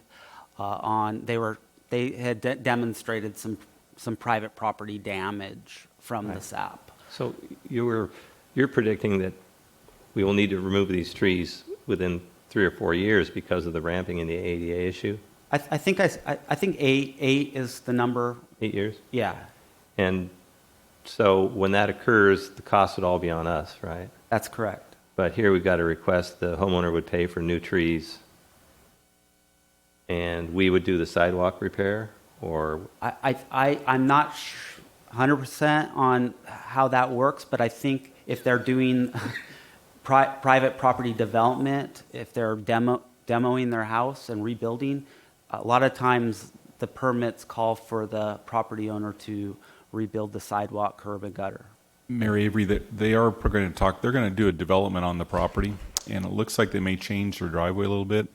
So my guess is some of that, should they go ahead with the development, will be on them. We would normally do the concrete removal and replacement, but because of the development, it's a little different. Their obligation, or actually off right now, is to do tree removal and replacement on their dime. We would do the sidewalk, but again, the development might trigger them to do that. I also noticed the corner of that driveway, Kevin, has popped up, and which means there's probably a root going right down the middle of their driveway, which means if we're playing with the driveway, again, we're affecting the roots, might affect the development there. But the costs will be worked out depending on what they're going to do and your action tonight. So then the replacement trees, as it goes along in this neighborhood, that's the tree for this neighborhood? Those are the trees to be planted, or we have a mix? Well, we have a mix. The G6 policy allows choice on most streets in the city of Newport Beach. There is some designated street trees on certain streets. For example, on Marguerite, it's the Canary Island date palm and the king palm. But most streets in the city of Newport Beach, the choice depends on the size of the parkway. So we have trees that they can choose for based on like a 5-foot parkway planting space, or 8-foot parkway planting space, 4-foot parkway planting space. So they have choice. We approve of the strawberry tree. There's also crepe myrtles on the street. I think that there's a gold medallion tree on the street. So, and then the removal of the tree would be on the appellant? Yes, the removal and the replacements. And the 48-inch box would be the largest size they could fit in that parkway. On that city property? Yes. Right. And then what do they grow to? They grow a lot smaller. I mean, I think that 30 feet would be the max size of a strawberry tree. And the root structure would be? They're well behaved. They're not invasive. Kevin, just a question for the council. This is a lemon gum Senate. All those special trees you referred to are all lemon gums in this area, right? That's the kind of tree we're dealing with. Would we put this tree back in this parkway, or is it not a tree due to its height limitations? We wouldn't normally plant in this size parkway. We wouldn't recommend, a lemon scented gum for a 5-foot parkway because of these infrastructure issues. Right. And so all the trees. They were put in with the track, obviously, and that was the tree of choice at the time. But we've had a lot of problems, with eucalyptus as they've grown and gotten bigger. Right. And all the trees on Marine Avenue and Balboa Island, aren't they a similar tree? Yes, they are. They're the same. Most of them are the same lemon scented gum trees on Marine Avenue. We go to a lot of effort to kind of keep those together and mess with sidewalks, and a lot of effort. It strikes me that this urban forest. The amount of those trees get pruned every 2 years? Annual. Annual. Yeah. What's the cost per tree for that? $60 a tree. That sounds like a good deal. Well, 60 times 35,000 divided by 2. Right? Not so good a deal, maybe. Thank you. Any other council comment? Okay. We'll go out. We'll hear from the appellant. Kevin, could you give him the clicker if he wants his PowerPoint?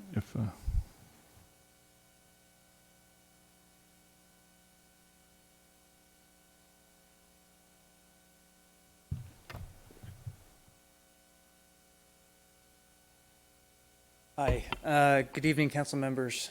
Sorry, I'm not much of a public speaker, but forgive me while I read this. Hello, council members. My name is Justin Wheeler. I'm the current owner and future resident of 1323 Ashford Lane. My wife couldn't be with me here tonight. She's still back at the neonatal intensive care unit of Hoag Hospital with our newborn son. However, we felt it important for me to attend this meeting and convey our thoughts on the removal of these trees. As a resident of Newport my whole life, I was saddened and shocked to hear of the tragedy that occurred with Heyoon Miller several years ago when a eucalyptus tree fell and killed her on the young age of 29 while driving just a few blocks away from our neighborhood. The city manager at the time stated that these eucalyptus trees were a danger to the community and safety is paramount. In the presentation to follow, you'll see that the eucalyptus trees in front of our home are a liability to the city and a huge concern for several reasons.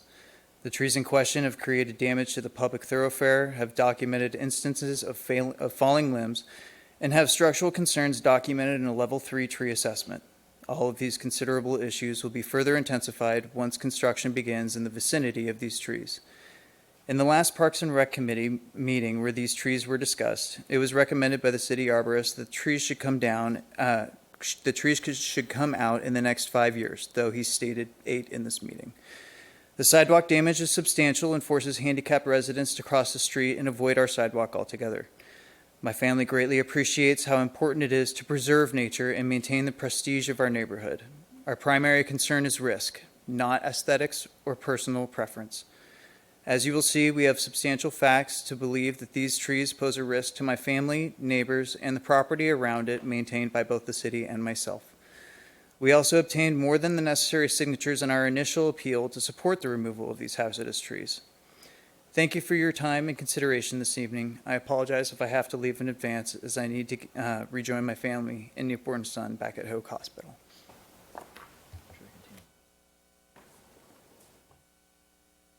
So I made this presentation. You said I can't use this? Right. Okay. And how long do you have?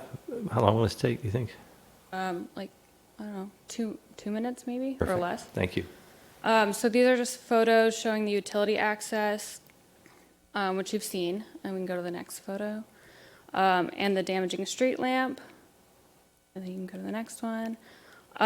So Kevin, I think yours was like a guess on the sloping, because we have a topo, which I don't have in this, but I can email it and provide it, and that's showing 5 to 7 inch drop, which is needed to meet ADA requirement. And these don't meet ADA requirement now.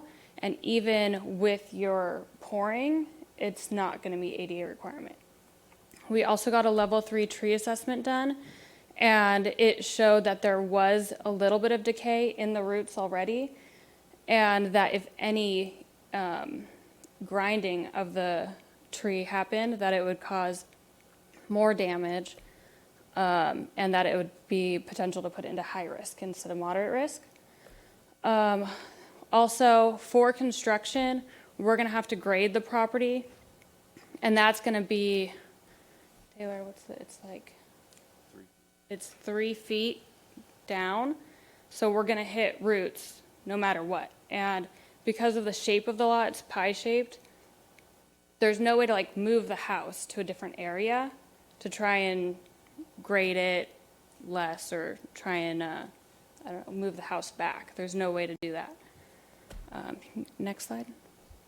Also, at the beginning of this city council meeting, we talked about mosquitoes, and there's significant pooling water right in front of this, and it's caused by the lifting of the curb and gutter from the trees. Now, you can't really play the video right now, but you can see that there's live larvae and mosquitoes in that pooling water, so that's a public health concern. Next slide. This is just reiterating the city repairs that are needed. And so even if we had construction or not, you'd still have that. And then these are pictures from last year, just some of the limbs that fell from those trees. And then this is the new construction. So you can see on the right, that's the house that's there now. We're proposing a new construction of a house on the left. So the driveway is not really changing much. The location is going to be the same, but we have to do an over excavation of the entire property. So that's going to hit the roots of the trees. And the next slide. So this is what came back from the level 3 tree assessment. And so it says that it's already moderate for failure, and that if the tree roots are touched at all, that it's imminent danger and that it's high risk.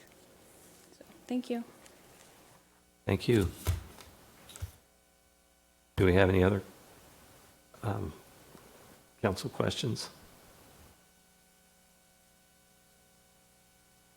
Okay.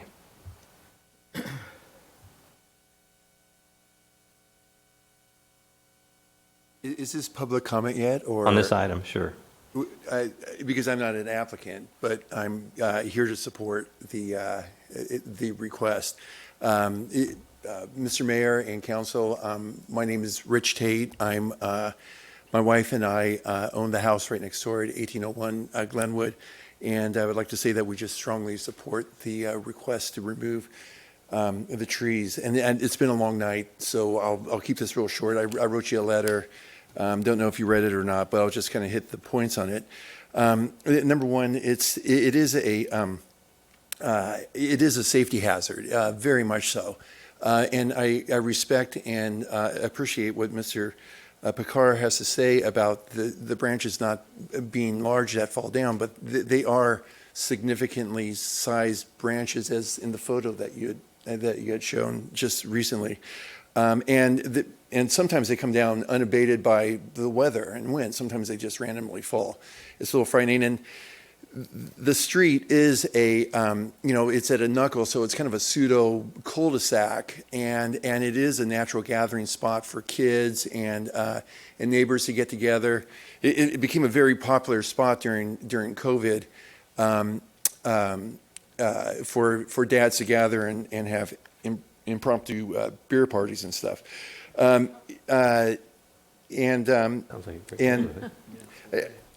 won't hit on safety anymore, but I would say that another item is that we could speak, because we've lived there for the last 15 years, that it has created infrastructure damage. At least once every year, we have to bring a plumber out to root out the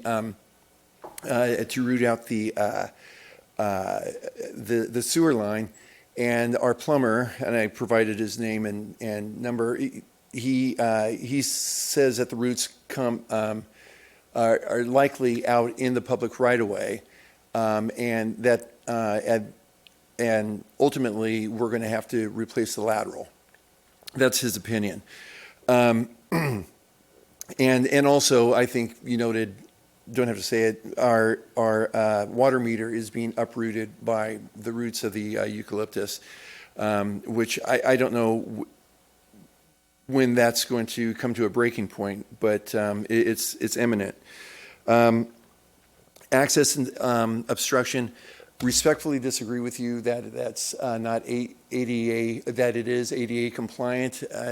I'll get a CASP out there to show that it's not. It's you did do a topo, and it's not ADA compliant, but probably more as significantly, it is a tripping hazard, and we have a lot of older folks that like to walk the street, and I've tripped on it. Okay. And that's all I have to say. Just finally, they are a beautiful tree, but they are not a good street tree. And I would ask that you reverse the decision that was made over 50 years ago to make them such. So thank you very much. Thank you. Do we have any other public comment? Hi, my name's Elise McCassin. I live at 1823 Glenwood Lane, and we've lived there since 2002. We actually have a tree, a eucalyptus tree in our parkway in front of our house, and there's a ramp there too. When we moved into our house, our kids were 2 and 4. We've never been concerned about a limb falling on them. We've never been concerned about them riding their bikes around the neighborhood, about any safety issue at all.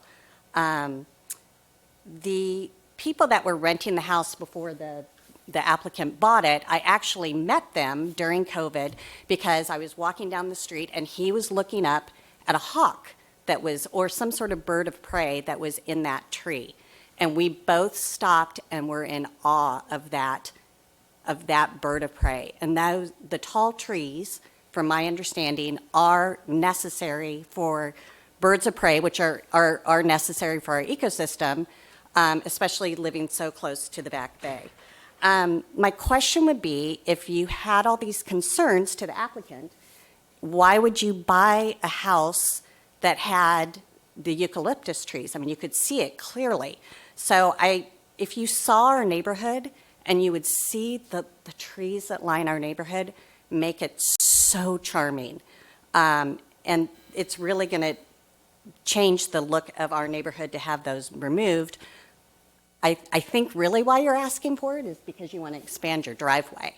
And that was your initial request. Also, on the 4 denials, I want to address that too, because somebody came to my house and asked if I would sign the petition. I said no. They never took my signature, and I know there's other neighbors that said no too, so I know there were more than 4 denials. I know there were at least 8 of our neighbors that wrote in when you had the previous hearing with the Public Works that were in opposition of the trees being removed, so I know that there is a big neighborhood concern about having these trees removed. Thank you very much. Thank you.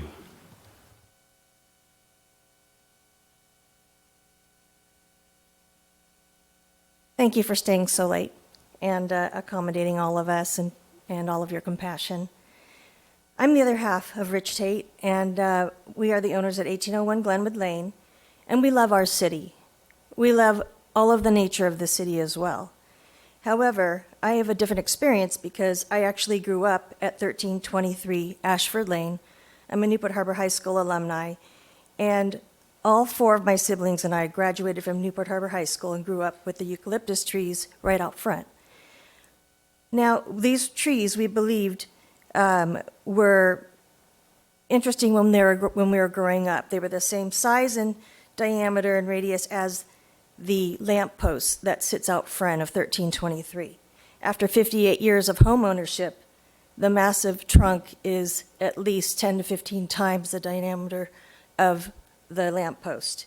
And my mother, who lived at 1323 until she was 85 years old, and as a senior of 100 pounds, could no longer drag or carry the heavy limbs, the dense limbs that fell during the Santana winds and covered her front lawn or driveway. But you can bet she was out there daily with her broom, sweeping away the constant droppings from the trees of leaves, bark, slippery pods, or scrubbing the sap bombs off her driveway or front courtyard. She got many signatures after my father passed away untimely. He was Dr. Steve Asahino across from Hoag Hospital. And she was widowed with 4 kids. She got many signatures because these trees were a headache to her. She talked about the cracked curbs, the uprooted sidewalks, and the water meter engulfed by the growing massive trunk. The trees that in the 60s matched the circumference of the utility post, now 58 years later, are dwarfing the utility post next to it. She was always concerned about the safety of the citizens. A great concern also is the treatment of the water main lid, which was recently pounded down back into the trunk, which seems to be a bit of a concern, as rusty nails pounded into a tree can only add damage. And here we have a heavy water main pounded back into the base of the tree. We all know that we love the nature nearby, and the hawks that have been spoken about tonight are also perching behind our home in the jacaranda tree. And so we get to enjoy them, even though it's not in the massive eucalyptus trees. We really, truly believe that there's a better tree that we can choose, and we support our new neighbors at 1323 in helping pay for the expense, the removal, and the replacement of a better chosen tree. Thank you. Thank you.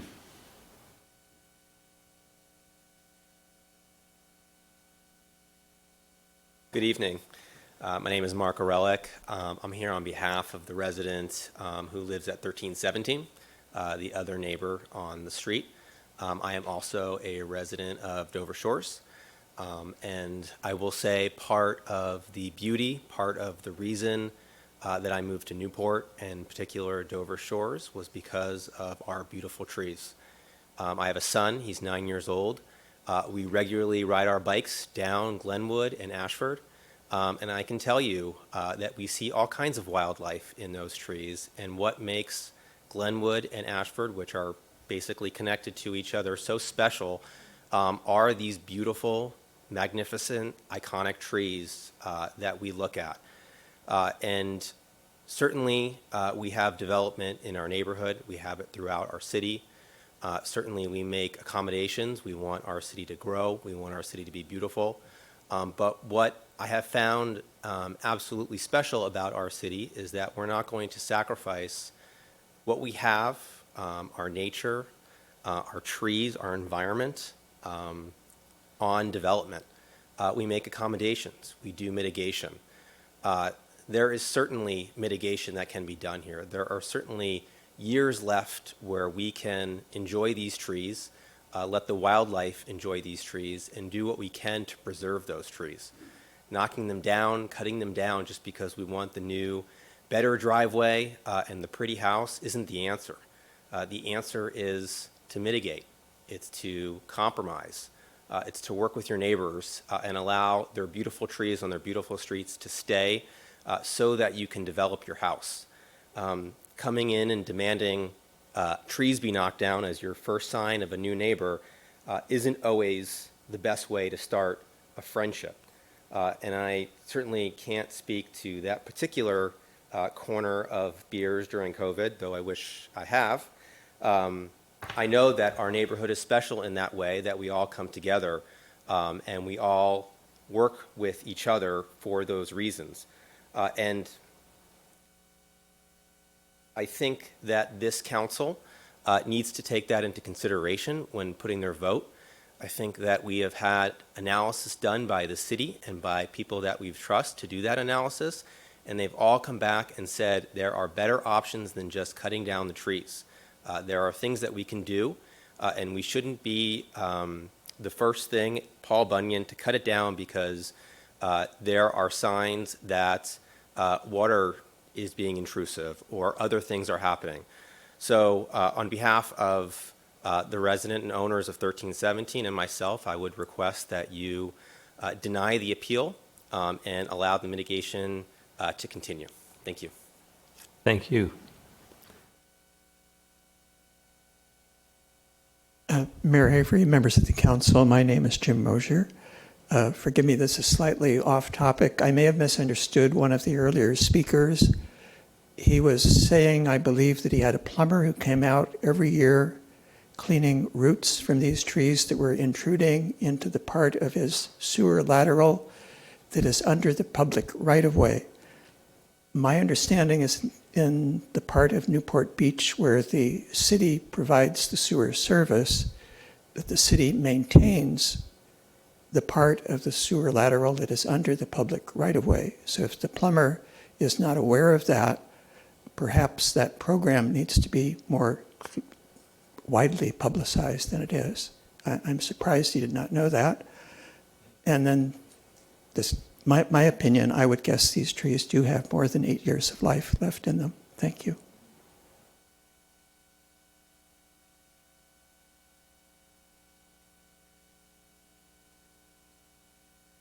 Good evening. My name is John McCasson. I'm Elisa's husband. She's back there. 1823 Glenwood Lane. You know, we moved onto that street 20 years ago, and one of the major appeals of the street, and Ashford and Glenwood just kind of come together, they're all really one street, was the canopy of trees, the eucalyptus trees. It creates an entire atmosphere when you're on the street.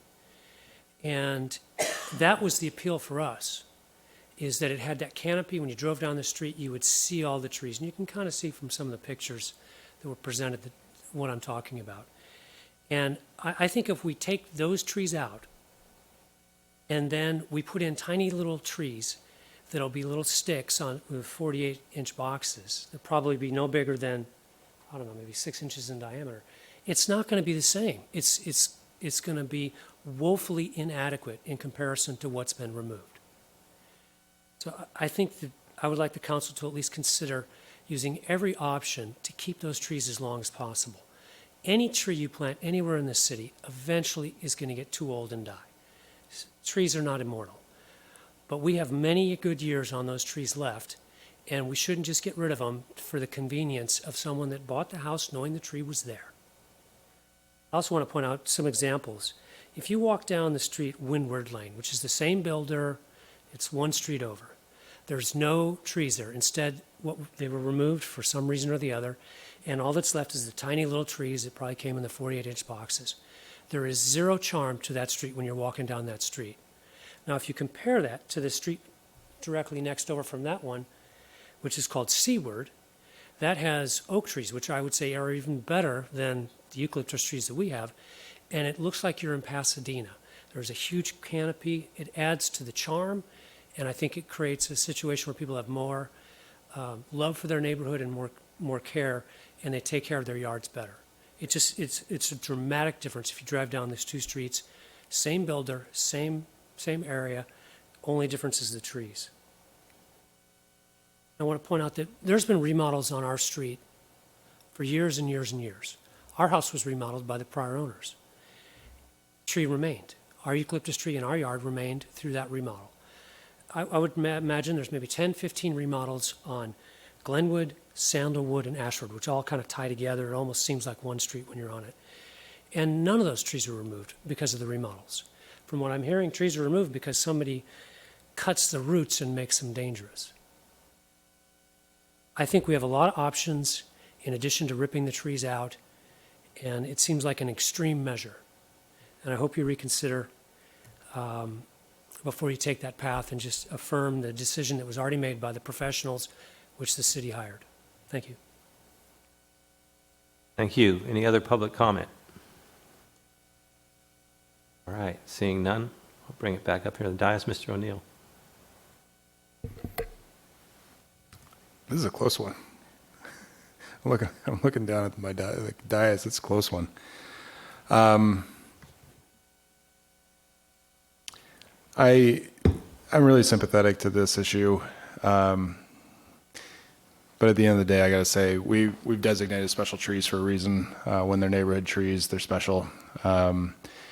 If they're not in a situation where they're unhealthy and going to fall in a situation, I think we keep them up. 8 years is a long time to have a canopy of special trees. It's longer than my son's been alive, and that feels like forever already. But that's I think we've got to find the mitigation. I would vote to deny the appeal. Any other council comment? Ms. Dixon. Yes, please. We had the opportunity to learn a lot about special trees and legacy trees about a year ago on the trees, the eucalyptus trees on Marine Avenue, Balboa Village, Balboa Island. And just as Mr. O'Neill said, we revised the policy to designate the trees and to take into consideration the professionals and the arborists to help us. We're not tree experts, but to help us create a standard for evaluating the efficacy of the trees and their life. So I respect that new policy. I want to clarify the accident that occurred, the tragic accident. I think I remember that wasn't the same type of eucalyptus, or was it the same? The accident that happened on Irvine Avenue was a blue gum eucalyptus. That's what I thought. And blue gum eucalyptus don't compartmentalize decay like the lemon-scented gums do. And also, there was significant root pruning on both sides of that tree to accommodate the development of the medians. So there were two different types of eucalyptus, and I remember this discussion that the blue gum was more prone to failure after large scaffolding, root pruning. Concerning pruning, one of the aspects of the discussion related to Balboa Island was there was an assertion made that their pruning was too frequent. Is that true? Annually you're pruning this? We've been working with our consultant that the Balboa Island Preservation Association is bought into as well. And he's good with annual pruning. It just depends on the amount of annual pruning that you do each year. It's not how frequent it is, it's how much you do it when you do it. So there's always regular attention given to these trees to evaluate. Right, and so when we're pruning them, we're evaluating, we're Sure. looking to see if there's any defects in the canopy that we might have to remove a larger limb at that point. And again, just one other clarification. So the reason that the applicant is proposing to remove the trees is to provide for a driveway? Is that right? I'm not 100% on the whole development, but I know that the driveway is part of that. And then, but I mean, it's also, we're going to have to do infrastructure repairs regardless of the decision. So I think maybe my comment wasn't that that they're ADA compliant right now. We're going to have to correct some of the issues out there, regardless of the decision out there, and make it ADA compliant. And it may be ADA compliant after we do those mitigations, but it might not be in 5 to 8 years. Right, but that's the expected approximate lifespan of the tree, too. Well, the tree, without the repairs, could live much, much longer, but to accommodate the repairs. That's what I see. But the lifespan of the repairs. Yeah. Okay, well, I support our policy. It's there for a good reason. I support PBNR and the commissioners who are involved with the trees on a regular basis. Okay, thank you. Ms. Brenner. I just wanted to clarify, Kevin. Well, certainly this property owner has every right to develop his property and to remodel and build a new house and that sort of thing. But I think what you said during the presentation was that if that construction project requires cutting of roots, I was thinking branches, no, roots, that it could compromise the trees and they could have to come out, but that would be determined through the process necessary at the time. Is that correct? It's a complication. I guess, we would work with the homeowner, and we'd make sure that the work done on private property was like was recommended in their arborist report, that there was investigative work to make sure that we weren't cutting through large structural roots. That would be a negotiation and working with the property owner. We would want to put a tree protection zone that included their own property. Oftentimes the tree protection zones on city trees is just in the parkway. But because it's so massive of a tree, that tree protection zone would need to go onto their property. If the sidewalk's 4 feet, another maybe 6 to 8 feet. So are you saying then they would not be able to cut the roots that are on their own property? If we didn't want to compromise the tree's stability, yes. We wouldn't want them to cut those roots in that area.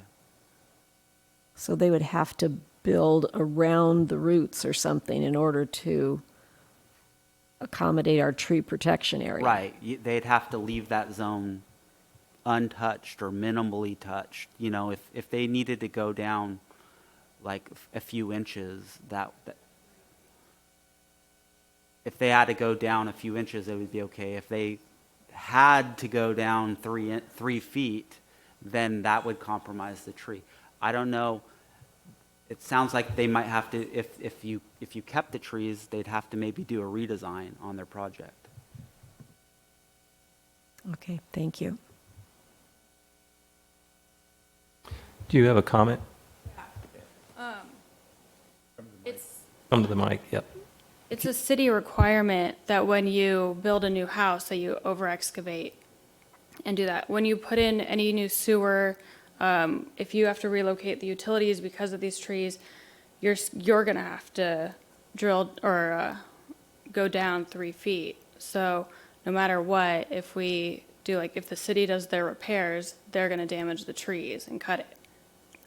The water is in the tree trunk. So that would have to be cut in order to get that out. All right, no, we're not doing this, so you're done. And Mr. Ricard, what do you say about that? The water meter would have to be Sure. relocated, yes. Right. That goes without saying, right?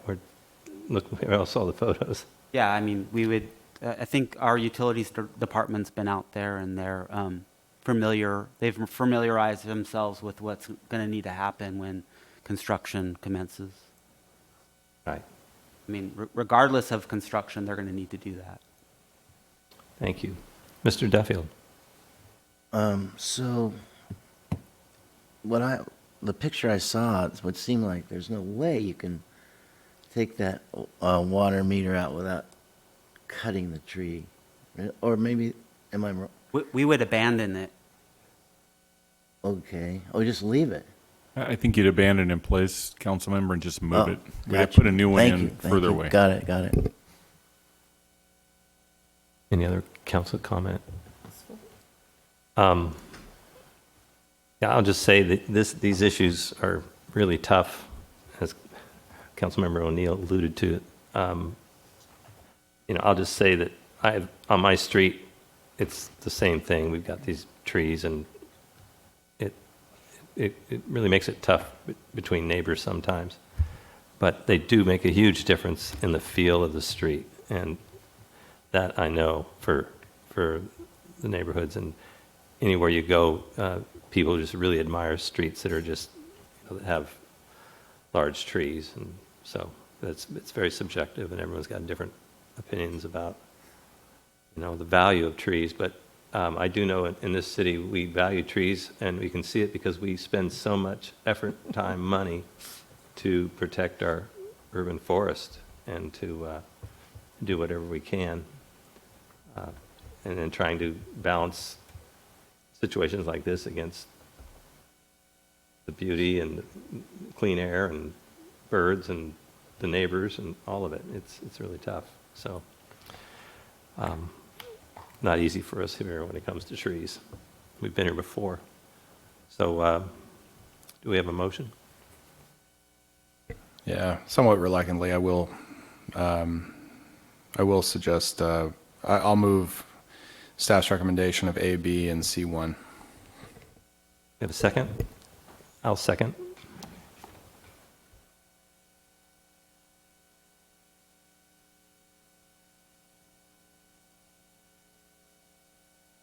Please vote.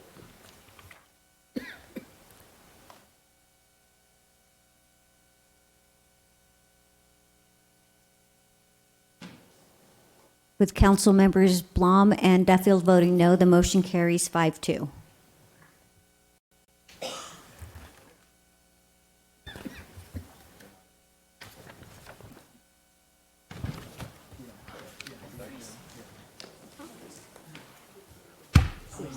Yes.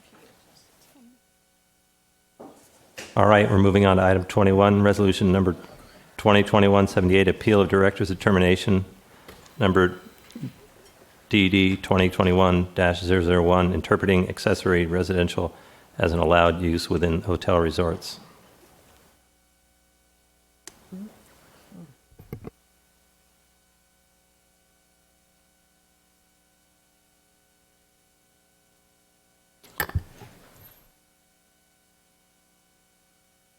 Do we need a report on this?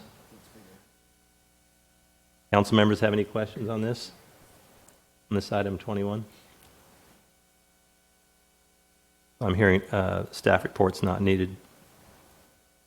So we'll, is the appellant here?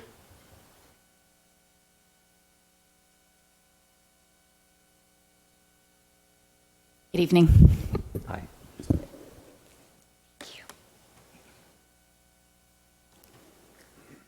Okay, and there's a PowerPoint presentation, I believe.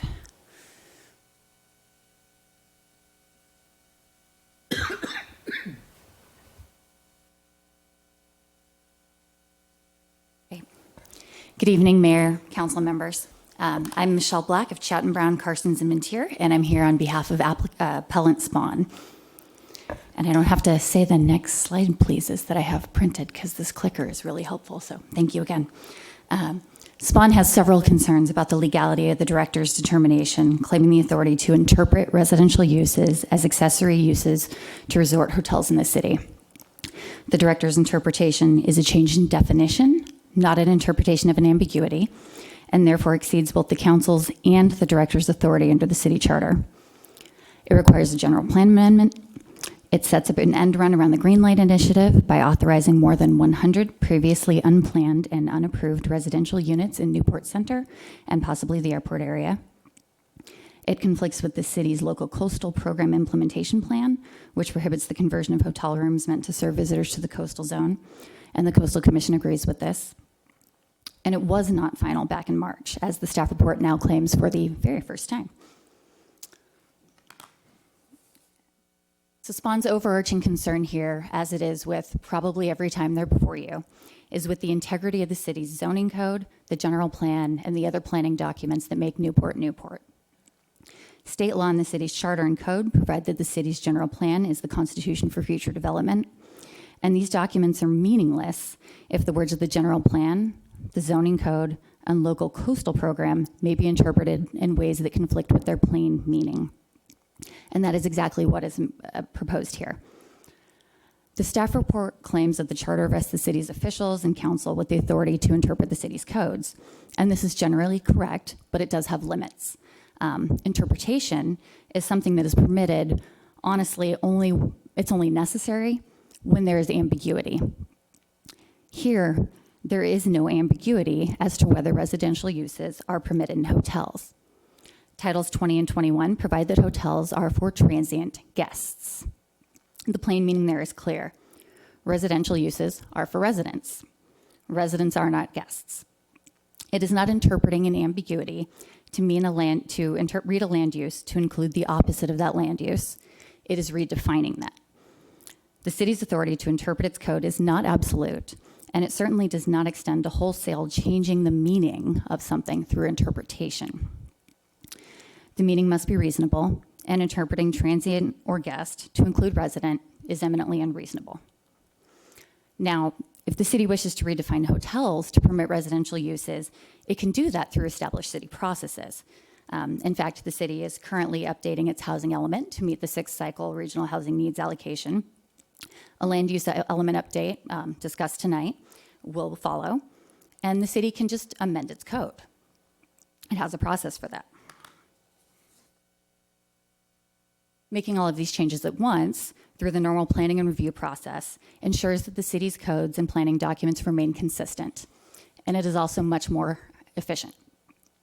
More importantly, for the purposes of City Council Policy K4, which we're allegedly talking about implementing here, it would ensure that the city's actions actually increase housing supply and increase affordable housing. As proposed, this project, it only hits the resort hotels. It appears unlikely that additional dwelling units in resort hotels will actually do anything to address the city's needs to provide more affordable housing, and it is certainly not going to impact the state housing crisis. Second, the director's determination appears to be an end run around the Green Light Initiative. The staff report hangs its idea on the idea that Green Light only applies to a general plan amendment. Thus, it claims the allowance of more than 100 residential units in these areas doesn't trigger Green Light. But as recently as February of this year, city staff has told the public that adding residential uses to hotels would require a general plan amendment, and not just a general plan amendment, but also a local coastal program amendment. In 2006, the city rejected attempts to convert hotel space without a general plan amendment. In 2011, the department determined that conversion of hotel uses required a general plan amendment.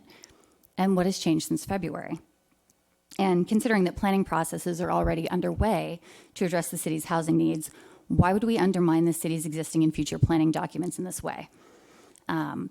There were comments made in July that, well, this is fine because no one's objected to it before. And that is actually not true. There are members of the public, including some in this room, that have objected when interpretations tried to change other uses. Also, just because Spawn doesn't sue every time something happens in the city that doesn't follow the codes doesn't mean it's legal. As an attorney, I would, I think, be in a lot of trouble if my advice to everyone was, well, you know, if you don't get caught, it's legal. Section 423 of the city's charter, which all of the officials of the city must uphold and implement, requires a vote when 100 units will be added. Oh, where am I? Oh, no, that was the right one. Okay. When 100 units will be added to a statistical area beyond what was already approved. And contrary to what was stated at the meeting in July, Greenlight defines this as a, quote, significant increase in density. That is a defined term. 100 units is a significant increase in density. The director's determination will permit somewhere around 250 new units in the airport area and in Newport Center. And we know that that Newport Center does not have 250 units left.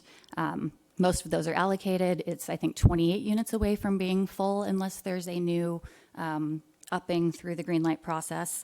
And there's a condo complex currently under consideration by the city that will use up those remaining 28 units. At the July Planning Commission meeting, it also appears that several of the members of the Planning Commission were told that there's a future planning process for this. And because of that, this isn't a project right now. It's not something that needs to be grappled with right now. That's also not true.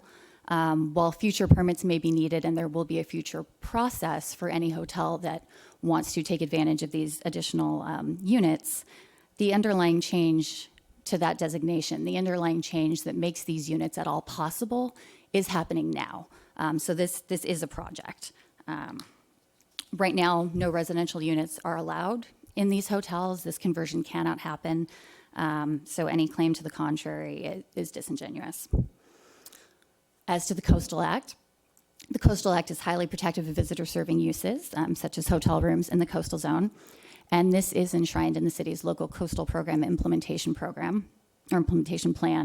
It does expressly prohibit conversion of hotel rooms to condominiums, leases, or timeshares. The staff report doesn't explain how a dwelling unit in a hotel could get around that prohibition. Thus the city's action here violates the LCP and the Coastal Act, and it cannot be undertaken without prior application and approval of the Coastal Commission, which has not yet occurred. The Coastal Commission agrees. They submitted a letter to the city last week stating just that. Moreover, as detailed in our letter, there was an August 18th letter that I don't believe was in the packet, but we did submit one. I think it was in the later correspondence. The city cannot make the findings required under Title 20 and Title 21 to make this change, at least not with the support of the substantial evidence that would be required by law. I'd also like to address the finality claim made for the first time in the staff report. The staff report for the March 9th council meeting at which policy K4 was adopted and the resolutions adopted that night discussed directing staff to make these changes in the future. If there is an intention for the council to make those changes themselves that night and be done with it, that is not clear in the city's records. At page 3 in the staff report, it's clear that these are changes that they are directing, they plan to see in the future. And it also states that any amendments will consider the need to comply with Greenlight in the future. It didn't happen that night, so I would assume it would be happening in the future. And if this is anything other than an attempt to moot Spawn's appeal months later, why didn't the city make this claim when Spawn first appealed, in the spring or even last month of the Planning Commission? And then finally, Spawn is concerned about the precedent here. If the city permits an interpretation to override the plain meaning of the zoning code and the LCP, it really does put the city in a terrible position later on not to do the same thing when someone requests something that the city doesn't want or doesn't like. Spawn urges the city not to undermine its charter, its code, and its planning documents. We urge you to reject the director's determination and to pursue any needed changes to the city's codes through the existing amendment processes already underway. Thank you very much. Thank you. Hear from the public. Thank you, Ms. Black. So first, some housekeeping. Thank you, Mr. Mayor and Councilwoman Brenner, for recognizing my colleague Nancy Skinner's contributions. And secondly, as you probably know, it wasn't made clear, SB 9 was passed in the Assembly yesterday. Our representative kept her word and voted no on it. Good day, Mr. Mayor and members of the City Council. My name is Charles Klob. I'm the current president of SPAWN, and today I'm petitioning my government. We have spent the last few years trying to work more closely with the city to help shape direction and encourage more citizen involvement. I find myself conflicted today as we've had to resort to the expensive and time-consuming appeal process to ensure the city follows the rules. I watched Mr. O'Neill add this council policy direction at the February 9th council meeting, and it did not seem offensive. We do not believe this council understood the ramifications of their vote on the addition to Policy K4 in March. I was here and only Jim Mosher questioned it. We now believe it has greater impact, and that is why we are here today. If you were to add this to the general plan update process, we would be happy. We fully support affordable housing, and this appeal is only about the process. Since there is no project before you and the draft housing element has been submitted, why not slow this down and incorporate this into the general plan update as suggested by the Coastal Commission staff? Lastly, I think Mr. George's written response to the Coastal Commission staff was a colossal mistake for Newport Beach. Thank you for your service. Thank you. Mayor Avery, members of the council, my name is Jim Mosher. I have noticed that when people ask why the city isn't run more like a business, Councilmember Blom has been fond of quoting me, quoting a former mayor who said that the product of government is process. This is a case where we have a clearly defined, time-tested process for updating and amending land use regulations. So when the public sees the city deviate from the normal process and then defend the deviation by calling black white, you have to expect the public to object. Here we are told that hotels would like to include residential component in their business plan. That's fine if the usual process to add such a change to our planning was to be followed. Attempting to change the rules through a director's determination is at best extremely confusing. The resolution is extremely hard to follow because 3 of the hotels that it claims to affect seem not to need the resolution at all.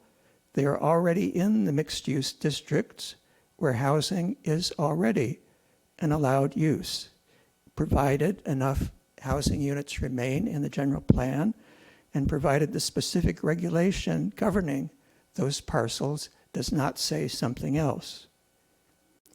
So for 2 of the hotels in the mixed-use designation, which are in the airport area, I've not heard the director explain what his determination provides that those hotels could not currently do, or if the determination actually is more restrictive than what they could currently do.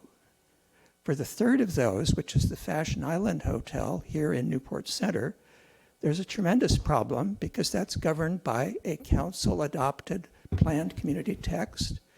It assigns to that block in which the hotel is located currently 295 hotel rooms and 0 residential units, and it has an explicit provision in it that says new residential uses cannot be produced through the conversion of non-residential uses. So the code says that the hotel units cannot be converted.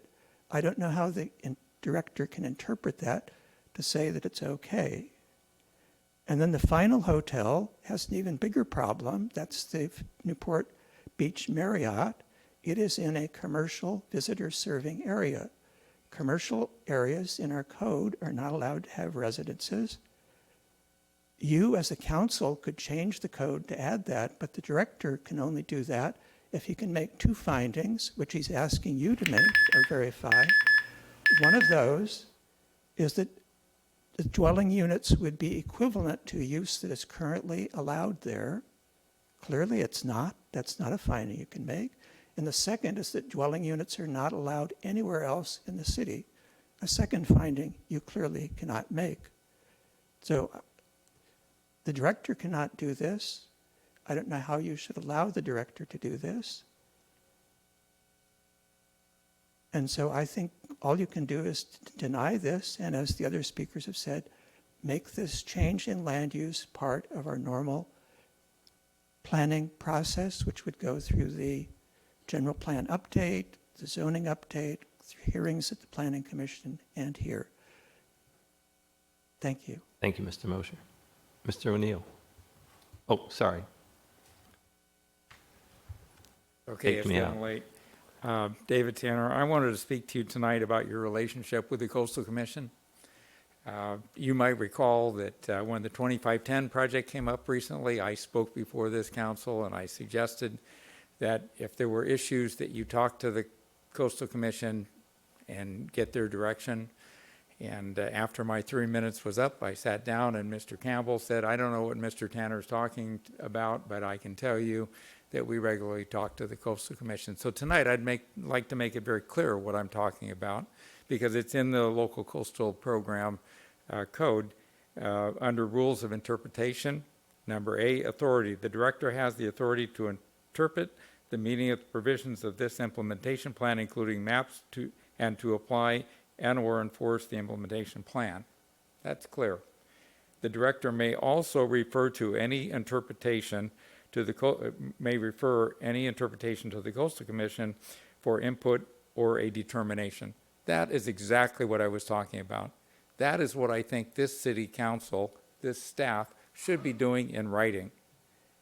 That way, if there's a concern, we know what the Coastal Commission is going to say in advance, because they're going to give it to us in writing.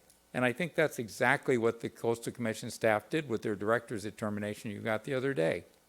So is this really worth going to battle with the Coastal Commission for? Because that's what you're going to be doing. If you approve this, if you deny this appeal and you approve this, this is going to the Coastal Commission, and they've already told you, no, this is not appropriate. Is this the relationship you want? Is this what you want to go to battle over? Because right now, you're not doing too good with your record with the Coastal Commission. 2510, staff told you it wasn't appealable. You got the decision from the Coastal Commission. It was appealable. So choose your battles. This is not the right way to do it.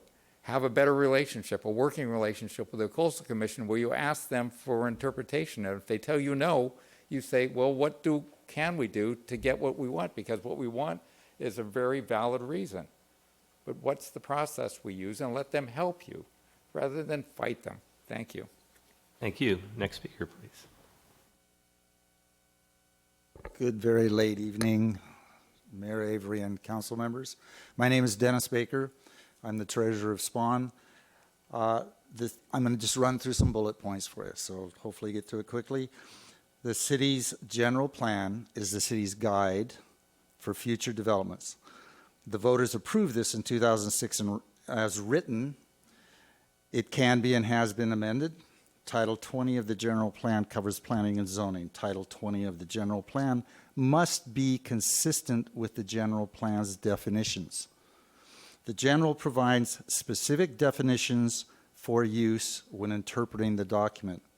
Hotel, a facility in which guest rooms or suites are offered to the general public for lodging with or without meals, for compensation, and where no provisions is made for cooking in any individual guest room or suite.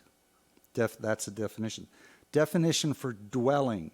Dwelling unit, one or more rooms designed, occupied, or intended for occupancy as separate living quarters with cooking, sleeping, and sanitary facilities provided within the unit for the exclusive use of a single family maintaining a household.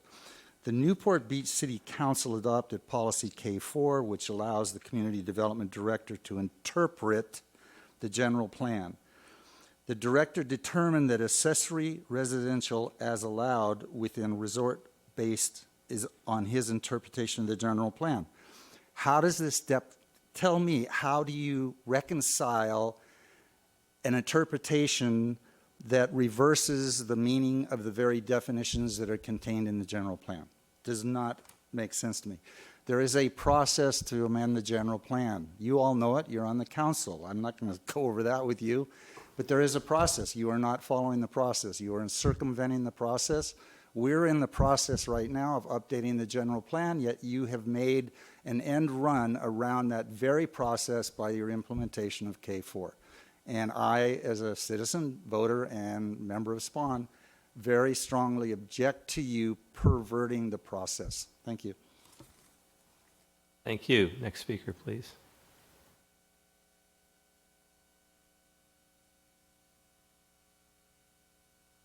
Good evening, very late evening, Mayor Avery, members of City Council. As you know, I'm Gary Sherwin, the president of Newport Beach and Company and Visit Newport Beach. We are here to support the director's interpretation based on Council Policy K4 and request that the City Council uphold that policy. There are many reasons this policy is in fact effective, but the hospitality industry has another very compelling reason, and that is the nature of hotel financing and operations has been rapidly changing for the last several years and has only accelerated after COVID's record destruction of the tourism industry, which we know we will feel for the next several years. If you look at some of the most dynamic hotel projects developed in the country today, they include some form of residential product as part of their development. LA Live with the JW Marriott and the Ritz-Carlton is a great example of this. These mixed-use hotels are now an established trend in the hospitality industry and incorporate hotel-branded residential units as an accessory use located within a resort complex where residents can enjoy a wide array of service and amenities.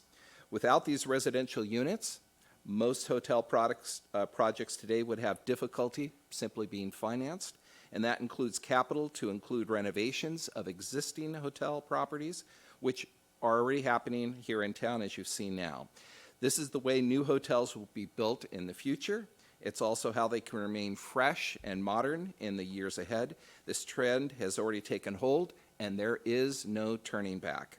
The City of Newport Beach has an opportunity to be a market leader so that its hotels can meet a certain criteria to welcome all of its guests, those who visit for the day, those who spend a few nights, and those who want to live at the hotel, even part-time, which many of these people will be and experience all the resort amenities it has to offer. The director's interpretation based on Council Policy K4 recognizes these essential trends and the hotel industry, and we ask that you uphold this excellent policy. Thank you. Thank you. Next speaker, please.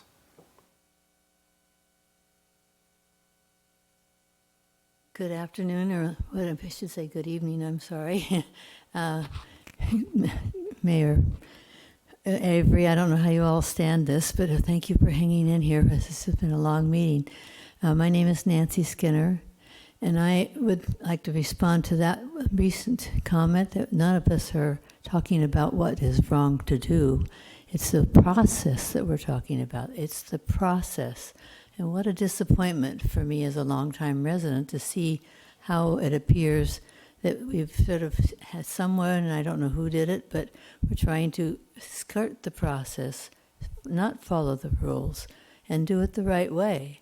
And even in the staff report, they reference what we've done before in consistency, but what we did before with the 79 hotel units that ended up at the Irvine Company's apartments on the corner of San Joaquin Hills and Jamboree. I met with the assistant city attorney at that time, along with our city manager, and asked them, how did they get this done? Well, it's not in the process. And the only answer, and I'm not even joking with this, his answer is in the cloud. Now, what does that tell you? It tells me that there's a way to try to work around the process, try to do something a little bit squishy, shall I say? I don't like to use the word illegal, but it's not that we are objecting to what you end up with. It's just we're objecting to what you are using as the way to get to that. Why don't we do it right? In fact, that time we were asking them, why aren't you doing a general plan amendment? Well, we know why, because then it would have triggered green light. And I know what you're saying is that if you don't like green light, I mean, that was put in by the citizens, and it is there. It's something you are supposed to follow, and if you don't like it, the thing to do is to put out something else and to change it. It's just, it is so disappointing to see the way things are handled, just to get to here without going through here, here, and here. And I would sure like to see us stop doing that. I just think it's making our city look just not fair. I guess that's the best thing I can say. So thank you very much for listening. Thank you.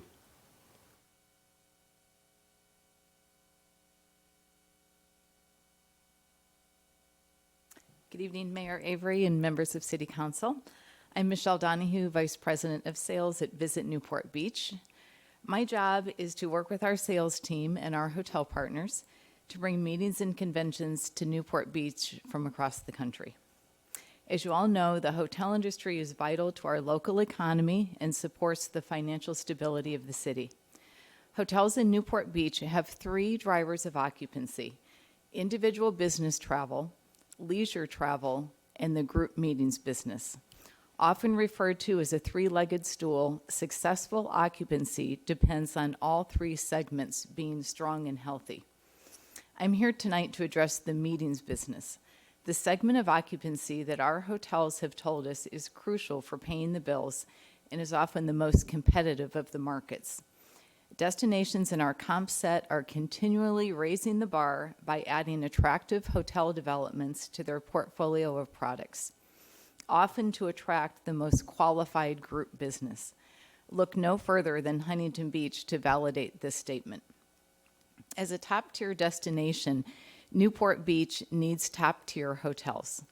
Visit Newport Beach is often successful getting in the consideration set by high-end corporate and incentive-type groups for their meetings. But to convert those programs, we need fresh, vibrant, and modern hotels.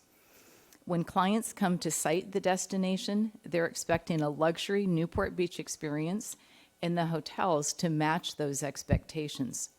And truthfully, we have not always been able to deliver a hotel product that aligns well with the destination product.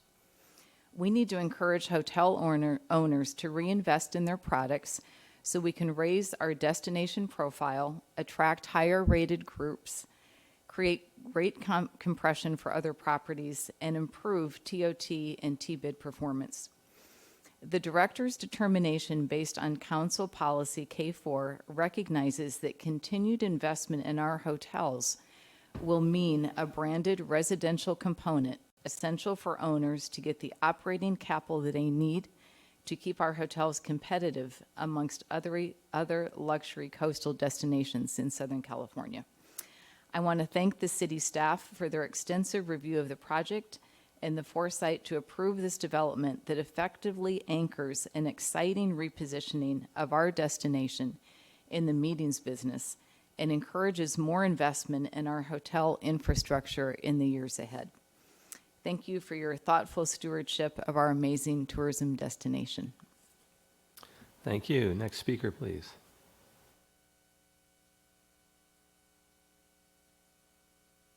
Being none, we'll bring it back up here. Mr. O'Neill? Yeah, I think it's probably worth responding to some of that because it's I don't think I'm living in the same universe as some of the comments there. There's an accusation of process not being followed. We had 2 city council meetings talking about this exact policy. Then we had a planning commission meeting where the interpretation was sunlighted. Then an appeal to the planning commission, which was unanimously denied the appeal. And now we're back at a city council meeting.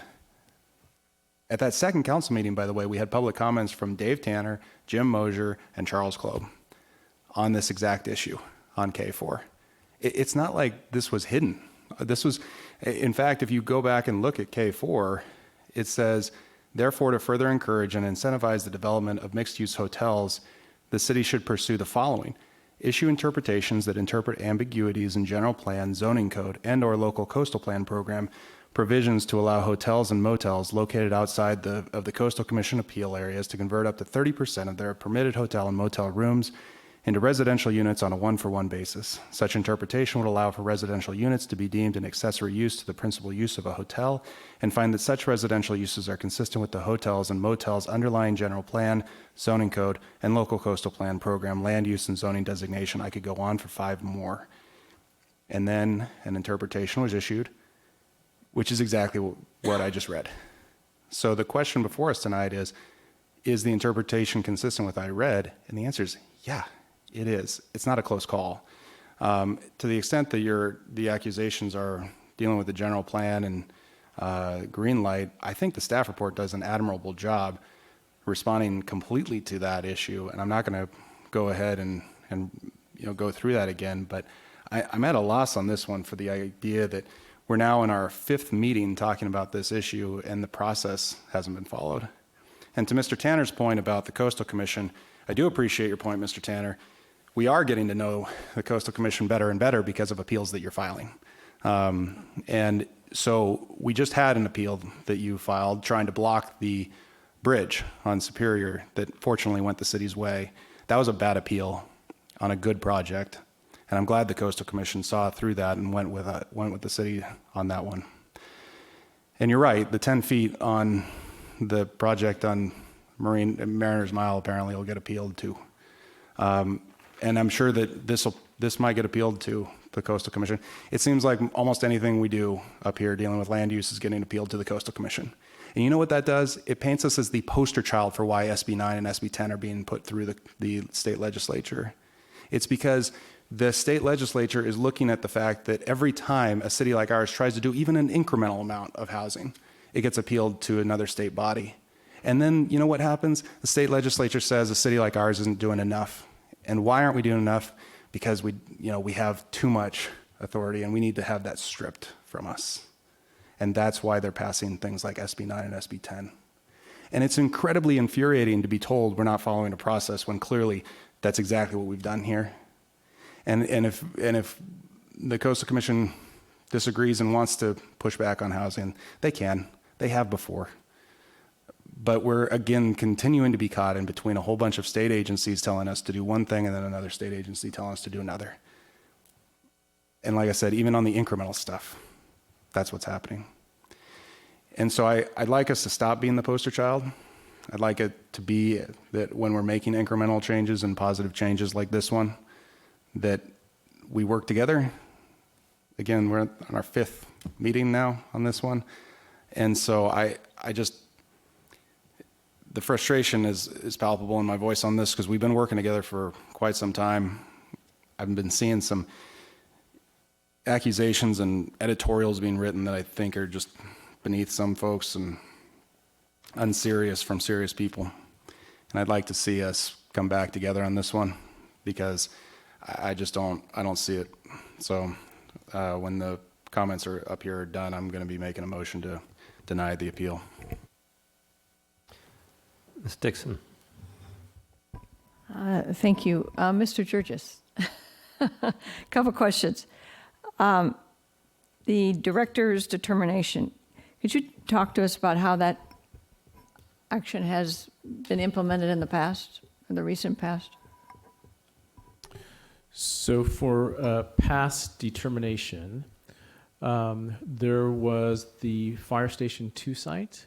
So that's something that the council has already purchased the property and approved the fire station project.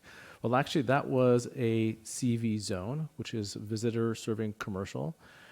Fire station is not listed. It's not a listed land use in our zoning table. So I have authority under the zoning code and our Title 21 implementation plan that if it's not a listed use for that zone, that I can make an interpretation. And I did. I made an interpretation that a fire station, because it serves the community, it serves visitors, that it can be allowed in the CV zone. And so that determination was published, and hence the council has approved a fire station project. Have there been any other examples? There's been examples of conversions which are different than a determination. The council back in 2012 approved a conversion at the Newport Beach Country Club to convert tennis courts to hotel units. And again, as Ms. Skinner has mentioned, that there's City Council has approved the conversion of hotel units to residential. That was done in 2012, and that was through council action. Okay, thank you. Another couple of questions. So the purpose of the discussion tonight, this matter tonight, is really to determine the legitimacy, if you will, of the K4 policy, correct? Are we debating the potential use of the residential units, the green light application of traffic studies and such? Is that relevant to this discussion? So the item before you this evening is if my determination is implements your policy.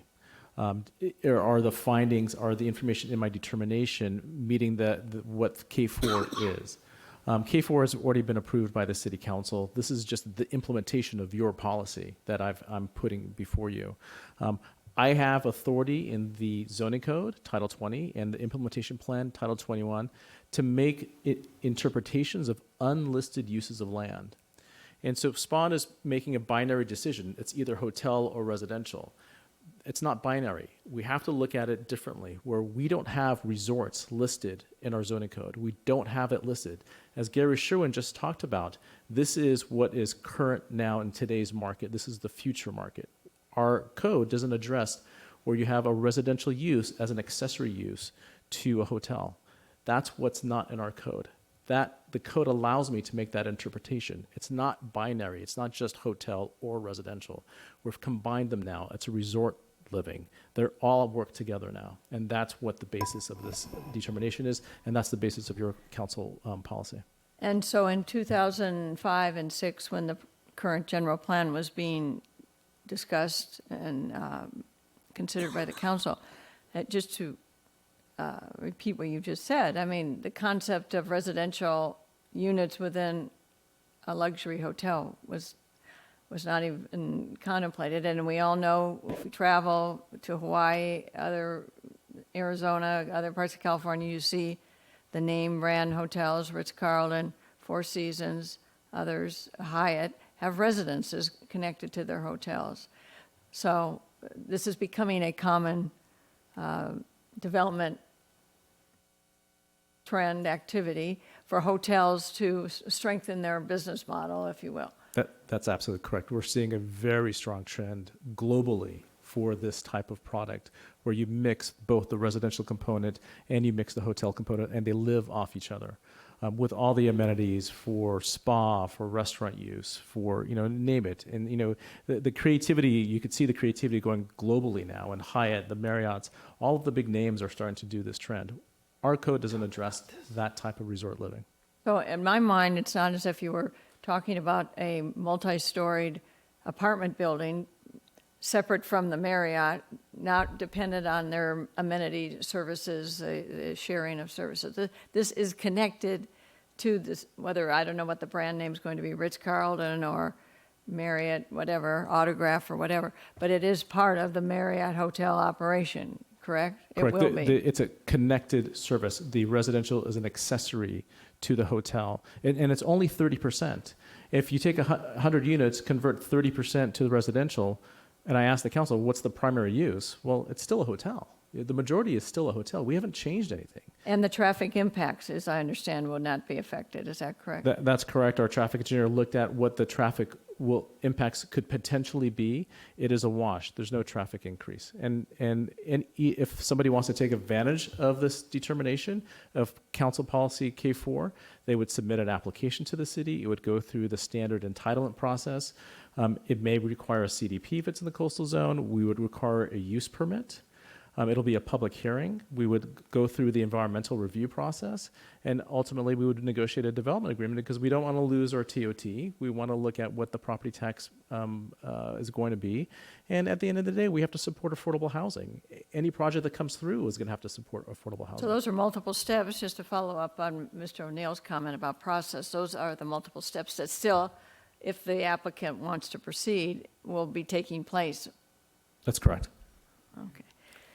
And we do have a housing problem in Newport Beach, apparently, according to the state of California Housing and Community Development. All right, so this would augment our contribution to increased housing.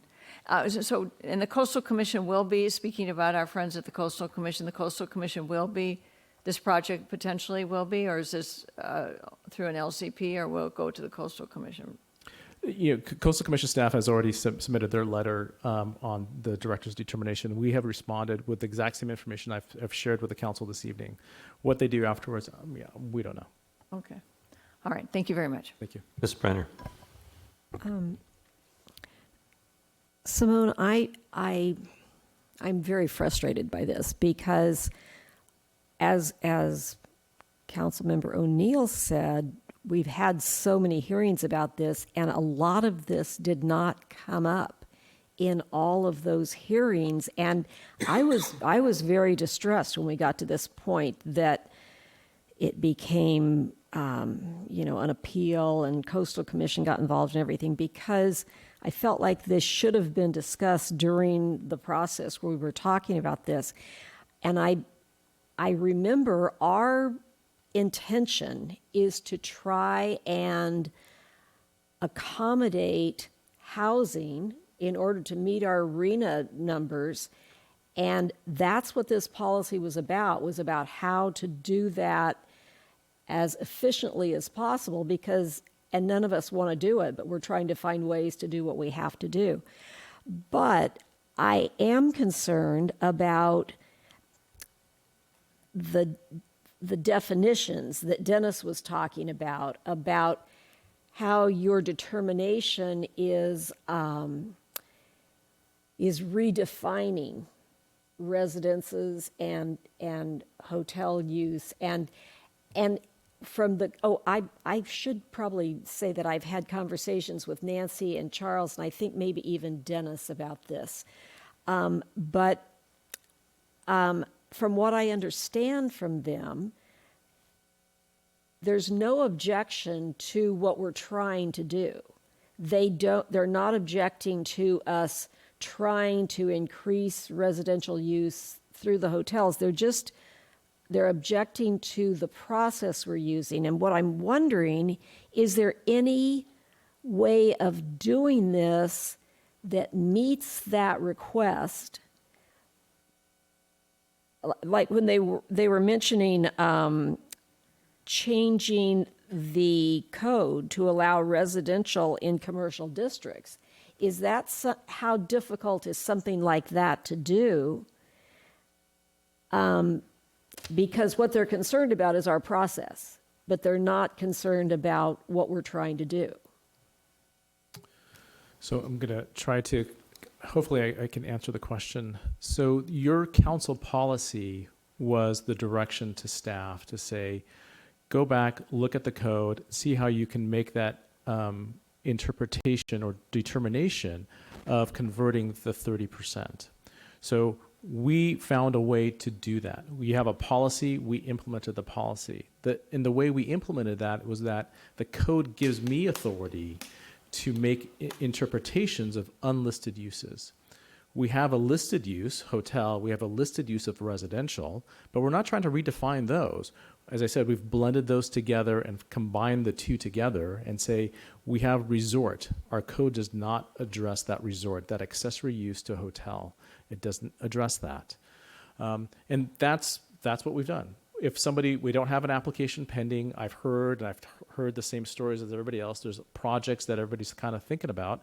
Even Irvine Company's interested in this because of the Island Hotel. It's still shuttered. It's out to market. They're looking for somebody to come in and take it over. So there's definitely a need, a demand. As Mr. Sherwin did talk about, I'm going to digress a little bit, that the hotel industry is still suffering from COVID. Group rentals, group rates, the conventions are still not at full capacity. International travel is almost dead. It's going to take years to recover. The hotels need an opportunity to reposition the asset. So again, it's supporting housing, but at the same time, it is going to support the hotel industry and the hotel market. With regards to how do we allow residential and commercial zones, the resort interpretation, I've already done that. We are going forward with our housing element, and we're going to do overlays through different parts of the town, Newport Center, and regards to the airport area. And those overlays are going to be those legislative acts that the council will take to adopt those. And because it's so wide, it's so broad, and it's just frankly, if somebody wants to take advantage of it, they're going to tear down an office building and build residential. If that's somebody who wants to take advantage of. That's different. That is strictly binary, office or residential. Part of your K4 policy asks staff to go back and look at, are there areas where we can look at the mixed use zones and how do we encourage residential? So we're actively doing that. We're actively looking at our mixed use zones, and we're going to work with our planning commissions to find those opportunities too. So hopefully, Councilmember Brent, I answered some of those questions. Does that solve the process problem? What you're just mentioning of us going forward, looking at our commercial zones, does that solve the process problem that they're talking about, or is that going to be a continuation of their objection to the way we're doing things? I don't know if I've answered their process question. I know that what we've done follows code, follows process. We have, as Councilmember O'Neill has stated, that we've had 5 hearings on this. So I think for the director's determination, we've followed the process, which is in the code, and we've done it. And then separate from the hotel resorts, we have a process for the housing element, and we're going to follow that process with updating the land use element, creating the zoning for it, which is those overlays. That's a forward process right there that is going to take years for us to complete. Okay, thank you. Mr. Muldoon. Thanks, Mr. Mayor. The marketplace really is changing. I think of my grandmother, and she lived in a retirement community. It was a little depressing. This is really, I think, going to be probably the most ideal use we could think of for this property. I mean, we're talking retirees, not driving often, people who have a part-time residence, and they want to live somewhere where they have to do any work for part of the year. I understand concerns that maybe this was not done the way you would have done. That I understand that. Sometimes, reasonable minds disagree, but I think at the end of the day, practical application, just the results speaking, it's really ideal. So I support it. I also think it's just the way the world's going. And, I could not afford to live to a place like this, but my grandmother could have, and I think she would have loved to have this opportunity. And no offense to the traditional model, but I hope this is more of the model that's going to be happening, because so often people have to give up so much autonomy when they retire to a smaller place. It's really pretty tough it's sad to see. So from my personal perspective, I think this is really great for the city. I think it's great for the aging population, the boomers, and I'll move the item. Or, is this a denial of appeal? Yeah, and staff is requesting denial of appeal? Yeah, so I'll move the item. Mr. Blanc. I'll be very, very brief. As we're discussing when we voted on K4, reducing the barriers to creation of housing, I believe it was a unanimous vote. Is that correct up here? Every one of us wanted to reduce the barriers. So here we are, reducing the barriers so that we can get this done. So it looks to me like we followed the exact process that we had a unanimous vote up here for with public comment allowed. I don't know if many of you have been around Newport Center recently, but having a hotel closed for 18 months, not seeing people around, Newport Center is not working. It's our job to make sure that we can keep the city running and to add housing from the same people that are here every time for the housing element. I'm like, you guys love housing. We want to put housing in places that's not on PCH or in other places that you've opposed it. And I get it that we don't like this process right now, but we're trying to do everything we can to make these numbers work. We're trying to get them in creative places. And our hotels are a creative place to put some residents, and they actually work really well. As Simone pointed out, the Island Hotel is not coming back from the Irvine Company. They're out to market. I mean, that is a huge loss, and not only revenue for the city, not only employment for people coming in, I mean, it's shut down traffic. So if our goal is to shut down traffic, not have anyone come to the city, lower the dollars and cents coming in through TOT, well, then let's make the process harder and harder and harder. But I think as a unanimous decision sitting up here, when we look at K4, the goal, and when we opened it up to public speaking at that point, that was our time to say, hey, we don't like this. We don't like this one bit. But we didn't, because we were all in favor of limiting these barriers. And so, yes, the product is process, but sometimes we have to refine and adjust the product, because when the process just gets so long and cumbersome that we're waiting for years and years to ever do anything, nothing gets done. There's a reason some of our hotels are dilapidated. And we're blessed that we have people within this city. We're not talking about outside development. We're not talking about huge money coming in from LA and other areas. We're talking about residents that are looking to put huge amounts of their money to redevelop and make Newport better. Not bigger, not more traffic, just better. And so we're fighting about a process that we all know we have to go through. And so, I think we've done a great job. I commend city staff on this. I mean, this hasn't been an easy thing for them to work through. They've spent countless hours to try to be able to make these determinations. They have worked with Coastal nonstop. I know they have conversations with them consistently. We know you guys will appeal them consistently, and we're prepared for that. But at the end of the day, the barriers that we wanted and voted unanimously to reduce, we're trying to put back up at this point. That policy is here. K4 is done. That's what they're working off of. So, I commend staff for what they've done. I'm sorry we don't always like it, but this is where we're going to need to move in order to see anything happen to these huge properties that aren't doing anything. Thank you. Thank you. Mr. O'Neill. Yeah, I second Mr. Muldoon's motion. And then I wanted to seek one thing of clarification. Aaron, we've talked appeal up here, and in the back of my head, I honestly can't remember, is there even a right to appeal this denial to Coastal? So it's our opinion that there is not a right to appeal this to Coastal, and I think that there's maybe inadvertently an attempt to kind of categorize the director's determination as a project, and we don't view this as a project. That doesn't make any sense under any of the applicable definitions. So I just want to make sure we add that clarity to it, that this isn't a project, this is a director's determination, and the city's position is that it's not appealable to Coastal. Okay. All right. All right. We've got a motion by Mr. O'Neill, Mr. Muldoon, and a second by Mr. O'Neill. Please vote. This is to deny. What?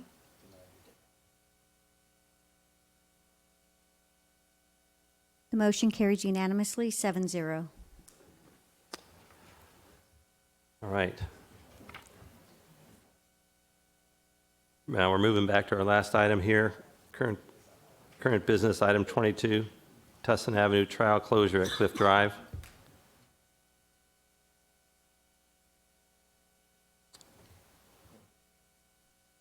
I think a lot of the council's up to speed on this.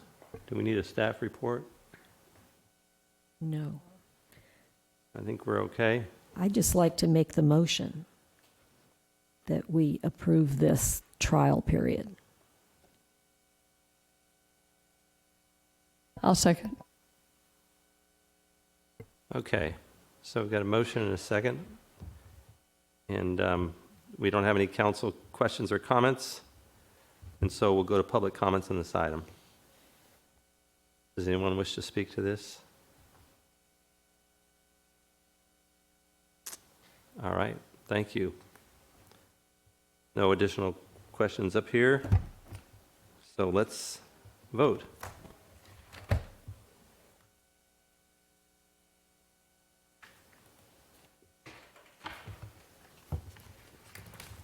Motion carries unanimously, 7-0.